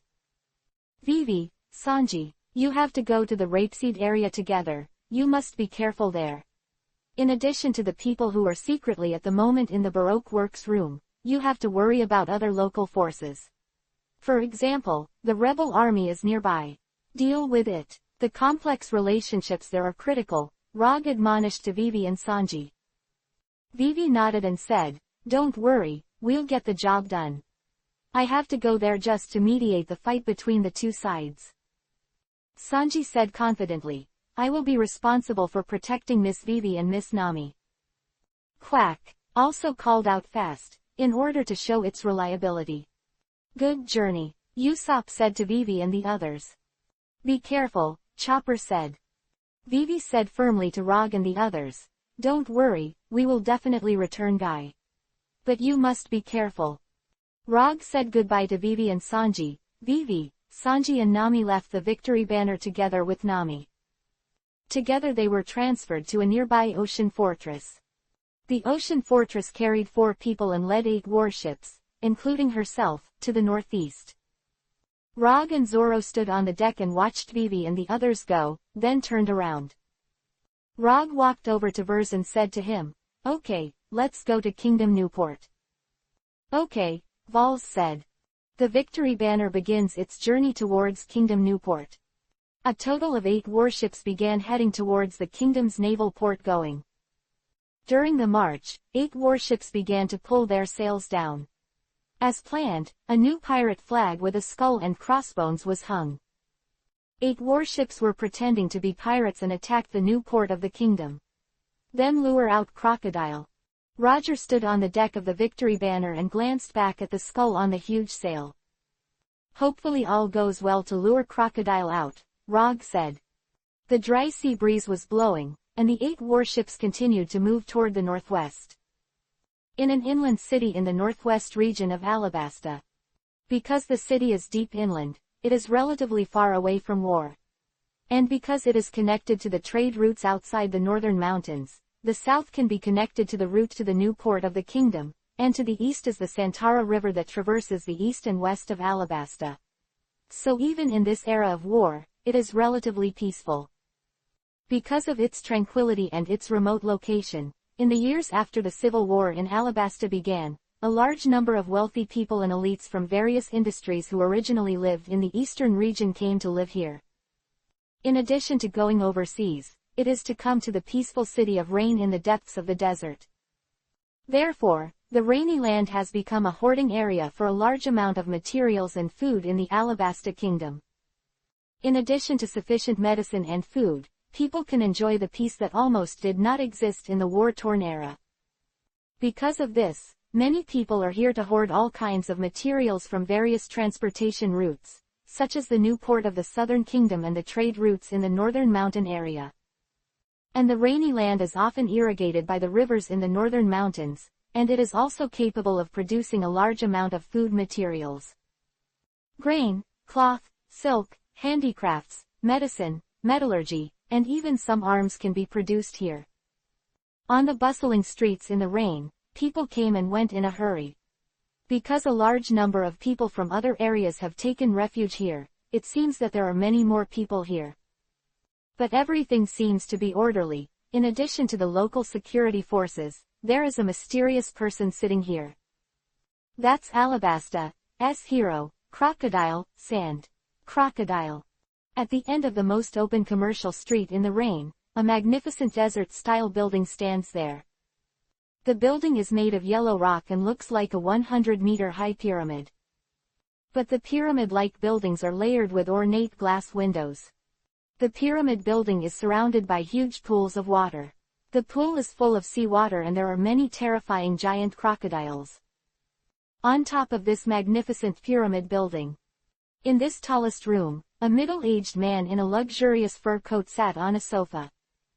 The middle-aged man held a cigar in his mouth, and from time to time he took it out and flicked it in the ashtray beside him.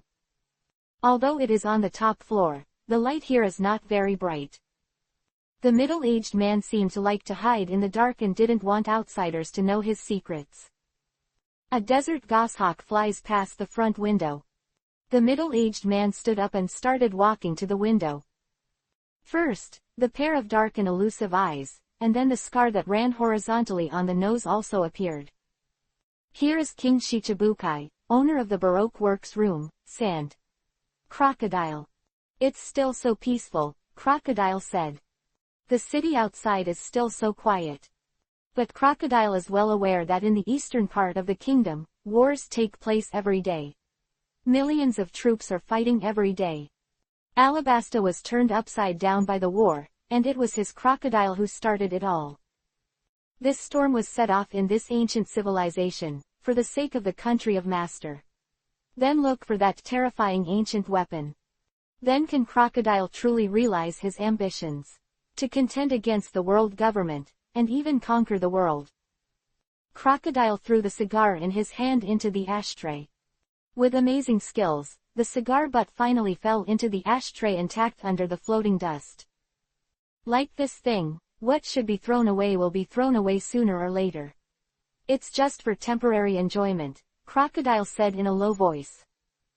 In fact, like a cigar after smoking, the identity of Shichibukai under the king is also temporary. It's just that Crocodile needs some time, and this identity is a cover to deceive the trust of the world government and deal with the local forces in Alabasta. Then slowly, under the prestige of the hero, he secretly realizes his purpose. When the right time comes, it will be thrown away like a cigar butt. After a while of the crisp sound of high heels, a tall woman walked in. The woman is wearing a purple dress and a sun hat. "You're here, Ms. All Sunday," Crocodile said. The woman looked at Crocodile with blue eyes and said, "Boss, we have something to do."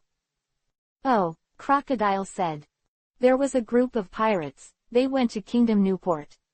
They started provocation there, and said they wanted to compete with Crocodile. "Ms. All Sunday," Nicole Robin said.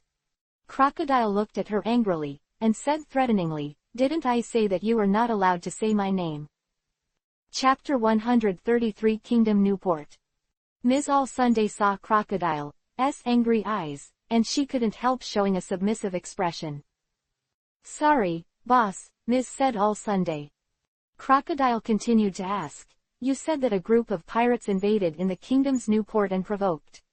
They even challenged me specifically." "Yes, boss. This group of pirates is not ordinary. According to our agent's report, this group of pirates has 8 large warships, and the force is comparable to a fleet of pirates. They invaded Kingdom Newport, but not too many. Instead, it was mainly a demonstration there, saying that they did not obey Shichibukai, the king, and asked you to come out and fight them," Ms. continued on Sunday. Crocodile looked directly at Ms. All Sunday, silent for a while. "It seems that there are some pirate forces who want to challenge the powerful me to increase their reputation. Like this, you first send 2 new airships piloted by agents. In addition, you will send some ground troops to assist in the battle," Crocodile ordered. "As ordered," Ms. said respectfully All Sunday and went down.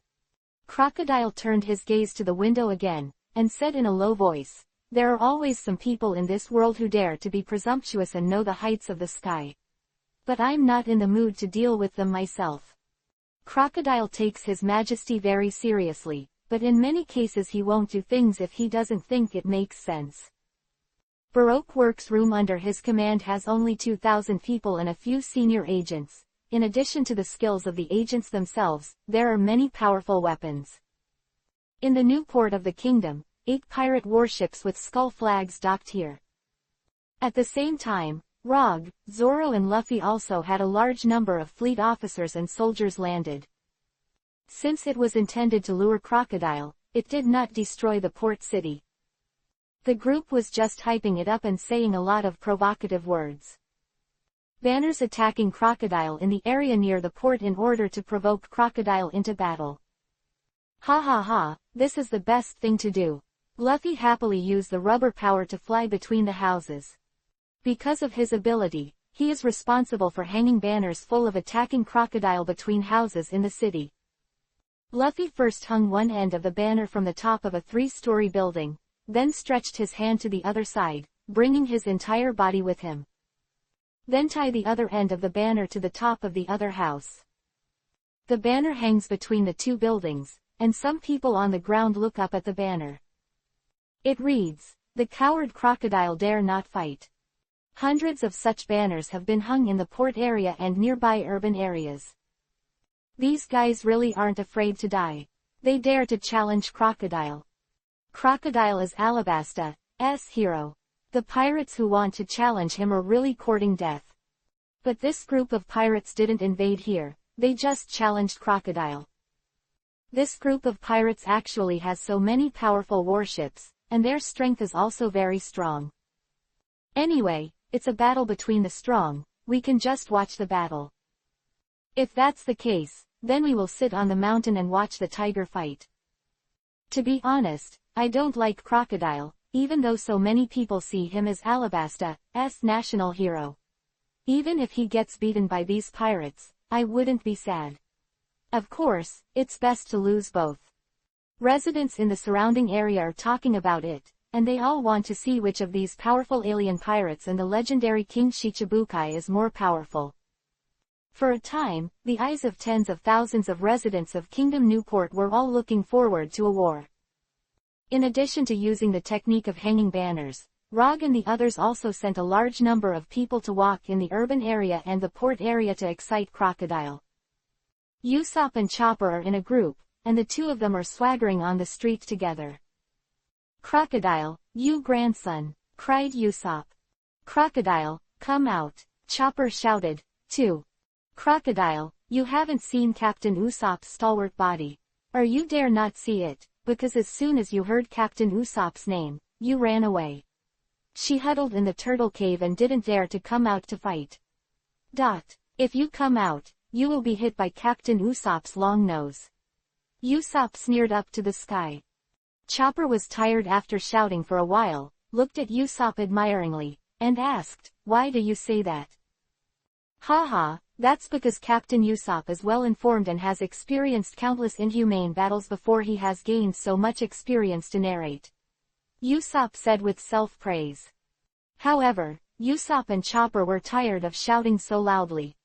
Chopper quickly looked at the food and snacks by the street. "Usopp, what is that squishy thing?" Chopper said, looking at a store selling cotton candy. Usopp looked at the marshmallow shop, which was filled with Rin's dazzling candies. "You ask that, that is a very unique kind of candy in the world that melts in your mouth, soft as silk and sweet as honey. It's called cotton candy," Usopp said exaggeratedly. "Marshmallow, like cotton," Chopper said in shock. Usopp took a look and said, "Do you know why marshmallows were invented?" "Why?" Chopper asked suspiciously. "Because that was invented by Captain Usopp," Usopp said proudly. Chopper said in shock, "Really?" Usopp nodded and said, "Really, when Captain Usopp went out to sea, he once met a senior pastry chef from Cake Island. He was very eager to obtain a new candy invention. So Captain Usopp thought hard, and finally got inspiration from silk and made marshmallows. And Captain Usopp did a good deed to keep his name, and let the pastry chef promote the production technology of marshmallows to the world." Chopper was full of admiration for Usopp after hearing this. "You're great, but I want to taste that marshmallow right now," Chopper said expectantly. Usopp looked at the candy store selling marshmallows and said, "This is a piece of cake. But I also want to taste how the marshmallows here are made. Like the pastry chef from the Cake Island. It can match me, but I don't know how many people have passed it here. I am afraid that the technology is much worse. Even the marshmallows produced are doubtful in taste. But buy some." Quote. Usopp's flickering made Chopper's flickering hype, and Chopper added his favorite dessert. So without hesitation, the two of them ran to this candy store together. In front of the candy store, Usopp took out the money. "5 marshmallows for you," Usopp paid.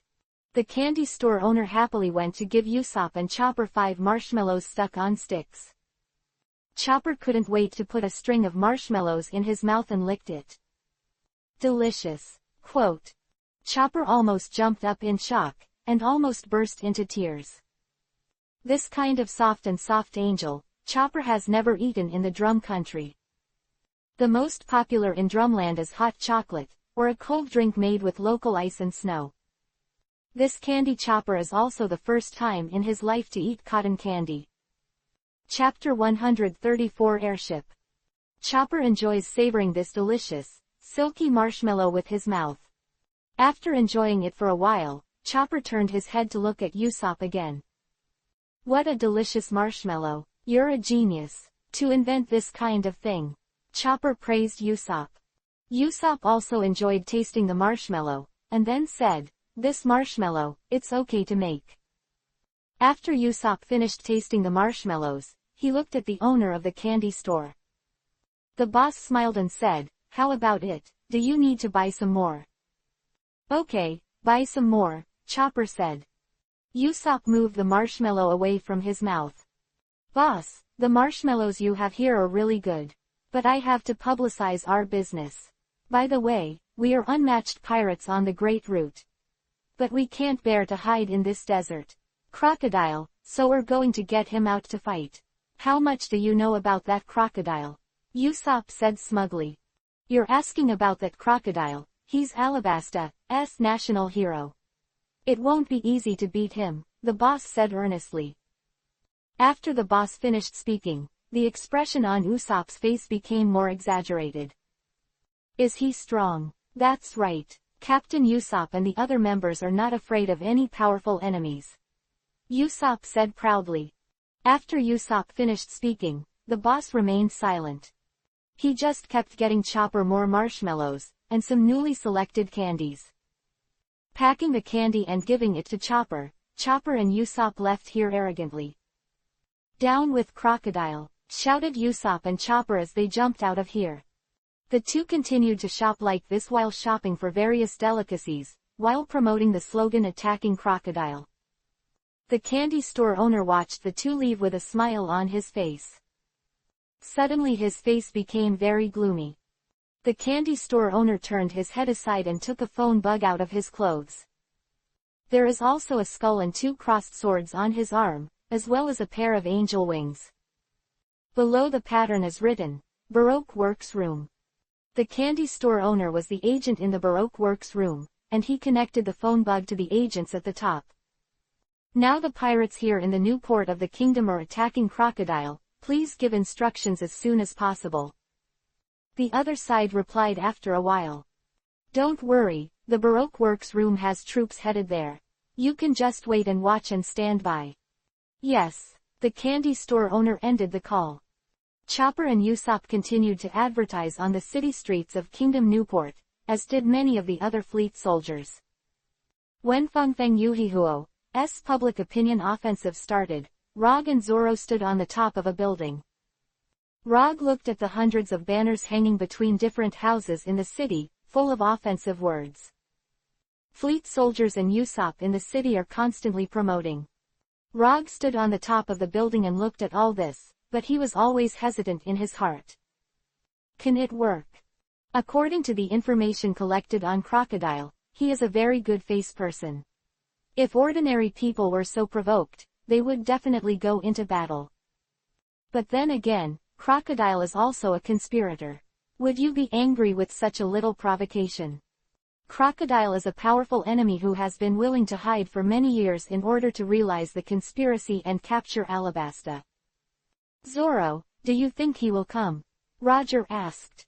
A conspirator, he would act cautiously in this situation. Especially now is a critical period. However, it is impossible for him to not act at all, Zoro said. When both of them were thinking, the northern part of Kingdom Newport. Above the sky, two airships each with a length of 50 meters were rapidly approaching. Underneath both airships are gondolas with massive cabin-shaped pods. The pods were heavily armed, flanked by swarms of cannons, as well as machine guns. Inside the front of the pod is a huge built-in hatch that hides formidable weapons. The hulls of both airships feature the skull of the Baroque Works Room plus crossed swords and angel wings. These two airships are the armed airships, used by the agents of the Baroque Works. Baroque Works Room has always liked various advanced weapons, because the elite special forces need to fight, so the Baroque Works Room also has a lot of advanced weapons. The two airships were imported from the Drexus Military-Industrial Complex. In fact, the airship is an improved weapon for the Air Mobile Fortress. The Air Mobile Fortress had appeared in the Revolutionary War of the Drum Kingdom, and caused great difficulties to Rog and the others at the top of the mountain. But that kind of Air Mobile Fortress has a hot air balloon above the pod, and this new type of air-armed airship is a long airship. And the armed airship in the air increases the ability of the side to attack the ground. Speed and firepower of the air-armed airship currently used in the Baroque Works Room is unimaginable. Two airships were constantly approaching from the north to the new port of the kingdom in the south. Among them, the east is the number 1, and the west is the number 2. Inside the front end of the pod of the air-armed airship number 1, a burly man with a naked upper body was standing here. Everything can be seen from the glass windows. Several pilots on the side were very cautiously manipulating the airship. Mr. 6, now we are 10 minutes away from Kingdom Newport. A driver reported. This burly man is the middle-level agent Mr. 6 in the Baroque Works room. Mr. Point 6 turned his head and glanced at him. Those sluggish but full of dead eyes frightened the pilot's heart. In fact, it wasn't just the other party's aura that frightened him, but the other party was also a mid-level agent who was second only to the senior agent in the Baroque Works room. Mr. Point 6 is in charge of this mission to Kingdom Newport along with another agent, Ms. Mother's Day. Okay, then continue going. And I have to contact Ms. Mother's Day of Air Armor number 2. Mr. 6 said. On the front end of the pod on air-armed airship 2. A bloated, exaggerated woman in a splendid lady's dress smeared and powdered her fat face. She was another agent in charge of the operation, Ms. Mother's Day. The narcissistic woman suddenly received an urgent communication from air-armed airship 1. Ah, so it's Mr. 6. What's the matter? Ms. Mother's Day asked in a tone full of arrogance. We are almost arriving at the Kingdom's new port. Hurry up and prepare for action. Mr. Point 6 feet's stiff voice came. Got it, I'll give it my all, Ms. said on Mother's Day. After finishing the newsletter, Ms. Mother's Day picked up the vanity case again and continued to appreciate herself. An extremely rigid man is my partner, but now is the time to get down to business. Let's put the beauty aside first. Ms. closed the vanity case on Mother's Day and began to command. The two airships accelerated towards the new port of the target kingdom. Chapter 135 Mr. Point 22 Twin Brothers. In Kingdom Newport, where Rog and the fleet soldiers carried out propaganda for a while, the whole city was already abuzz. Now in the Kingdom of Newport, no one does not know that someone is openly calling for Crocodile. Privately, the agents in the Baroque Works room also started operations as instructed. Many agents began to prepare sophisticated agent weapons for combat. Rog came to the top of a local clock tower, which was 50 or 60 meters high, and the surrounding field of vision was still relatively wide. Here Rog looked around and looked around. There was no enemy to attack. Since Crocodile himself is not easy to attack, he should at least send the agents of Baroque Works to fight. Looking at the banners in the city below, Rog really sighed that Crocodile would rather be a tortoise than take meaningless risks. After all, Crocodile has worked hard for many years to capture Alabasta. It will not be easy to attack because of this kind of thing. While thinking, Rog suddenly saw two objects from the north of the city constantly flying over from the sky. What is this? Rog took off a telescope at his waist. Use a telescope to look at two objects in the northern sky. I saw two airships filled with weapon pods below. It turned out to be the weapon of the Baroque Works room. Luoji naturally also saw the Baroque Works room logo on the airship body. Two airships were constantly approaching. Rog looked at their heights, then began to take out a phone bug again. Vels, I have something to ask you. Roger told Vers. What's the matter? Vers asked in the communication. Now from the sky area north of Newport in the kingdom, two airships loaded with weapons have flown. They belong to the Baroque Works room. It is uncertain whether Crocodile himself came or not, but whether your fleet has weapons to shoot them down. Asked Roger. The opposite Vers was silent for a while, and finally got a reply. You mean the northern sky? If the enemy is an airship, our warships are equipped with rapid-fire guns that can attack air targets. If they are attracted, they can attack. Vers said. Okay, knock them down and talk about other things, Roger said. Rog then hung up the phone bug and started to leave the top of the clock tower. Rog quickly entered the city, and began to quickly find Zoro and Usopp, as well as Chopper and Luffy, and began to discuss the battle plan while walking around the city. They're here, Zoro asked. Yes, it is certain that two airships full of weapons came from the sky. However, there may also be secret agents lurking in the city on the other side's ground. Rog said while observing the surroundings. Luffy was very happy after hearing this. He said happily, "The enemy is finally here, I can knock them away." "Is it scary to have an airship in the air?" Chopper asked worriedly, licking the marshmallows he bought earlier. Usopp patted his chest and said, "Don't worry, I, Captain Usopp, will protect everyone." "Well, that's what you said," Chopper said after Usopp's reassurance. Rog and the others kept retreating towards the port where the warship was located. After all, there are many ordinary people in this city, and Rog and the others are not willing to harm innocent people. More importantly, the rapid-fire guns capable of taking down the two airships were on those fleets. Rog and the others ran all the way, and finally arrived near the port. But at this moment, suddenly two blonde men in black dresses rushed out and blocked the way. "Who are you?" Usopp asked in shock. "Wow, isn't this Sanji? Why do you have a brother?" Luffy asked exaggeratedly. Chopper also looked at the two men in surprise and said, "How did you get here, Sanji?" Rog and Zoro stood still and looked at the two men very carefully. At first glance, these two men did look a bit like Sanji, but of course it was just the clothes. And the two were wearing bow-tie dresses, while Sanji was wearing a suit and tie. The two men were blonde and half-faced. However, if you look closely, they are far less handsome than Sanji, and their eyes are very slanted upwards, with an evil spirit. What's more, Sanji's eyebrows and cigarettes are something the two of them don't have. "Looks like you're part of the Baroque Works room too. Report your name," Roger said. "We are the twins of Mr. 22 from the Baroque Works room.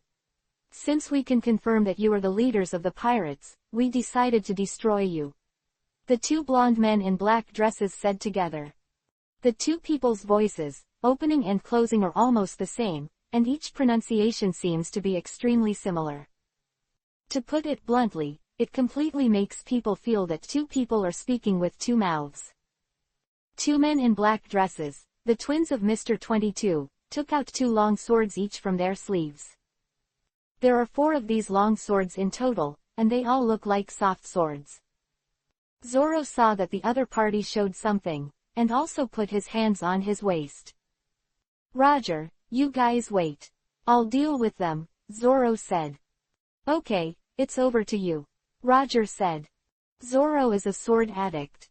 Once he sees an opponent using a sword, he wants to go up and fight.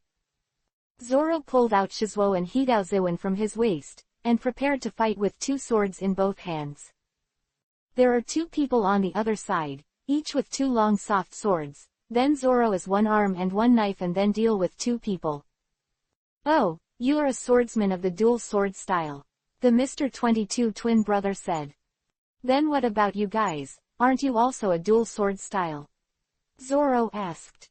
Mr. 22 looked at each other and said, "No, we are 4 swordsmen." "Is it more accurate to say the 4 swords?" Zoro also mocked the 2 opponents. Mr. 22 started to move, the 2 jumped into the air together, and quickly stabbed Zoro with 4 soft long swords. Twins come together, 4 swords flow. Sword net. Zoro like a steel net. Zoro's fighting instinct felt that the opponent's sword net, which was difficult to avoid, was about to be trapped. Rhinocene. Zoro's 2 knives spun, and the whole person took advantage of this momentum to move to the side. Mr. 22's twin brother's attack failed.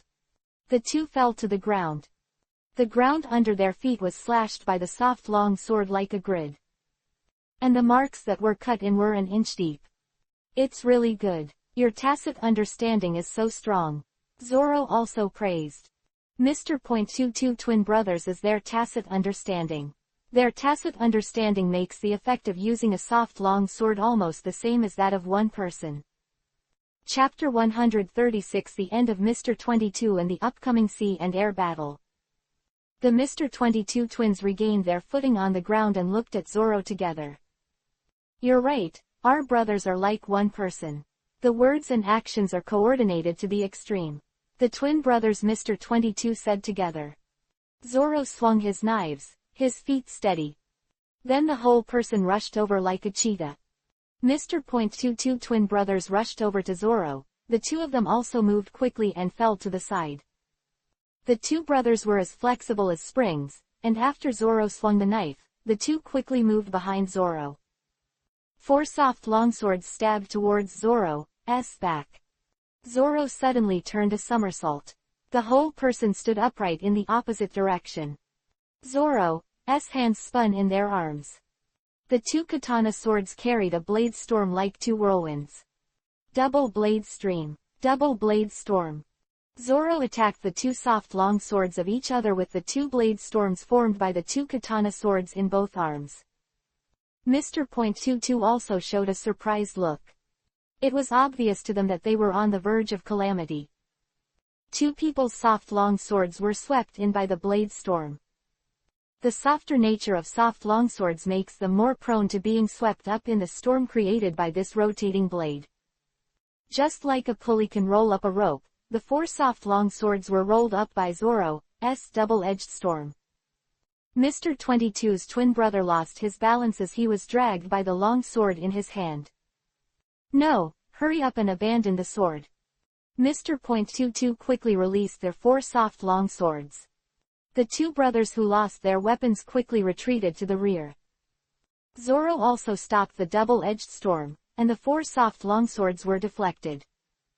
In fact, facing Zoro's double-edged storm, not only soft long swords, but also chains and whips will be restrained. The disarmed brothers looked at each other. Now that we are at a disadvantage, retreat quickly. The 2 brothers said together. Just when they were about to retreat, Zoro whispered coldly, "No swordsman would escape like this after a defeat." Mr. .22, who were running away together, suddenly felt a strong sword energy hit their backs for a while. Eagle wave. Zoro's double knives have already swung 2 sword chi, hitting 2 fleeing enemies. What? The 2 injured brothers even groaned together. Then 2 twin brothers in black dresses fell heavily to the ground together. Zoro looked at the 2 fallen enemies and put the 2 knives back in their scabbards. If Curly Eyebrows sees you like this, he's going to go crazy. I'll take you out for him. Zoro finally looked at the 2 defeated enemies. After Zoro successfully defeated the Mr. 22 twins, Rog also walked to the front, clapped his hands and said, "Okay, really good skills." Chopper was even more shocked and rushed forward. After carefully observing the fallen enemy, he praised Zoro. "Zoro, your skills are so handsome." "Well, Captain Usopp, also admit your swordsmanship." Zoro's swordsman. Usopp also raised his chin and pretended to say. Luffy jumped to the fallen twin brother of Mr. 22, and kept asking, "Too fake Sanji, it's too weak. Real Sanji has been able to fight Zoro for a long time." Rog looked at the port ahead again and said, "Let's go to the warship quickly." Rog and Zoro hurriedly continued to the fleet. In the sky of Kingdom Newport City, 2 airships have already reached the top of the city. In the pod above the armed airship number 1, Mr. 6 discussed the details of the battle with the pilots on the side. "Now we are above the kingdom's new port city. Now we can see the pirate ships over the port. It is clearly a group of warships," Mr. 6 said after observing. "Mr. 6, our agents in the city are already preparing for action. However, a large part of the other party's troops are on the warship," a pilot reported. "Is this obvious? We need to destroy their warships so that the pirates cannot escape from the sea," Mr. 6 said. The faces of the several drivers on the side became a little surprised. They originally thought that this dumb and strong man only knew how to use brute force, rather than tactics. In this situation, sinking the fleet's warships is the best way to eliminate the pirates. "Yes, Mr. 6. It's best for us to fight like this. The enemy can't escape," a driver said quickly. Mr. 6 glanced at him with dull eyes and said, "Very good, immediately contact Ms. Mother's Day on the airship number 2. Quote. Inside the pod of armed airship 2, Ms. Mother's Day received a communication from Mr. 6. The fat but bossy woman said to the phone bug, "Mr. 6, don't you know that? Of course I understand this. I figured it out before you even told me. Since we've all figured it out, let's destroy those warships first. Bar. Then the fat woman hung up the phone bug and said, "Is that stupid guy really a lot smarter than I thought?" The armed airships number 1 and number 2 flew towards the fleet warships in the port at full speed. The cannons and machine guns and special weapons on the airships were repeatedly checked by the operators. Although there are only 2, the power of these 2 airships is comparable to that of 2 death gods falling from the sky. On the ground, Rog and Zoro had already arrived at the port. On one side are the Victory Banner and 7 other warships. On the deck of the Victory Banner, the commanding officers of VERS quickly carried out the placement of anti-aircraft weapons. The Victory Banner is 150 meters long and has 3 large towers. There are 2 in the hull and 1 in the stern. The tower was originally a weapon platform, and now a large special anti-aircraft rapid-fire gun is installed.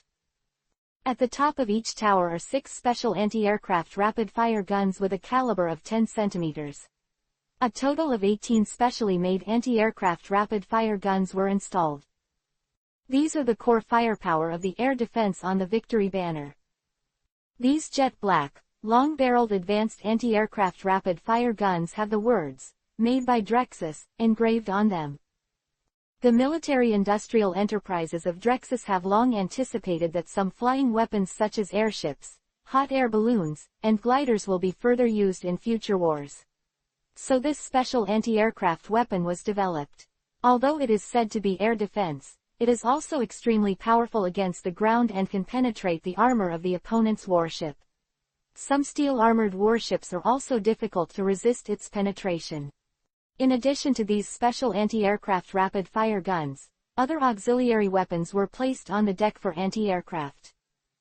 In addition to the Victory Banner, other warships are also more or less equipped with special anti-aircraft rapid-fire guns and other auxiliary weapons. The 2 attacking airships were getting closer and closer, and they happen to be also made by Drexus. A battle of weapons made by Drexus is about to take place. Chapter 137 Powerful Airship. Rog and Zoro were beside the warships, looking up at the airships in the sky. At this time, the 2 armed airships in the air were already approaching the port area. "Look, 2 airships, and a lot of cannons," Luffy shouted. Chopper hid beside Usopp and looked at the airship in the sky with great vigilance. "Are they great?" Chopper asked warily. "Ah, they must be very powerful.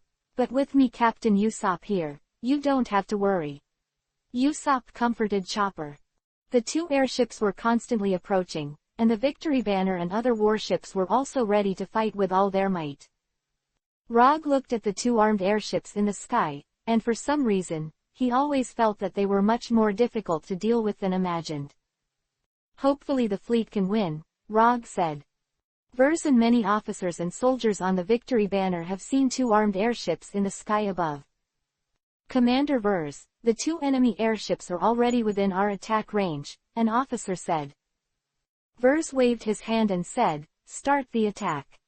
Orders were quickly communicated, including to the other warships.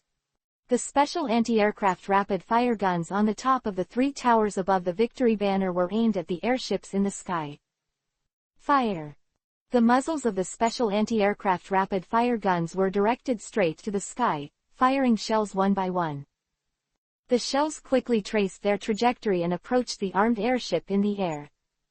The special anti-aircraft rapid-fire guns on the other 7 warships also fired rapid-fire shells. At this time, on the airship number 1, Mr. 6 and the pilots found the rapid-firing artillery shells. "Hurry up and dodge," Mr. 6 gave the order. The driver quickly adjusted and pulled the emergency acceleration lever. At the back of the airship, 2 cylindrical objects suddenly shot out amazing flames and jets. The hull of the airship pushed forward rapidly. Rog, Zoro, Usopp, and Luffy and Chopper, who were below, all widened their eyes. What? The airship in the sky suddenly advanced far into the sky ahead, avoiding the shells. VERS and the officers and soldiers on the Victory Banner also grew their mouths in shock. How is that possible? The armed airship in the air avoided the attack abruptly. It still suddenly pushed forward very far. In addition to air-armed airship number 1, air-armed airship number 2 also accelerated. In the sky, the trail behind the two armed airships has not disappeared. At this time on the air-armed airship number 2, Ms. Mother's Day was very happy to see that the airship she commanded was not hit. Sure enough, this kind of special advanced weapon made by Drexus is very powerful. It can actually accelerate, but I just swayed around for a while, and it scared me. The fat woman said very casually. The airship can be propelled like this, and 2 special jets are installed behind it. The 2 jets contain a special chemical that burns violently in a short period of time and produces a powerful jet through the jets. Therefore, the armed airship in the air can use this jet device to accelerate urgently to fight and escape from danger. Rog, who was below, looked at the airship in the sky, and felt that the enemy was not easy to deal with. Vers on the victory banner and the officers and soldiers around him were all incredulous. The enemy was already difficult to deal with, but now it can suddenly accelerate. How could there be such a weapon? Vers said in disbelief. The officers and soldiers on the other warships were also shocked and unimaginable. Originally, the only enemies that could appear in the sky were hot air balloons, and airships were nothing. Now the enemy's 2 airships can actually accelerate ahead. Moreover, some soldiers who observed with military binoculars found that the 2 airships in the air were actually spewing gas from their tails and accelerated forward. According to their common sense, only special rockets made of gunpowder have been able to shoot like this in the past. Airships can actually spray like this. The 2 armed airships in the sky began to rise continuously. Inside the pod of the air-armed airship number 1, Mr. 6 looked at the warships below. Continue to increase the altitude, anyway, we have an advantage in attacking in the sky. Mr. 6 said. After all, the special chemicals stored in the spray device are very limited and cannot be used too frequently. Moreover, if the armed airship in the air uses that kind of acceleration too frequently, there is some danger of losing its balance. Mr. 6, we are now up to 1,400 meters in the air. From here, the enemy can no longer attack us. A pilot said. Okay, it's time for us to fight back. Use the platoons to hit them first. Mr. 6 ordered. This airship was originally flying horizontally in the sky, but now it began to lower to the right. The airship then began to aim its right side at the victory banner below. The POD's side platoons are fully loaded. Ready to attack, reported the airship gunner's remit. Okay, fire. A total of 10 50-centimeter caliber artillery pieces in a row on the side of the airship were aimed at the victory banner. After a while, a rumbling sound resounded in the sky, and the muzzles of 10 artillery pieces were flashing fire, and 10 shells shot at the victory banner, which was moored above the port below. Vers and the others just saw the flickering fire on the side of the armed airship in the sky, and some sharp-eyed people saw some artillery shells flying over. But it was too late. 6 or 7 shells hit the deck of the victory banner. Suddenly, the deck of this powerful warship exploded. Many officers and soldiers were shocked. Vers himself was also washed away several meters by the blast of air. It hurts. They're firing from the air. The major was blown up. Lieutenant Colonel, wake up. Someone is injured here too. Suddenly, the officers and soldiers on the deck of the victory banner became a mess. About 30 people were injured or killed. After all, because of the height and distance, the opponent's shells were a little off, and only 6 or 7 hit the deck of the warship. However, the bombardment of the other side brought more psychological impact. Shooting this powerful platoon from the sky can psychologically shock the army below. Vols stood up again and looked at the surrounding deck filled with gunpowder. Don't panic, prepare to fight back quickly. And the redundant personnel are evacuated from the deck. Vers ordered. Chapter 138 The Dragon Rocket, the final weapon of the victory banner. The officers and soldiers of the fleet who were ordered to act in the chaos hurriedly acted. Some officers and soldiers using auxiliary weapons quickly retreated from the deck. The special rapid-fire anti-aircraft guns on the 3 towers also responded immediately. Target and fire. One by one rapid-firing artillery shells shot into the air-armed airship in the sky. These rapid-firing artillery shells have a very long range, but the opponent is more than 1,000 meters high in the sky, and these rapid-firing artillery shells cannot reach. Even if it can break through the height of 1,000 meters, there is a deviation and cannot hit the target. The 2 airships were safe and sound in the sky. The armed airships in the air can now be said to be in a complete superiority, and the warships below cannot attack them, but they can completely attack below. In addition to the victory banner, some other warships also rushed to attack the sky with special anti-aircraft rapid-fire guns. Swarms of cannonballs exploded fireworks in the sky, but it was not able to hit the 2 air-armed airships. Rog and Zoro, Usopp, Luffy and Chopper, who were on the port, all looked up at the sky. "Wow, so many fireworks!" Luffy yelled. "But none of them can hit the target," Usopp said while wearing the goggles on his hat. Chopper looked up at the sky, stunned by the enormity of the air-sea battle. 2 airships, if they don't come down, it will be difficult to deal with. Rog also said. Zoro said nothing, just looked up at the sky. The fleet carried out heavy artillery fire, but the shells fired by these special anti-aircraft guns were unable to hit the 2 airships. The airspace below the 2 airships was already covered with fireworks. However, the 2 airships were already aiming their right sides downwards. This time, air-armed airship number 1 was the first to fire from the right side. The right platoon of air-armed airship number 2 also fired. On the warship and the port, only 2 flashes of light could be seen in the sky. The deck of the Victory Banner was hit by 6 artillery shells from the airship number 1, and it exploded violently for a while. Before a round of explosions was over, 7 of the 10 shells fired by the airship number 2 also hit the warship. The violent explosion filled the deck of the Victory Banner with flames and turned into a sea of fire. Even one tower was heavily damaged. The frontmost tower was severely damaged, and the 6 special anti-aircraft rapid-fire guns above were also scrapped. "Hurry up and organize the fire," Vols hurriedly ordered. The fleet officers and soldiers on the deck quickly used a special small jet device to put out the fire. This fire extinguishing device is an iron bucket filled with special fire extinguishing dust, which is made of special anti-combustion chemicals. The soldiers who use it shake the small blower beside the iron barrel, and then the dust in the front spray hole is sprayed out. The fire extinguishing dust quickly suppressed the spread of the fire.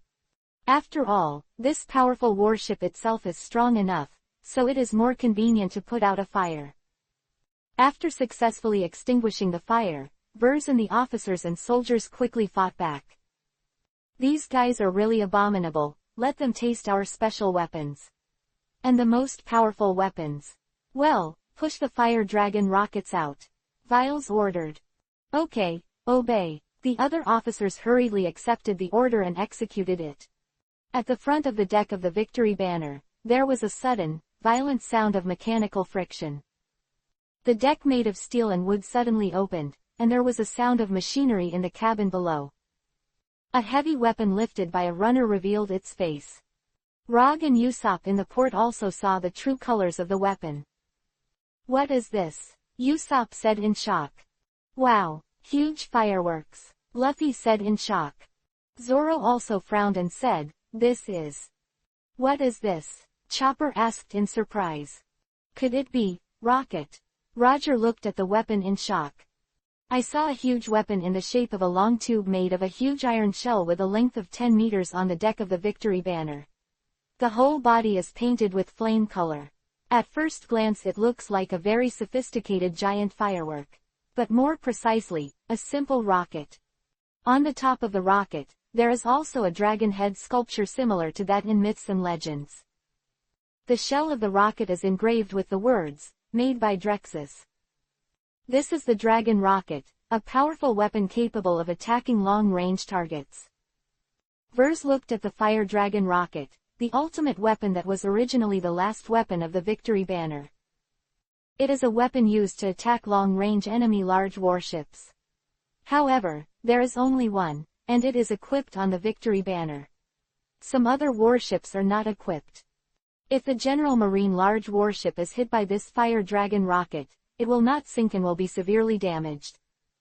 Although not used to attack the sky, this rocket has a long range, so it can be used to attack airships in the sky.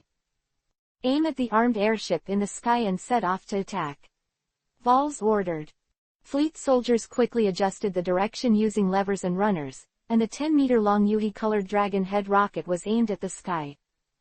Aim at the target, it's done, said the soldier using the long-range telescopic quasi-machine after calibrating the target.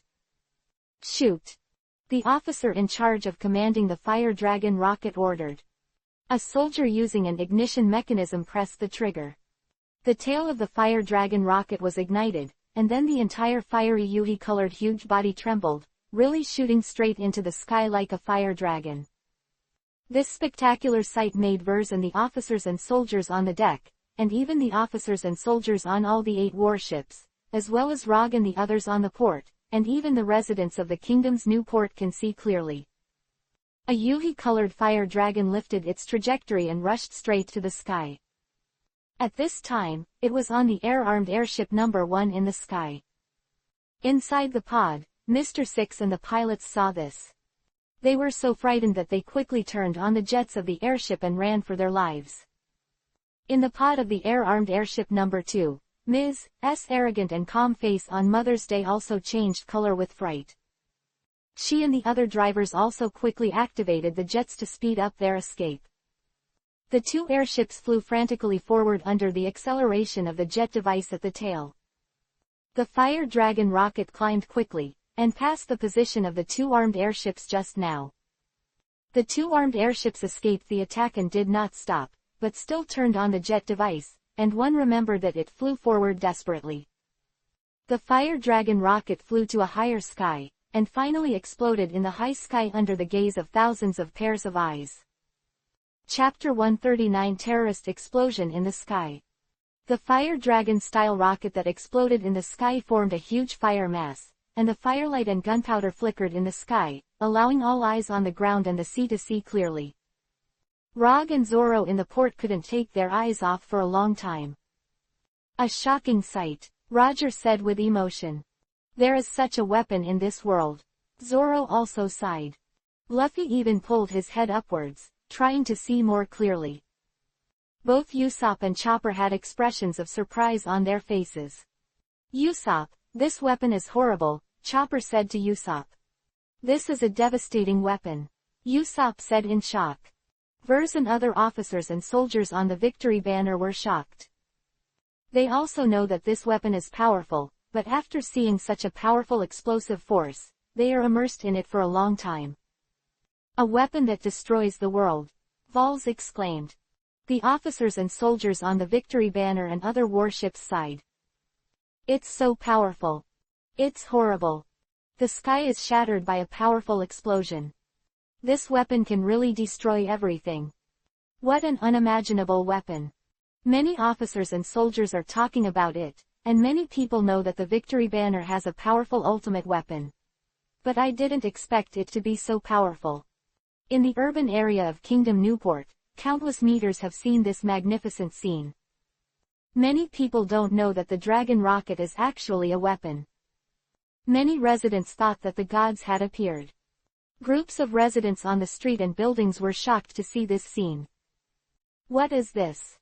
Could it be that the gods are angry? Heaven and earth tremble for it. What a horrible explosion. A fire dragon rushed to the sky.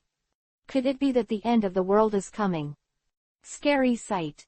Could this be the wrath of the undead after years of civil war in the country? It's a bad omen.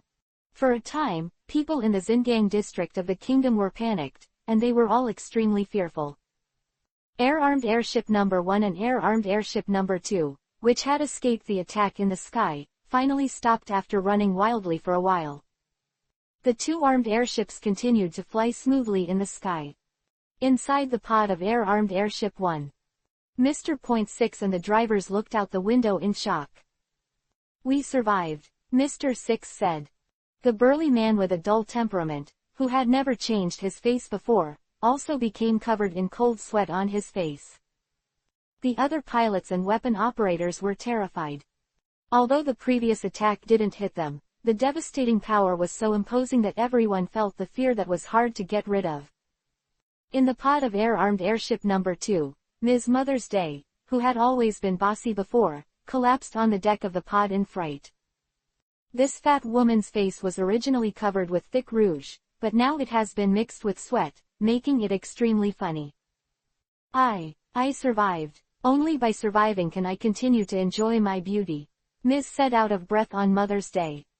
The other drivers were also terrified, unable to recover. The 2 airships that survived the catastrophe were also in the sky, and they did not continue to move for a while.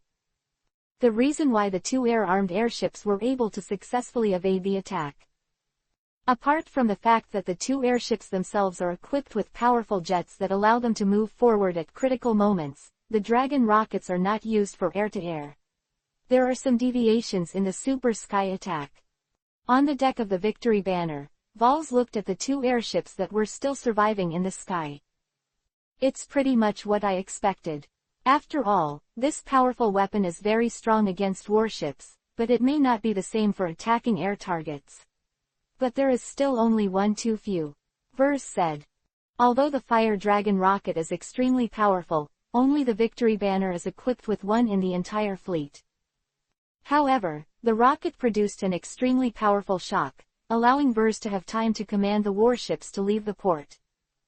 The Victory Banner and 7 other warships hurriedly raised anchor and left the port. 8 warships began to move above the sea.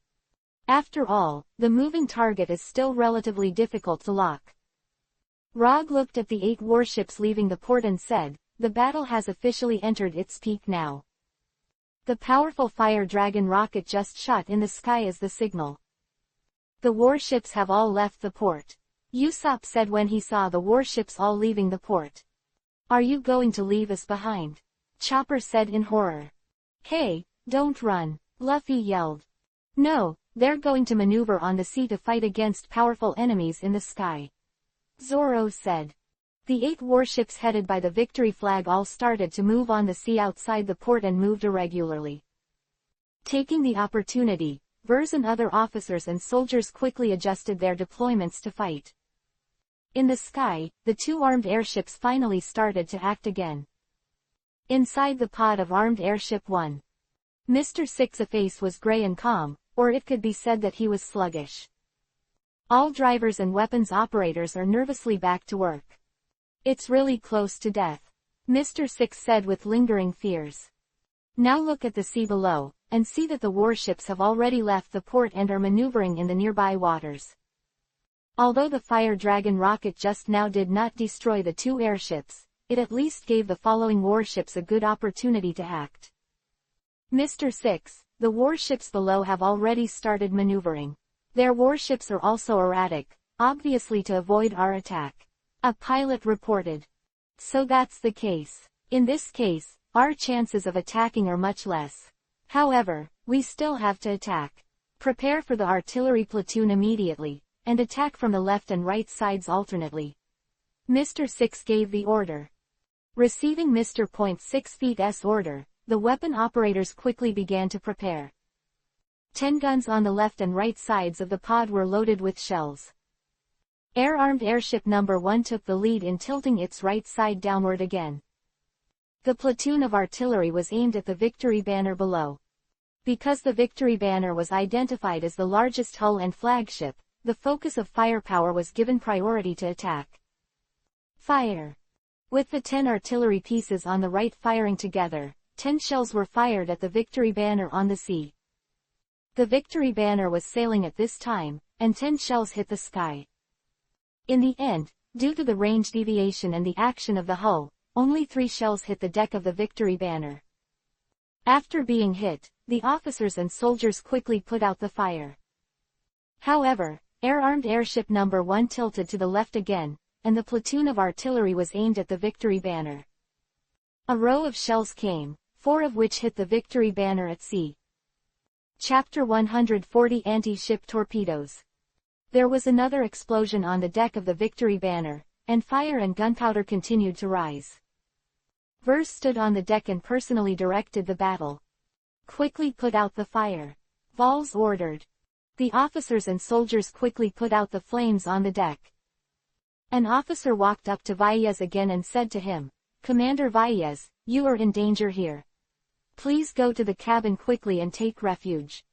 Verse waved his hand and said, "As the commander of the fleet, I want to lead the battle and stand on the front line." The air-armed airship number 1 in the sky began to fill in shells after the artillery attack on the left and right sides. However, the air-armed airship number 2 also aimed its platoons of artillery at the warship Victory banner on the sea. 2 platoons of artillery fired, and 20 shells came in a row. A total of 8 shells hit the Victory banner. The officers and soldiers on the Victory banner were still quick to put out the fire. The Victory banner and other warships used rapid-fire anti-aircraft guns to return fire, but the shells were too high to hit the 2 airships. The battle was fierce, but the airships had a huge advantage. Of course, the Victory banner is not so easy to deal with. This 150-meter-long warship is made of steel and fine wood. The structure is also very durable. It was attacked by dozens of artillery shells just now, but it only caused damage on the deck, and the hull was still sailing on the sea mighty. The Victory banner would not sink unless it was hit by a mass of hundreds of shells. The 2 armed airships carried out more than 10 rounds of shelling in succession, and dozens of shells hit the Victory banner. However, although the deck was severely damaged, the hull was still sailing. The number 1 pod of the air-armed airship, Mr. 6 and the pilot had fought and felt that the Victory banner could not be sunk. What a tenacious warship! I have seen this warship in the arms procurement mission of the Baroque Works Room. This is the most advanced heavy cruiser massed warship made by Drexus. It is made of steel and fine wood. The internal structure and hull design are very durable. The other party actually has such advanced weapons, which shows that the other party is either extremely rich or obtained this kind of warship through some means. Mr. 6 said with emotion. After listening, the driver on the side asked again, "Then Mr. 6, what do we need to do next?" Mr. 6 looked at the pilot with sluggish but ferocious eyes, and said, "Since the other party has a killer weapon, the one that destroyed the world just now, then we also have it. All right, let's use the special anti-ship weapon. Torpedoes." After listening, the driver nodded and said, "Okay, obey." The weapon operator in the pod was also ordered to activate the anti-ship torpedo. The air-armed airship number 1 is equipped with a new type of advanced weapon, anti-ship torpedoes, for this operation. All members of the air-armed airship number 1 are in a state of emergency, and we have to lower the altitude to drop anti-ship torpedoes. The phone bug's broadcast quickly sounded throughout the pod. The entire airship number 1 began to greatly reduce its height, and at the same time, the weapons, machine guns and artillery in the airship pod were always on guard. Moreover, the airship number 1 lowered its altitude while being laterally far away from the Victory banner. Rog, Zorro and Usopp, who were at the port, were very surprised. "What's going on? The enemy's airship has actually dropped a lot," Usopp said in shock. "Aren't they better in the air?" Zorro also didn't know what the other party was going to do. Rog looked at the airship number 1, which was constantly lowering its height.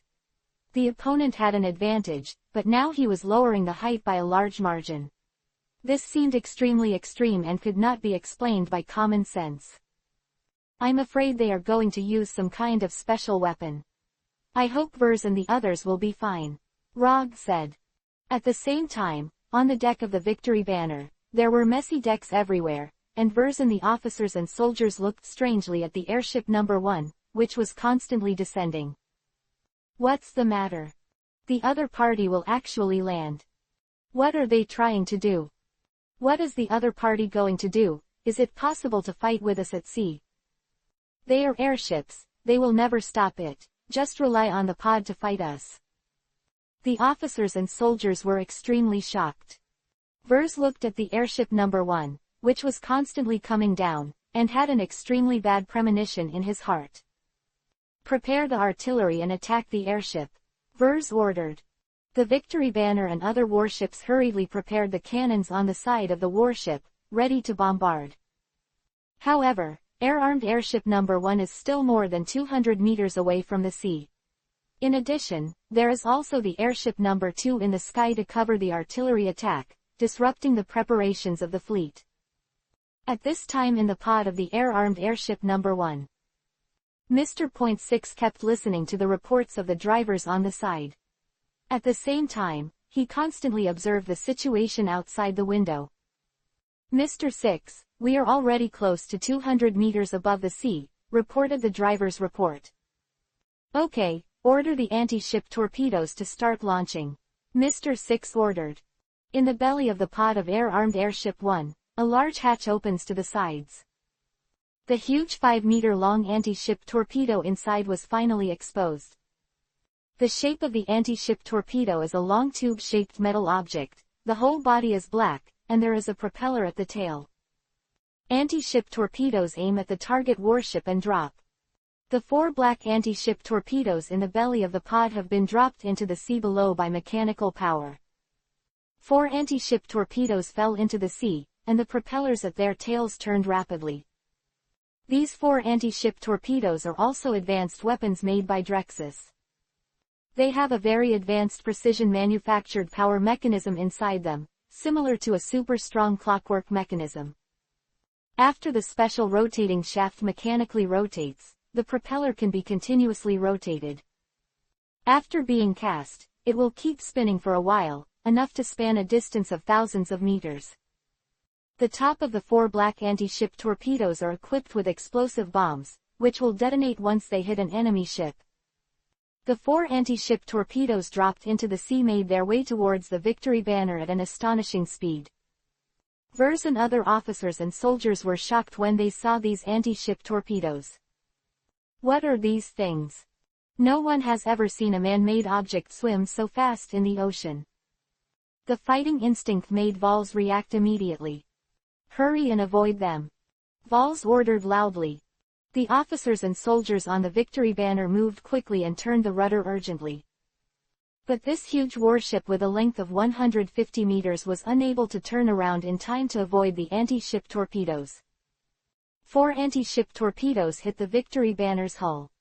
With 4 earth-shattering bangs, the bomb on the anti-ship torpedo exploded. Chapter 141: The End of the Victory Banner. After 4 anti-ship torpedoes exploded, the huge hull of the Victory Banner shook violently. Vers and some other officers and soldiers on the deck suddenly stumbled. The bomb equipped on the top of the anti-ship torpedo was so powerful that even the thick steel hull of the Victory Banner could not resist it. The massive warship was damaged by a massive explosion from the side hull. Since it was the left hull of the Victory Banner that was hit, the damaged hull on the left side of the huge warship caused the hull to flood into the sea and began to tilt violently to the left. At this time, the left hull of the Victory Banner was blown out with 4 huge caves. The sea water continued to pour into the cabin from the 4 huge caves. The previous explosion and the destroyed caves on the hull caused seawater intrusion, which made the huge ship also start to tilt rapidly. The entire 150-meter huge warship quickly fell to the sea on the left. Rog and Zoro and Usopp were watching all this from the port at this time. "My God, this is simply devastating destructive power." Zoro looked at the rapidly tilting Victory Banner in shock. How could it be like this? Could it be that Vers and the others will? Usopp was also very nervous, looking at the heavily damaged warship. Rog looked at the Victory Banner, which was severely injured. This huge warship is now in a critical state of survival. In other words, after being subjected to such a powerful destructive force, it can basically be said that there is no way to avoid sinking. "I just hope that Vers and the others will be fine," Roger said with a serious look. Chopper was terrified all behind Usopp, and he muttered as if he was afraid of something. By the way, Mary is still towing behind the stern of the Victory Banner. If this is the case, then Mary will also be dragged into the depths of the sea. Usopp said suddenly anxiously. Mary had been tied to the stern of the Victory Banner with a strong chain before, and now if the Victory Banner sank, Mary would also suffer. Just when there was chaos, the airship number 1, which had just dropped the successful anti-ship torpedo, quickly rose. Because at low altitude, this powerful armed airship will also be seriously threatened. Inside the pod of air armed airship 1. Mr. Point 6 and the driver looked out the window. Due to the rapid ascent of the airship, the view below quickly diminishes. Still, the battered Victory Banner could still be seen sinking rapidly. Report Mr. 6, the enemy's largest warship is sinking. A pilot reported. Mr. Point 6 feet's dull face also revealed a hint of excitement. The 4 anti-ship torpedoes just dropped all successfully hit the Victory Banner. It was not until the 4 earth-shattering explosions sounded just now that Mr. 6 felt relieved. Then he ordered the airship number 1 to ascend at the fastest speed. After the anti-ship torpedo explosion just now and the astonishing heavy damage to the Victory Banner, the opponent was temporarily unable to counterattack. Mr. Point 6 suddenly felt the victorious scales and quickly tilted them. As expected of an anti-ship torpedo, it is still the most advanced weapon that Baroque Works managed to buy. It allows us to deal with such a powerful warship, Mr. 6 said with satisfaction. Baroque Works is in charge of purchasing advanced weapons. It often buys weapons from advanced arms-making powers such as Drexus. Even the publicly owned arms enterprises of the world government have managed to obtain the special weapons they want through various means. Among them, the anti-ship torpedo is an advanced weapon recently developed by Drexus, but it has not yet been widely popularized. Even so, the Baroque Works room was bought with great difficulty. I used to use it as a backup for emergencies, but I didn't expect it to come in handy so quickly. In this battle, the 2 airships each carried 8 anti-ship torpedoes, a limited number of such weapons that needed to be used with caution. Just now, because the Victory Banner was judged to be the flagship, the 4 directly attacked together, mainly to deter the enemy and destroy the morale of the opponent. Air Armor number 1 now has 4 anti-ship torpedoes left, and Air Armor Airship 2 has 8 anti-ship torpedoes that have not been used. A total of 12 anti-ship torpedoes should be considered for use next. Of course, the armed airship itself still has powerful firepower and can cooperate with these terrifying anti-ship torpedoes to fight. Turn on the communication of the airship number 2, I want to discuss the battle with Ms. Mother's Day. Mr. 6 ordered. Yes, said a driver in charge of communications. In the pod of air-armed airship 2. Ms. Mother's Day and the pilots and weapons operators looked down at the Victory Banner after it had been hit. It's terrifying power. That sluggish guy used an anti-ship torpedo. It's terrifying, Ms. said in a deliberately contrived Mother's Day.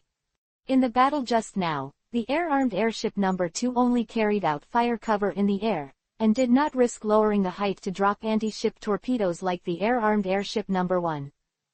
Ms. Mother's Day, air-armed airship 1 is here to communicate, a pilot reported.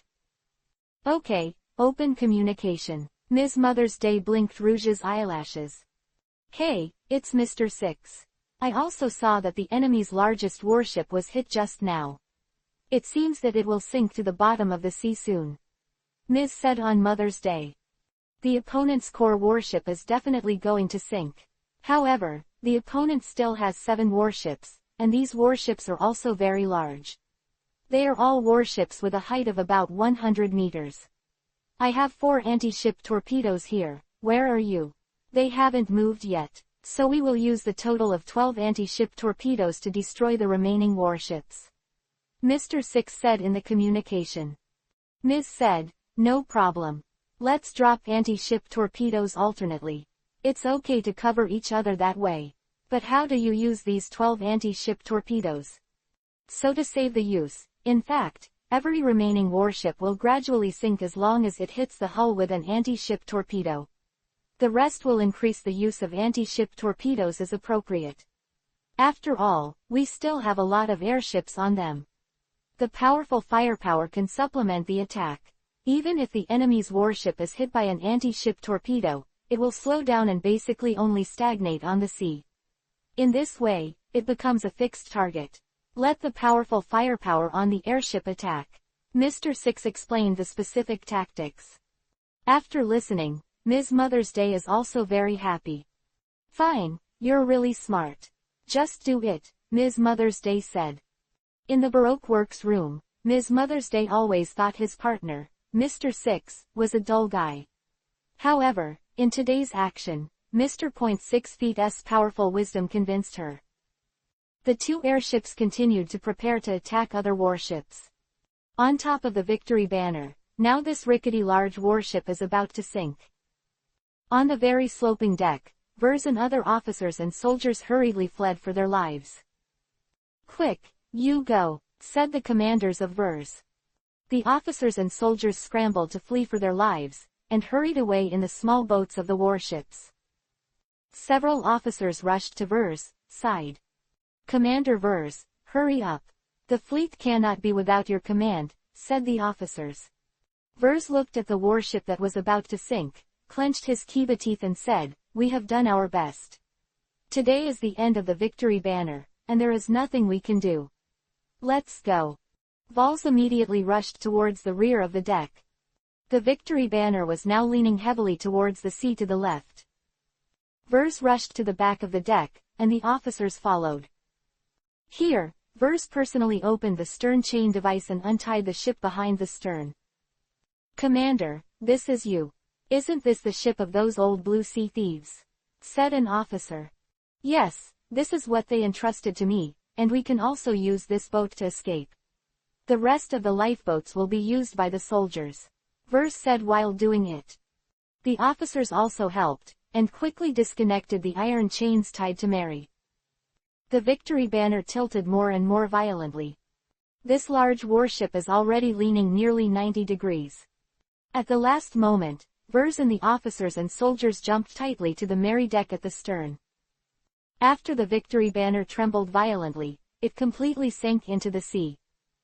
Vers and the surviving officers and soldiers watched the end of the warship from the deck of Mary. Chapter 142 Sea and Air Game. The huge hull of the Victory banner sank into the rolling sea. Vers and the officers next to him took off their hats to salute the former flagship. "The enemy is still very strong now. They are completely superior, making it difficult for us to deal with. Quickly move to the remaining warships," Vers gave the order. Temporarily staying on Mary quickly steered Mary to the remaining warships. Mary sailed onto a warship called Hercules Poseidon. Vers and the officers around him hurriedly boarded the warship. "Commander Vers, what about this ship?" an officer asked. Vers looked at Mary again and said, "Send a few people to take this ship to the port. Such a small ship will not be attacked by the other party." As ordered, several officers and soldiers manipulated Mary to the shore of the port. At the port, Rog and Zoro as well as Usopp and Luffy and Chopper are witnesses to the end of the mighty ship, the Banner of Victory. The powerful warship that had carried the crowd before was now dead at the bottom of the ocean. "What a terrible attack," Usopp said in shock. His face was already covered in sweat. "Such a large warship actually sank to the bottom of the sea," Chopper said with emotion. "It's spectacular," Luffy exclaimed. "By the way, Mary still seems to be tied to the stern of that warship," Zoro said suddenly. "By the way, Mary." Usopp jumped up in shock. Usopp looked nervously at the silent position of the Victory banner. He then shouted, "Mary!" Usopp's shout was earth-shattering, and his tears were squeezed out. "Wait, man." Suddenly Roger came over from behind Usopp and tapped him on the shoulder. "Mary has sunk to the bottom of the sea. You know how strong those chains are," Usopp said sadly. Rog's expression was calm. He pointed at the sea and said, "Please, look there." Usopp raised his head and saw a sail with the pattern of the Straw Hat Pirates and a wooden boat in the shape of a sheep's head heading towards the port on the sea. "Mary, you didn't sink."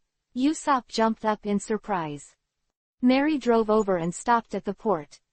Several officers and soldiers above jumped down, and Usopp rushed up to hug the ship. "Mary, I love you." Usopp cried with joy as he hugged Mary's mainmast.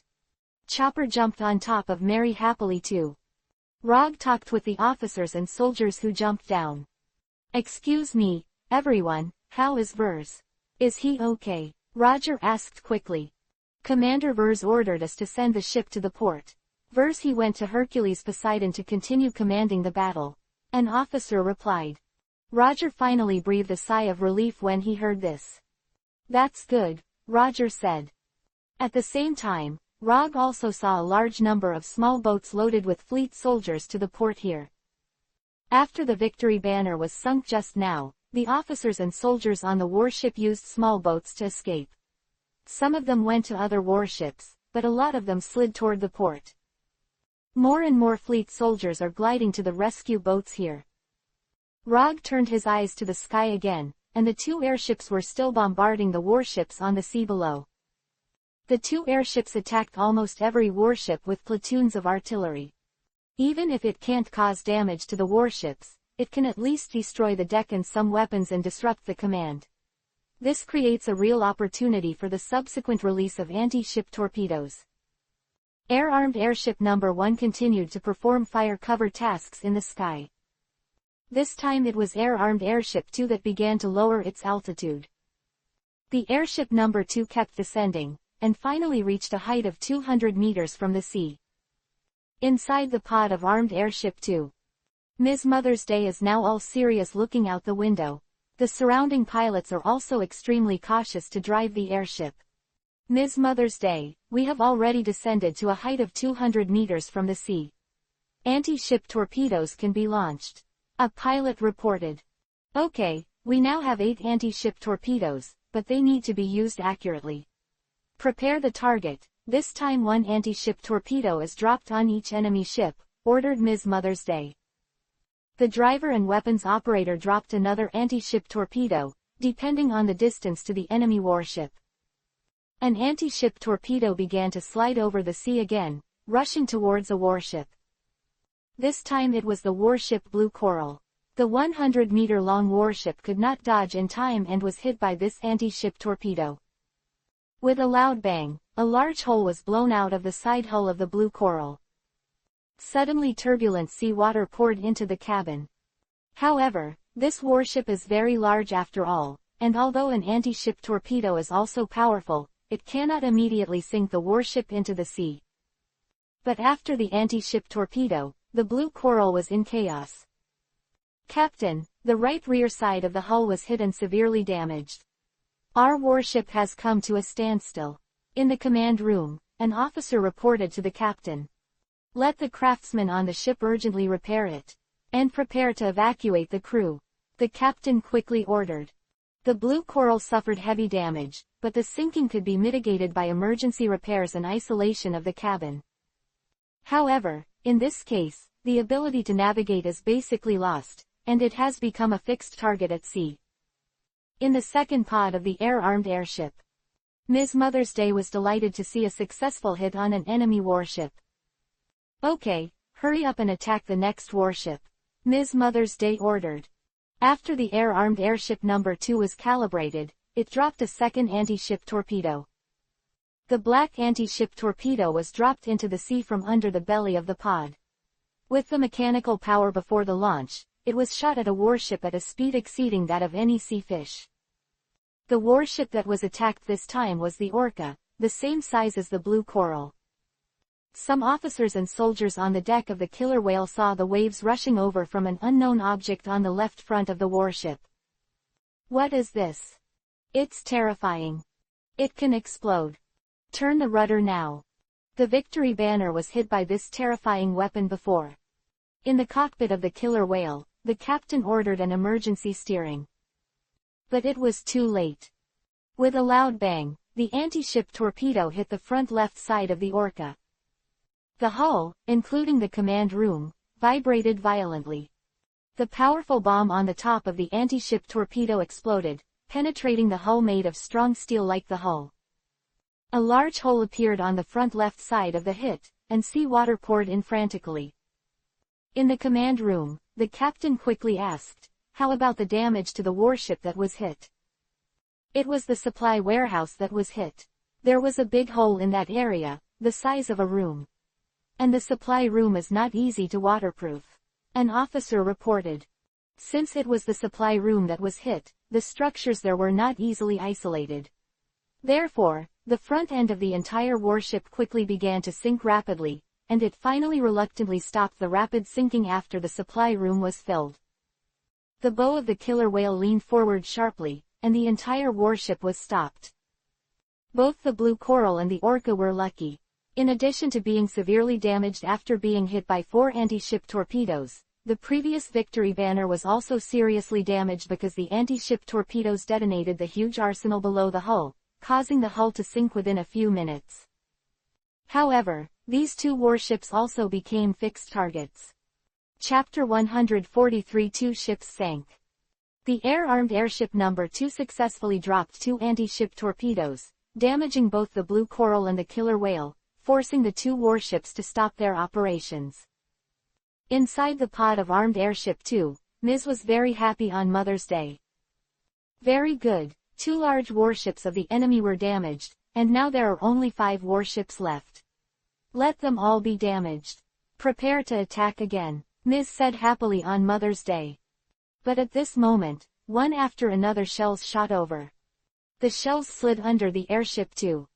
The remaining warships began to counterattack with powerful artillery. Ms. Mother's Day. The enemy warships used artillery to attack us frantically. We may not be able to stay here any longer. A pilot urgently reported.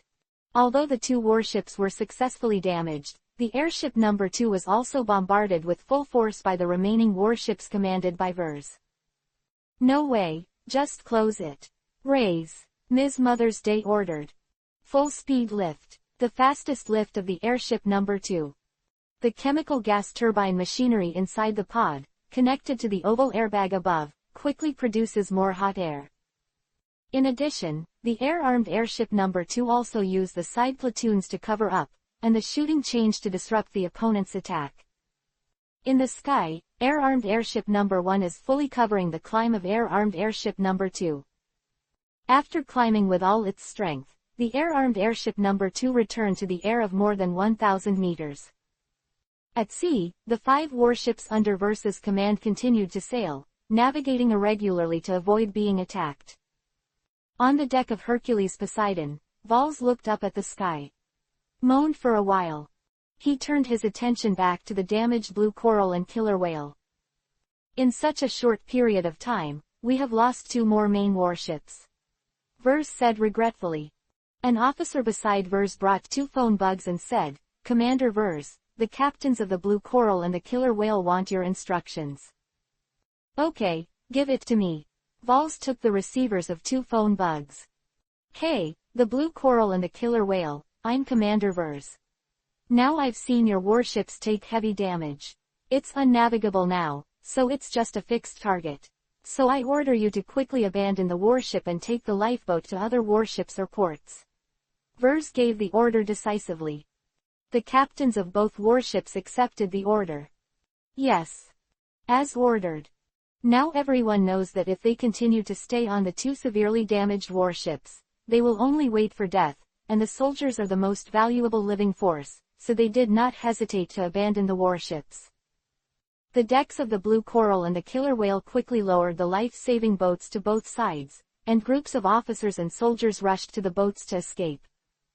In the sky, air-armed airship 1 and air-armed airship 2 were already ready to have their guns aimed at the 2 warships that stopped below. In the pod of air-armed airship 1, Mr. Point 6 looked at the 2 stopped warships below and said, Ms. did a really good job on Mother's Day just now, so that we can kill all the enemies. Now, start bombarding the 2 incapacitated warships. Following the order, the left side of the airship began to tilt downward, aiming at the killer whale. Accompanied by a row of flashes of fire, and a sound that shook the sky. 10 shells were fired.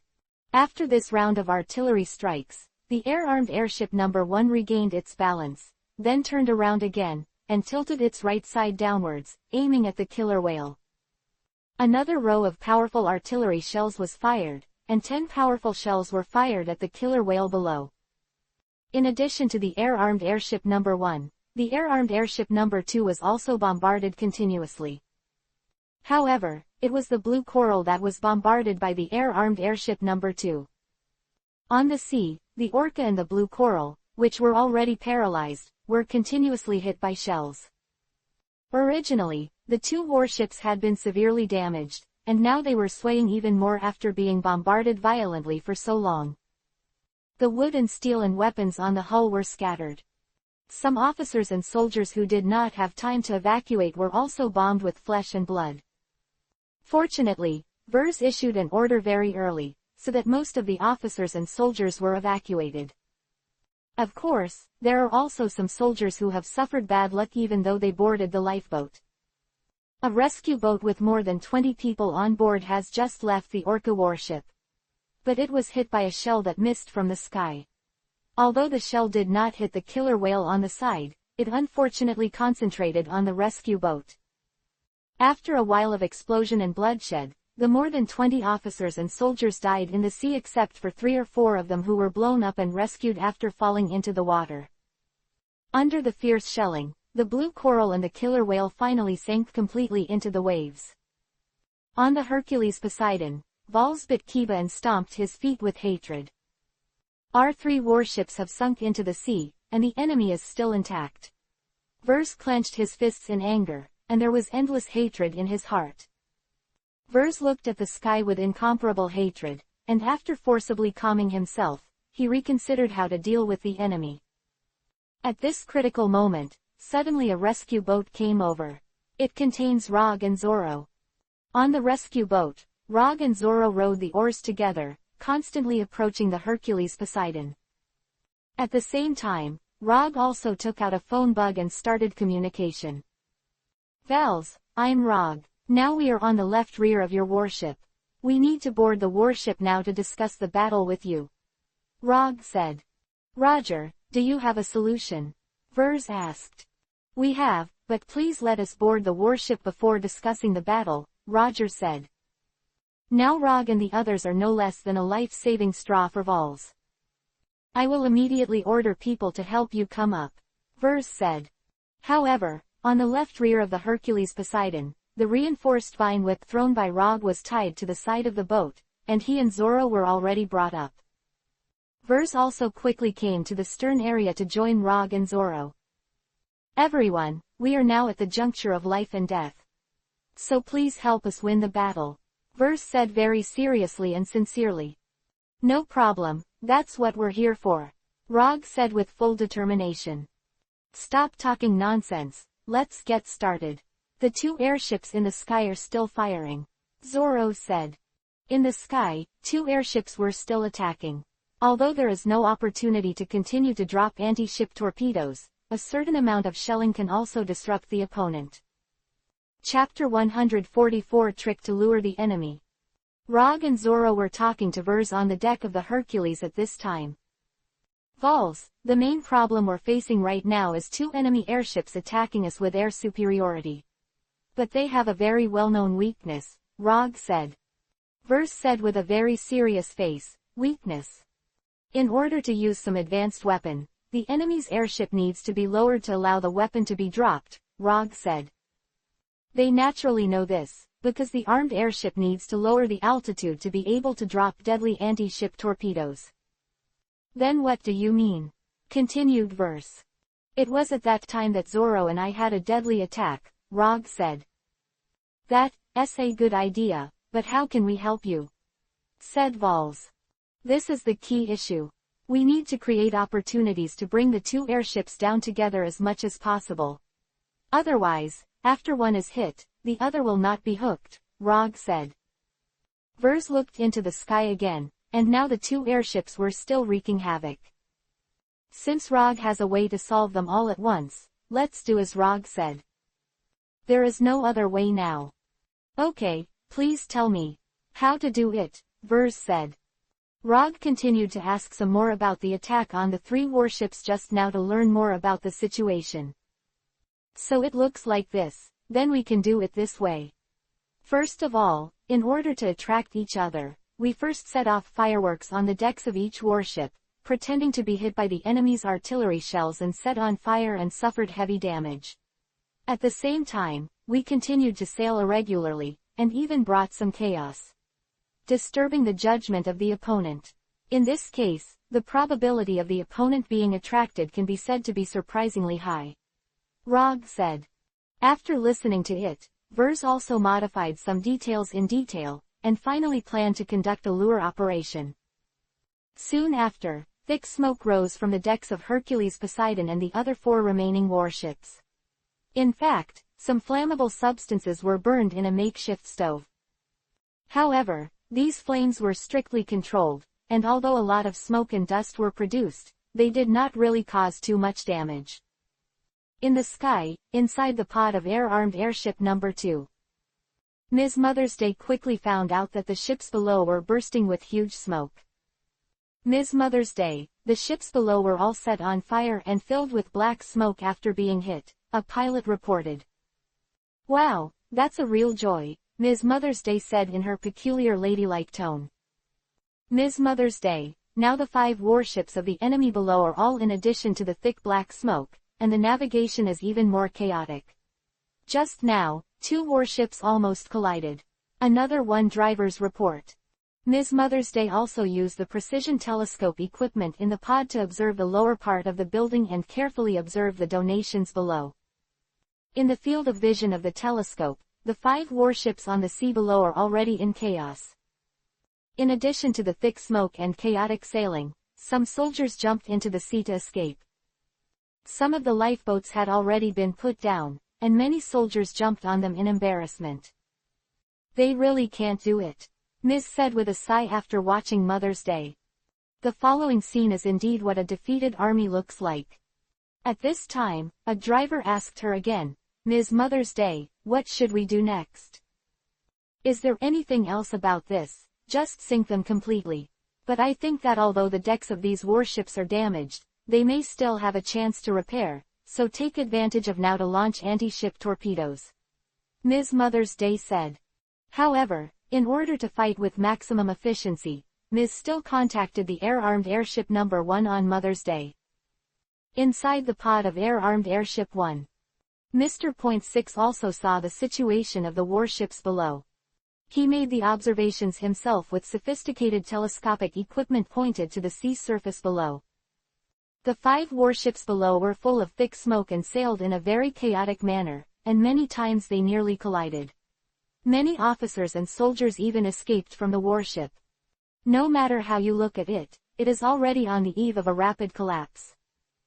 At this moment, a pilot suddenly reported, Mr. 6, the airship number 2 is now sending an emergency communication. Mr. Point 6 said quickly, okay, contact them. Then he took the phone bug's handset. Ms. Mother's Day, what's going on? Mr. 6 asked. Mr. 6, you have seen it too. The enemy warships below are in chaos, Ms. Mother's Day said. Yes, I saw it. The enemy's 5 warships have been severely damaged and thrown into chaos, Mr. 6 said. But don't you think now is the best time to give them a fatal blow? Although they are in chaos now, these warships are only severely damaged on the deck, and they can still put out the fire and repair it. So well, we took the opportunity to give them the most powerful attack. The 2 airships dropped anti-ship torpedoes together, so they would all sink into the sea, Ms. Mother's Day said. Mr. Point 6 was silent for a while, then said, you're right, but I think it's a little strange and wrong. Thinking so much now is a missed opportunity. Act now. They can still self-destruct their warships and then fight back against us. And their warships are destroyed like this, so there is no way to fight back. Don't give your opponents a chance to breathe, Ms. Mother's Day said quickly. Under the urging of Ms. Mother's Day, Mr. 6 finally made up his mind. After all, this opportunity is not available under any circumstances. Maybe if the 5 warships below put out the fire for a while, they will really be able to fight back. Okay, I'll act now. 2 airships are going down. Kun will drop anti-ship torpedoes together, Mr. 6 said. Finally, an agreement on the battle plan was reached, and the two armed airships lowered their altitude towards the sea below. On the deck of Hercules Poseidon, at this time, because of the burning of those flammable substances, thick smoke was billowing everywhere. But Rog was standing on top of a tower with Zoro and Vers. From here, you can still clearly see the descending height of the two airships above the sky. Their altitude has really dropped, said Vals happily, looking up at the sky. Rog also looked at the sky and said very happily, really, they really took the bait. Zoro also looked at Rog excitedly and said, Rog, your head is really easy to use. Vers looked at Rog again and asked, Rog, since that's the case, so what should we do next? You continue to lure your enemies, and Zoro and I are responsible for dealing with them, Rog said. Chapter 145 Tree Wings and Zoro's Dual Blades. The two air-armed airships landed quickly. Zoro, it's time for us to act, Roger said. Okay, now it's up to you, Zoro said. Rog took out a branch that looked like a pair of wings. Rog held the wing-like branch tightly with both hands, and the plant fruit ability in his body began to operate. Tree wings. Rog sent out an amazing green light from his hands. Plant fruit energy is continuously injected into this branch. With the green light, the branches start to grow and really look like a pair of wings. It's just that those branches are skeletons and those leaves are feathers. The tree wings really look like a pair of huge wings. Vers and other officers and soldiers on the side were stunned. After releasing enough plant fruit energy, Roger breathed a sigh of relief. Finally, Roger said, wiping the sweat from his forehead with his hand. The wing of the tree in front of him is a wing that spreads out to 5 meters. Although it is not very large, it contains astonishing fruit energy. And the structure is precise, and it looks almost indistinguishable from real bird feathers in appearance. Rog carried the tree wings behind him. After this tree's wings are on its back, it can move like real wings. Rog instantly turned into a birdman. I can fly with this. Roger struggled to manipulate the tree's wings to flap. The two pairs of huge wings were quickly used flexibly. Rog looked at Vers and the others again and said, okay, we're going to attack. I wish you all success, Vers said solemnly. Rog flapped the tree wings behind him, and the whole person flew up, while Zoro grabbed Rog's feet with both hands and took him into the sky with him. Rog took Zoro and flew into the sky together, constantly rising. Zoro grabbed Roger's feet tightly and asked, hey, man. Don't you think you can't take it? No problem, I'm used to these wings now, Rog said while flying. Rog took Zoro and flew to about 200 meters into the sky. Rog first looked in the north direction, and an armed airship in the air had already descended to a height of 200 meters from the sea. Rog first flew Zoro towards the airship. The airship was constantly getting closer and descending faster. At the same time, Rog raised some height appropriately, trying to manipulate the tree wings on his back. In such a critical battlefield, it is urgent to maintain high-speed flight and maintain stability, which can be said to be very difficult. Rog was extremely focused on keeping himself flying. The pair of tree wings on his back needs to be constantly and strictly operated after the transformation is completed. If you don't pay attention in this situation, you may fall into the sea.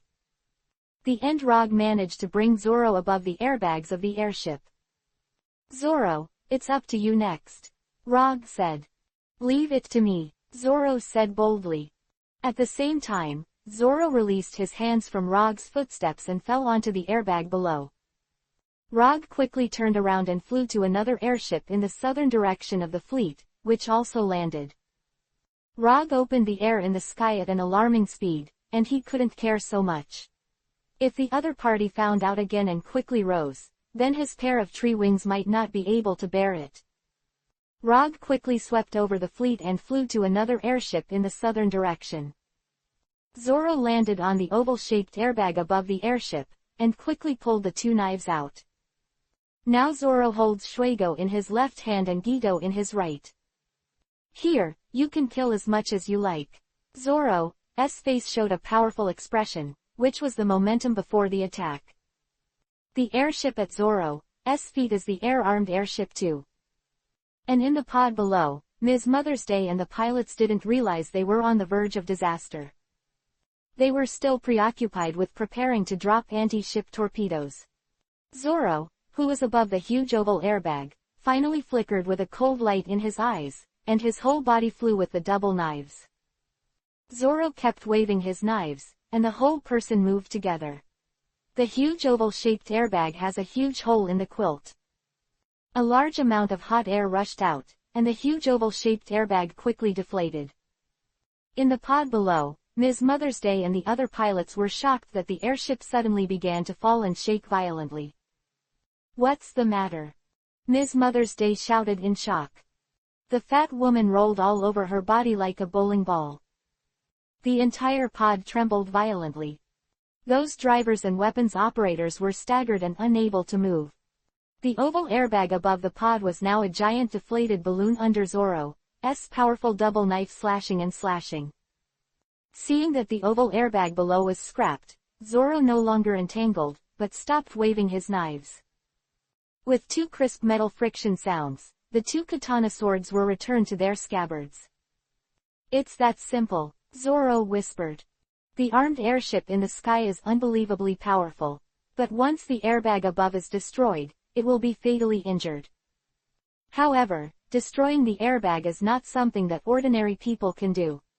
The oval airbag above uses a special synthetic fiber. Even if it is hit by artillery, it may not be destroyed. Damage at most. However, Zoro's double knives and arm strength, coupled with superb swordsmanship, really destroyed the oval airbag just like chopping melons and vegetables." The pod, which had lost its airbag lift, and Mukuro, the airbag remnant, quickly fell into the sea below. Zoro above the pod also quickly jumped from it and swam in the sea. Zoro swam towards the nearest warship. Mukuro of the airship, this metal and fine wood pod is rapidly sinking to the bottom of the sea. The water in the pod quickly entered, and it was about to turn into a steel coffin. Ms. On Mother's Day, she rushed to the door and tried her best to open it. "What's the matter, stuck?" "That's great." Ms. Mother's Day gleamed fiercely and drew a shotgun from under her luxurious dress. Aiming at the lock on the hatch is a hard shot. The shotgun was so powerful that it slammed open the lock of the hatch together with the hatch. "Ms. Mother's Day, hurry up and swim out of here." Chapter 146 Martial Arts Master Mr. 6. Ms. Mother's Day, although she is fat, she is very flexible when swimming. She quickly broke through the sea. Some other crew members also swam out of the pod one after another. But Ms. Mother's Day ignored them and swam towards a nearby warship instead. On the other side, Rog had already flown to the vicinity of the air-armed airship number 1 in the southern direction. However, in the pod of air-armed airship number 1, Mr. 6 and the other pilots discovered the problem immediately after the destruction of air-armed airship number 2 just north. Mr. Point 6 immediately ordered to stop dropping anti-ship torpedoes and raise them quickly. The airship 1 quickly began to climb. At the same time, the machine guns on the side of the pod began to fire in Rog's direction. Rog jumped up, but the machine guns responded later, allowing Rog to fly over the oval airbag above the airship number 1. Above this oval airbag, Roger stood on it. Finally got to the top. Rog took a breath, and then moved his arms to prepare to attack. Roger took out a very sharp, serrated plant.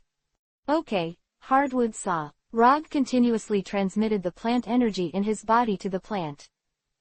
The plant grew rapidly and turned into a huge, serrated, powerful blade 2 meters long. It looks like a lot of big knives. Although it was transformed from a plant, the hardness is comparable to that of a real steel blade or even stronger. Rog clenched the big knife in both hands and began to slash at the oval airbag below. This blade is extremely sharp, and coupled with Rog's tremendous strength, it was directly cut open.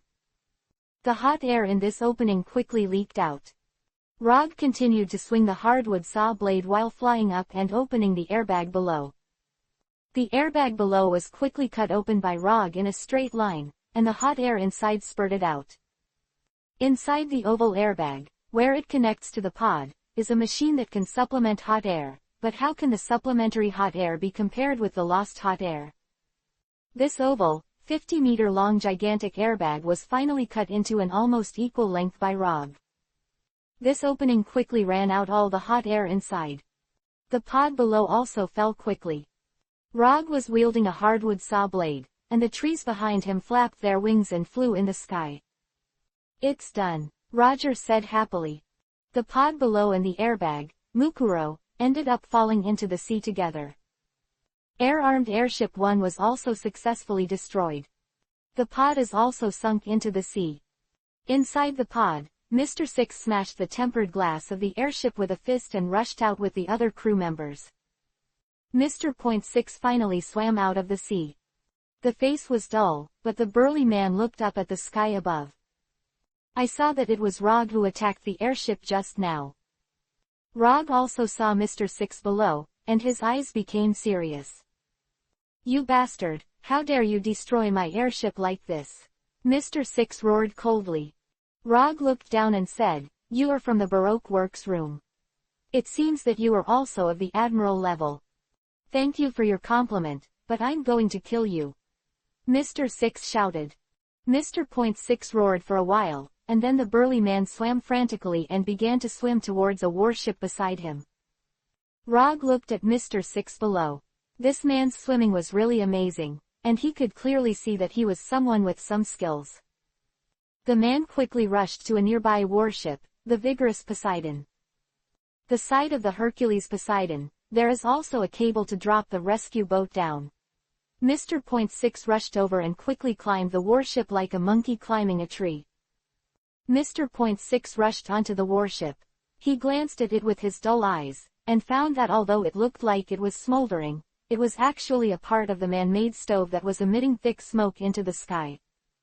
"Sure enough, they lied to us," Mr. Six said. However, Mr. Six, who boarded the warship, was quickly surrounded by several officers and soldiers. When several officers and soldiers saw this burly man with a naked upper body, they all realized that something was wrong, and they all gathered around. "Who are you? Look at the pattern on his arm. He's from the Baroque Works. Hurry up and catch him." After several officers and soldiers discussed, they attacked Mr. Six together. Mr. Point Six Feet's upper body with muscles all over his body moved quickly. Knocked down enemies one by one with skillful punching.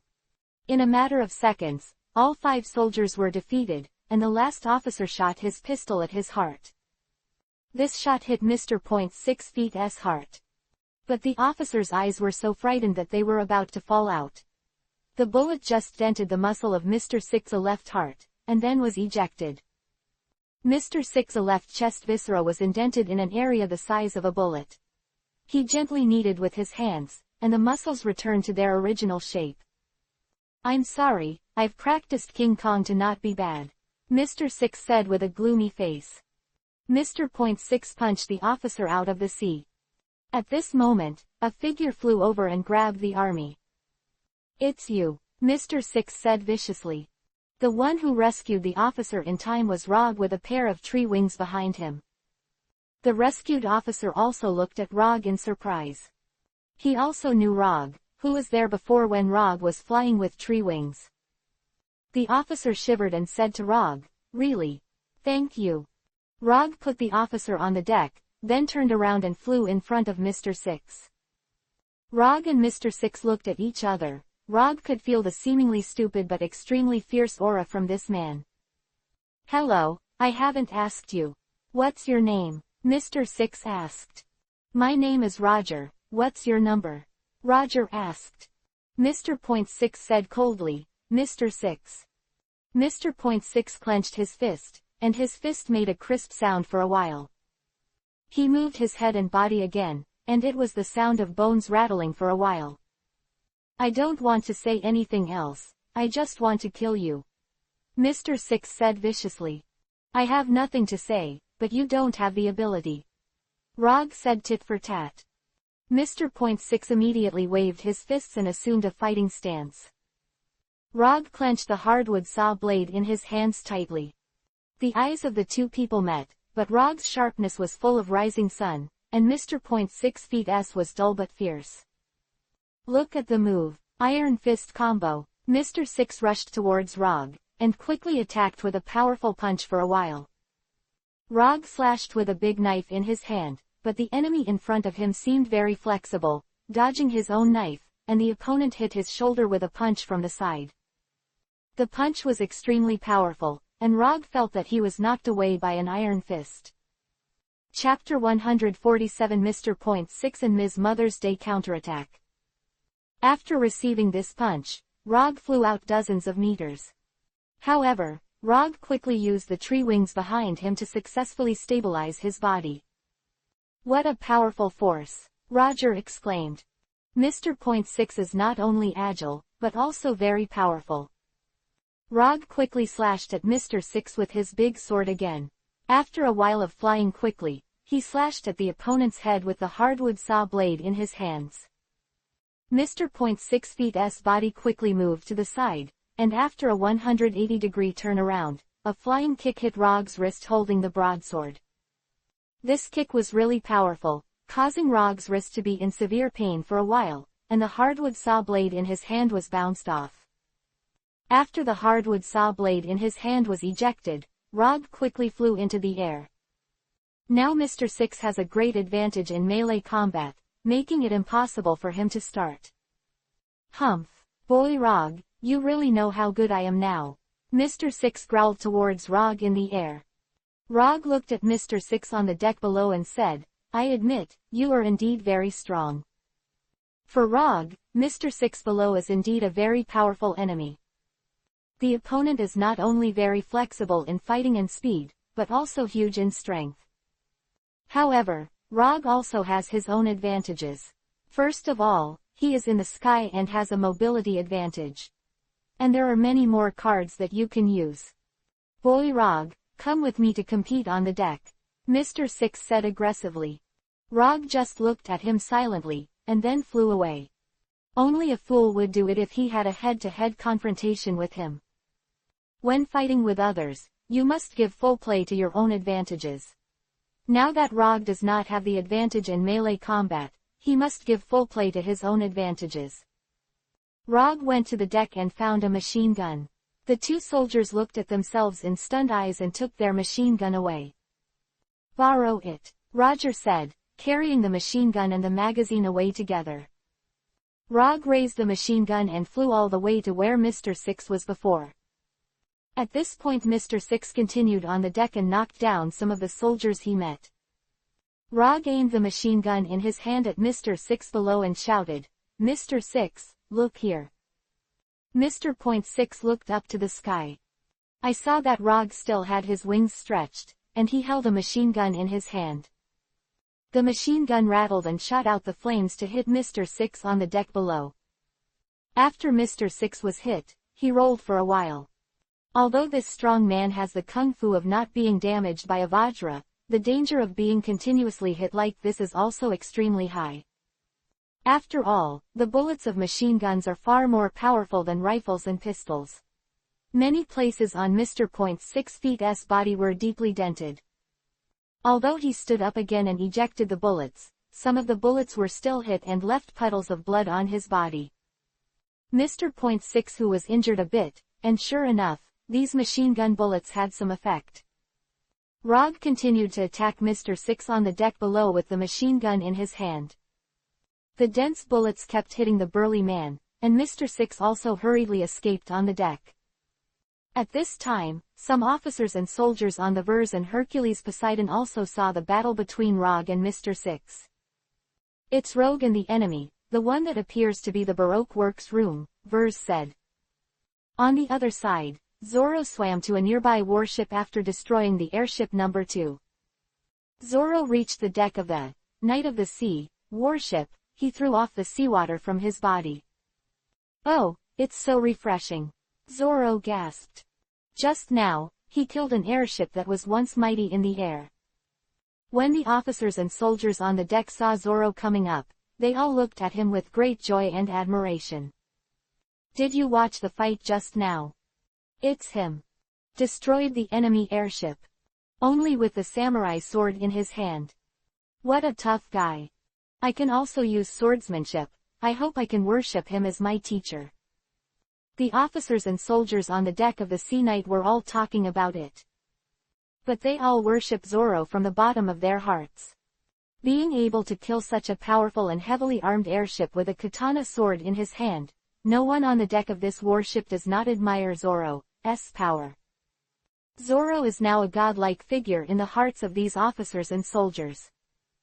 Zoro looked at the officers and soldiers ahead and said, "Hey, don't welcome me like this." Right now, in the sea.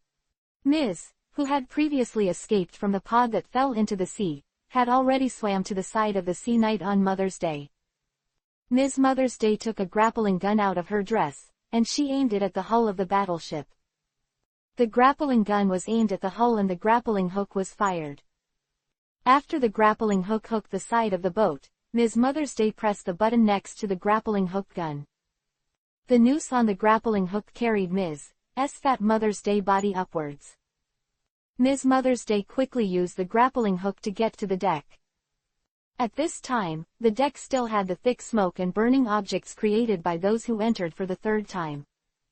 Seeing all this, Ms. Mother's Day was not as graceful as it used to be, and she was very annoyed. These bastards dare to lie to me. They even made me take off my makeup, Ms. said angrily on Mother's Day. In this case, Ms. Mother's Day seems to be unable to continue to be quiet. She angrily took out the shotgun from her dress. This angry fat woman is going to kill on this warship. Who are you? After a while of noise, 2 fleet soldiers with rifles rushed over. Ms. Mother's Day looked at the 2 soldiers with extremely resentful eyes. The 2 soldiers raised their rifles and were about to take aim. But the current Ms. Mother's Day threw a ball-like thing at any time. This spherical object was only the size of an egg, but it flickered in midair, and the 2 soldiers who were illuminated by the light were unable to open their eyes. Go to hell. Ms.'s shotgun fired on Mother's Day. The 2 shotguns hit the 2 soldiers hard. The soldier on the left had his chest pierced, and blood shot far from his back. The soldier on the right had his head smashed, and his brains and blood spurted out. The heat generated by the shotguns on the 2 corpses fell onto the deck. Ms. stepped on the bodies of 2 people on Mother's Day. Her eyes were still full of hatred. Ms. Mother's Day started rampaging the deck of the Sea Knight with a shotgun. On the deck of this warship, Ms. Mother's Day began attacking everyone she encountered. Zoro, who was already resting on the deck, talked with the other marine officers and soldiers. These officers and soldiers admired him very much, and all kinds of compliment remarks were endless. The captain of the Sea Knight went to Zoro in person and talked to him. At this moment, the sound of shotguns resounded throughout the warship. Zoro's keen combat instincts looked to the side of the deck. Chapter 148 Zoro vs M's Mother's Day. On one side of the deck, a fat figure walked towards him with a large shotgun in his hand. Zoro looked at the coming Ms. Mother's Day, and then said to the people around, "Leave it to me." The captain of this warship and some other officers and soldiers understood Zoro's powerful strength, and they all stepped aside and let Zoro deal with her. Ms. Mother's Day with a shotgun and a fat face full of hatred and anger. This fat woman came all the way and killed more than 20 soldiers. There are more people ahead, keep killing, Ms. Mother's Day said as she walked. After continuing to going for more than 10 meters on Ms. Mother's Day, a sound came from behind her. Hello, are you from the Baroque Works room?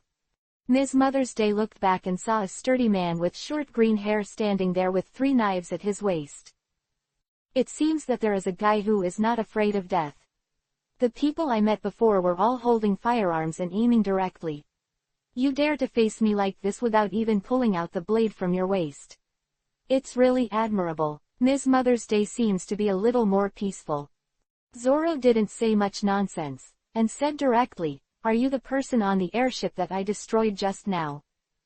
Hearing Zoro's words, Ms. Mother's Day's eyes froze immediately, and her eyeballs were about to bulge out. Her face also became extremely ugly. "What did you say? You destroyed the airship," Ms. said in a trembling voice on Mother's Day. "Well, what's the matter? As for being so surprised. And I still use the dual knives on my waist," Zoro said calmly. "Bastard. You destroyed my most powerful airship." Ms. was so angry on Mother's Day that she was about to explode. Zoro naturally didn't understand why Ms. was so angry on Mother's Day.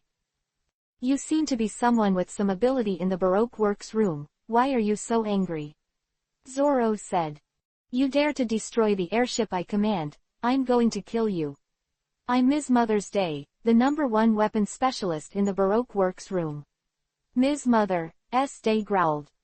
Ms. Mother's Day fiercely aimed her large shotgun at Zoro. A very loud gunshot rang out, and the shot was fired, and it exploded into many small bullet fragments. But Zoro disappeared without a trace in front of her gun. Zoro moved quickly to her left. "Hey, where are you shooting?" Zoro asked. Failed Mother's Day attack. The fat on her face quickly became more crowded and ferocious, and she quickly aimed her shotgun to the left again. "Death to me!" Ms. Mother's Day roared and fired another shot. Zoro's figure disappeared without a trace again. "Damn, bastard, give me the bullets of the often old lady." Ms. Mother's Day shot frantically for a while, with swarms of shrapnel shooting at Zoro, who was dodging repeatedly. Zoro's figure is very agile, and she judged and quickly avoided the moment before she pulled the trigger. For Zoro, just avoid the frontal shot of Ms. Mother's Day. Although the opponent uses a gun, the time it takes for the opponent from aiming to pulling the trigger is no faster than that of some superb swordsman to draw a sword or knife. Zoro just changed his view on the enemy with shooting weapons, seeing it as another kind of a swordsman in style will do. Under this circumstance, Zoro's skills that he has cultivated over a long period of time between life and death are very powerful. Zoro managed to dodge more than a dozen hits from Ms. Mother's Day shotgun. Ms. Mother's Day is full of sweat, and her face is full of anger. However, Zoro's flexible dodge also has a chance to crack. Ms. Mother's Day took a spherical egg-sized orb bomb from her dress and threw it into the air. The small bomb exploded 3 meters high in the air, illuminating everything around it. At this time, Ms. Mother's Day also found Zoro's location, and shot the shotgun in Zoro's direction. "Ha ha ha, how's my flashbang?" Ms. growled triumphantly on Mother's Day. But after a closer look, Zoro was already lying on the ground. Ms. Mother's Day thought she had knocked down the opponent, but Zoro quickly rolled away and left. When the flash bomb exploded just now, Zoro already felt that the situation was not good. So he hurried to the ground, because the glare of the flashbang made it difficult for him to move left and right. However, when Zoro lay down, he was still hit by several bullets in the body and legs. Of course the injured Zoro would not give the opponent a chance to attack again. He rolled around for a while and left here. Zoro left quickly. He quickly stood up and hid in a room in a nearby tower. Ms. Mother's Day caught up again and broke into the tower. After entering the tower, there is a large room. Something like a hall where people gather. Ms. Mother's Day walks in this hall while looking around. There are no other figures in this hall. Zoro disappeared without a trace. Ms. Mother's Day then put the shotgun away and pulled out a firearm capable of firing grenades. At the same time, she also took out a gas mask from her dress and put it on her face. "Okay, since you won't come out, let's have a taste of this poisonous gas." Ms. Mother's Day fired a gas grenade into this hall with a grenade gun. Gas grenades exploded here, and swarms of poison gas began to fill. At this time, behind a cabinet in the hall, Zoro was hiding here, using the torn strips of clothing used by some fleet soldiers in the cabinet to bandage his body wounds. On the ground beside it was blood and some bullet fragments dug out with the tip of a knife. There's poison gas again, but luckily the wound is finished. Zoro quickly covered his mouth with some remaining cloth and rushed out of a nearby window. Rushing out the window, Zoro was finally able to catch his breath. Back on the deck, the hot and dry sea breeze kept blowing. These sea breezes are enough to disperse any poisonous gas. The Ms. Mother's Day in it also rushed out after finding that Zoro was fruitless. But the hot, dry sea breeze above the deck was enough to blow any poison away. It seems that the poison gas is useless. Ms. Mother's Day hurriedly took off the gas mask on her head. However, I still hold the grenade gun in my hand, and there are still many powerful types of grenades that can be used. Holding a grenade gun, she switched grenades again. Okay, swordsman, I'll force you out, Ms. Mother's Day said. Ms. Mother's Day grabbed the grenade gun and fired a grenade at a nearby pile of crates. The grenade exploded, but countless small nails flew out. This is a fragmentation nail grenade. A grenade contains hundreds of small nails, and after a powerful explosion, it will fly around, and the person who is hit will be in unbearable pain. Chapter 149 Ms. The end of Mother's Day. The area around the swarms of crates being hit by the frag nail grenade is covered in nails, but there's no Zoro here. Ms. Mother's Day continued to target her grenade gun elsewhere. Zoro was hiding in a pile of cannons at this time, and saw Ms. Mother's Day constantly using powerful grenade weapons to attack the surrounding area. In addition to fragmentation nail grenades, Ms. Mother's Day fired incendiary grenades with a grenade gun. Incendiary grenades contain chemicals that, once exploded, can cause surrounding objects to stick to this incendiary agent. Zoro sees Ms. S constant attack on Mother's Day, and he can't keep being passive like this. It can't be like this all the time, I'm ready to fight. Zoro's 3 samurai swords were all pulled out of their scabbards, 2 in his hands, 1 in his mouth, and a green turban on his head. Ms. Mother's Day is constantly attacking with incendiary grenades. Suddenly, a figure rushed over from the side. Zoro with 3 katana swords. It's finally out. Ms. Mother's Day immediately pointed her grenade at Zoro and pulled the trigger. An incendiary grenade was fired at Zoro. Zoro didn't dodge, but the 3 blades combined to block the incendiary grenade. Was a loud explosion, and Zoro was surrounded by flames, but a surprising scene happened. Zoro jumped in midair, surrounded by the sword energy of the 3 katana swords, and he himself was not burned by the flames. However, the samurai sword held in Zoro's arms and in his mouth was smeared with the flame of the burning preparation. How can it be like this? Ms. Mother's Day said in shock and unimaginable. Zoro's 3 samurai swords were all burning flames at this time, and his arms were crossed in front of his chest. The whole person seems to be like a flame death god coming out of hell. Burning. Ghost slash. Zoro's whole body was like a flame of death, and all 3 knives hit Ms. Mother's Day body. 3 flaming scorching blades struck Ms. Mother's Day with precision. Zoro's body fell a few meters behind his opponent. He was half knelt on the ground, the katana sword clenched in his arms and the katana sword in his mouth were flames that were still burning. Zoro stood up again and saw that Ms. Mother's Day, who had been slashed 3 times, fell down.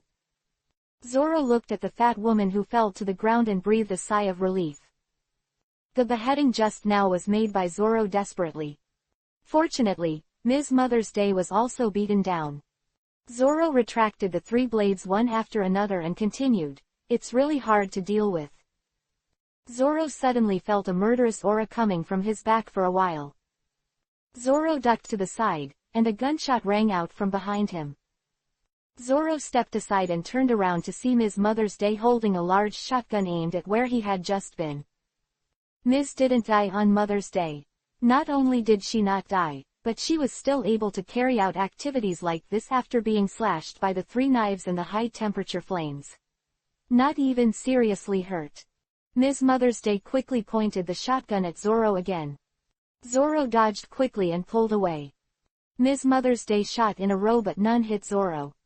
Zoro re-pulled Yukiguro and Onikiru from the scabbard at his waist in the distance. Zoro looked at Ms. Mother's Day and asked loudly, "Hey, why didn't you go down?" "Ha ha ha, let me show you." Ms. tore up her upper body dress on Mother's Day, revealing a steel armor. "So that's how it is," Zoro said. Unexpectedly, the opponent's body is also wearing armor, so it is no wonder that the 3 knives just now did not hurt the opponent. Ms. Mother's Day shouted in a loud voice, "Hey, bastard swordsman! Do you think I can fight without any protection? I'm a super weapon master in the Baroque Works room." Ms. put away the shotgun again, raised the grenade gun again, aimed the grenade gun at Zoro and fired a grenade. Zoro quickly dodged the grenade and quickly jumped aside. The grenade also exploded, and countless small nails flew out of it. This is a fragmentation nail grenade. The countless small nails inside flew around under the powerful force of the explosion. Zoro was still in the range, and Zoro quickly used Snow Walk and Ghost to resist these little nails. Still, a few nails hit Zoro in the legs and stomach. Zoro hurriedly tumbled again for a while, to the back of a nearby row of wine barrels. Zoro felt pain in his body for a while, especially in his legs and abdomen. But it doesn't matter that much now. Ms. Mother's Day is coming this way again, and aiming at the barrels is another fragmentation nail grenade. The barrels exploded with grenades and hit by flying nails, and a lot of alcohol flowed out of it. The drinks flowed quickly to Zoro. Zoro's nose is extremely sensitive to alcohol because of his years of drinking. It's some good rum, and it's strong. Zoro's mouth suddenly showed a confident smile. Ms. Mother's Day is continuing to wear new incendiary grenades, because the attack effect of the fragmentation nail grenade just now is too poor. "I'm going to blow you up," Ms. Mother's Day said viciously. At this moment, Zoro suddenly rushed out, carrying a huge half-human high wine barrel on his shoulders. "Come on, fat lady." Zoro jumped up and rushed towards Ms. Mother's Day. Ms. Mother's Day raised the grenade gun in his hand. Zoro hurled the cask he was carrying to Ms. Mother's Day. Ms. Mother's Day, an incendiary grenade is fired. Barrel was already above Ms. Mother's Day, the grenade hit the barrel. The barrel was blown to pieces, and the strong rum inside burned quickly, enveloping the Ms. Mother's Day below in flames. Ms. Mother's Day was covered in flames. "Ah!" Ms. Mother's Day screamed in shock. At this time, Zoro was spinning his swords in midair. Flame, rhinoceros. Zoro's double knives brought the flames to form a firestorm, and hit Ms. Mother's Day heavily. The strong thrust pushed Ms. Mother's Day out of the deck abruptly. The flame-covered Ms. fell into the sea on Mother's Day. Ms. Mother's Day, who was severely injured, struggled in the sea and finally sank. Zoro stood beside the warship, looking down. This time, she definitely won't be able to climb up. Zoro gasped for a while, and put Shueiki back in the scabbard. He is now finally over the fight, but there has been a real pain in his body for a while. Zoro sat down and examined his legs, which had 5 small nails. There are 3 small nails in the abdomen. Zoro used Gusha's sword to forcibly dig out these little nails. Chapter 150, Dignified Self-Discipline. Zoro dug out the little nails in his legs and belly, got up again and started walking. At this time, the captain of the warship and the officers and soldiers came over. They all saw the fierce battle just now. Many people's admiration for Zoro is even higher. Zoro looked at these people and said, "Well, I have already killed the remnants of the Baroque Works room that boarded the warship. You can rest assured." Next, the compliments of these officers and soldiers filled Zoro's surroundings. "You are amazing, swordsman. Swordsman, your swordsmanship is unparalleled. And your fighting power is unimaginable. If there is a world's #1 swordsman in the future, then it will definitely be you. The swordsman, please accept me as a disciple." A flood of compliments of all kinds came to Zoro. Zoro just smiled bitterly and said, "Hey, I just want some water and medicine now." Zoro resolved Ms. Mother's Day. The Sea Knight finally had nothing to do. On the other side, on the deck of Hercules Poseidon, Rog and Mr. Six continued their fierce battle. The burly and strong Mr. Six with the naked upper body hid under the constant firing of Rog's machine gun in midair. But this burly man is also waiting for an opportunity to counterattack. Bastard, try this. Mr. Point 6 found a wooden barrel and threw it towards Rog in the air. At this time, Rog, who was more than 20 meters above the deck, dodged the barrel. After Rog successfully avoided the barrel, Mr. 6 saw that it was ineffective, and quickly fled to the side of a cannon on the deck. The strong man lifted the cannon abruptly and filled the cannonball. Seeing this brawny man's actions, Rog really felt that he was an enemy with both martial arts and brute force. He aimed the cannon at Rog in the air and pulled the rope. After a loud bang, a shell was fired at Rog. Rog fell urgently and avoided the shell in time. The shell exploded more than 10 meters above Rog. Rog quickly changed direction and soared higher again. It's really dangerous. But it seems that I should also change some weapons. Rog threw the machine gun in his hand. Rog flew to the area near the stern of the Hercules Poseidon again, and found a harpoon that could be launched from there. Harpoons can be said to be very powerful. This Hercules Poseidon is equipped with many harpoons with mechanical spring devices because it has to deal with large marine creatures such as sea kings or whales. It's really heavy. Rog picked up a large 3-meter-long catapult harpoon and flew again. After flying to the previous location, Rog saw that Mr. 6 below was still here. He didn't leave much after the time was too short, but he took the opportunity to quickly collect some weapons. Boy Roger, try the cannon. This time, Mr. 6 held a cannon in each of his hands, and his kiba teeth were biting the 2 ropes. The burly man's mouth pulled the rope fiercely. 2 cannons sounded, and 2 cannonballs shot out from the 2 cannons and flew towards Rog. The large harpoon that Rog was holding was also triggered.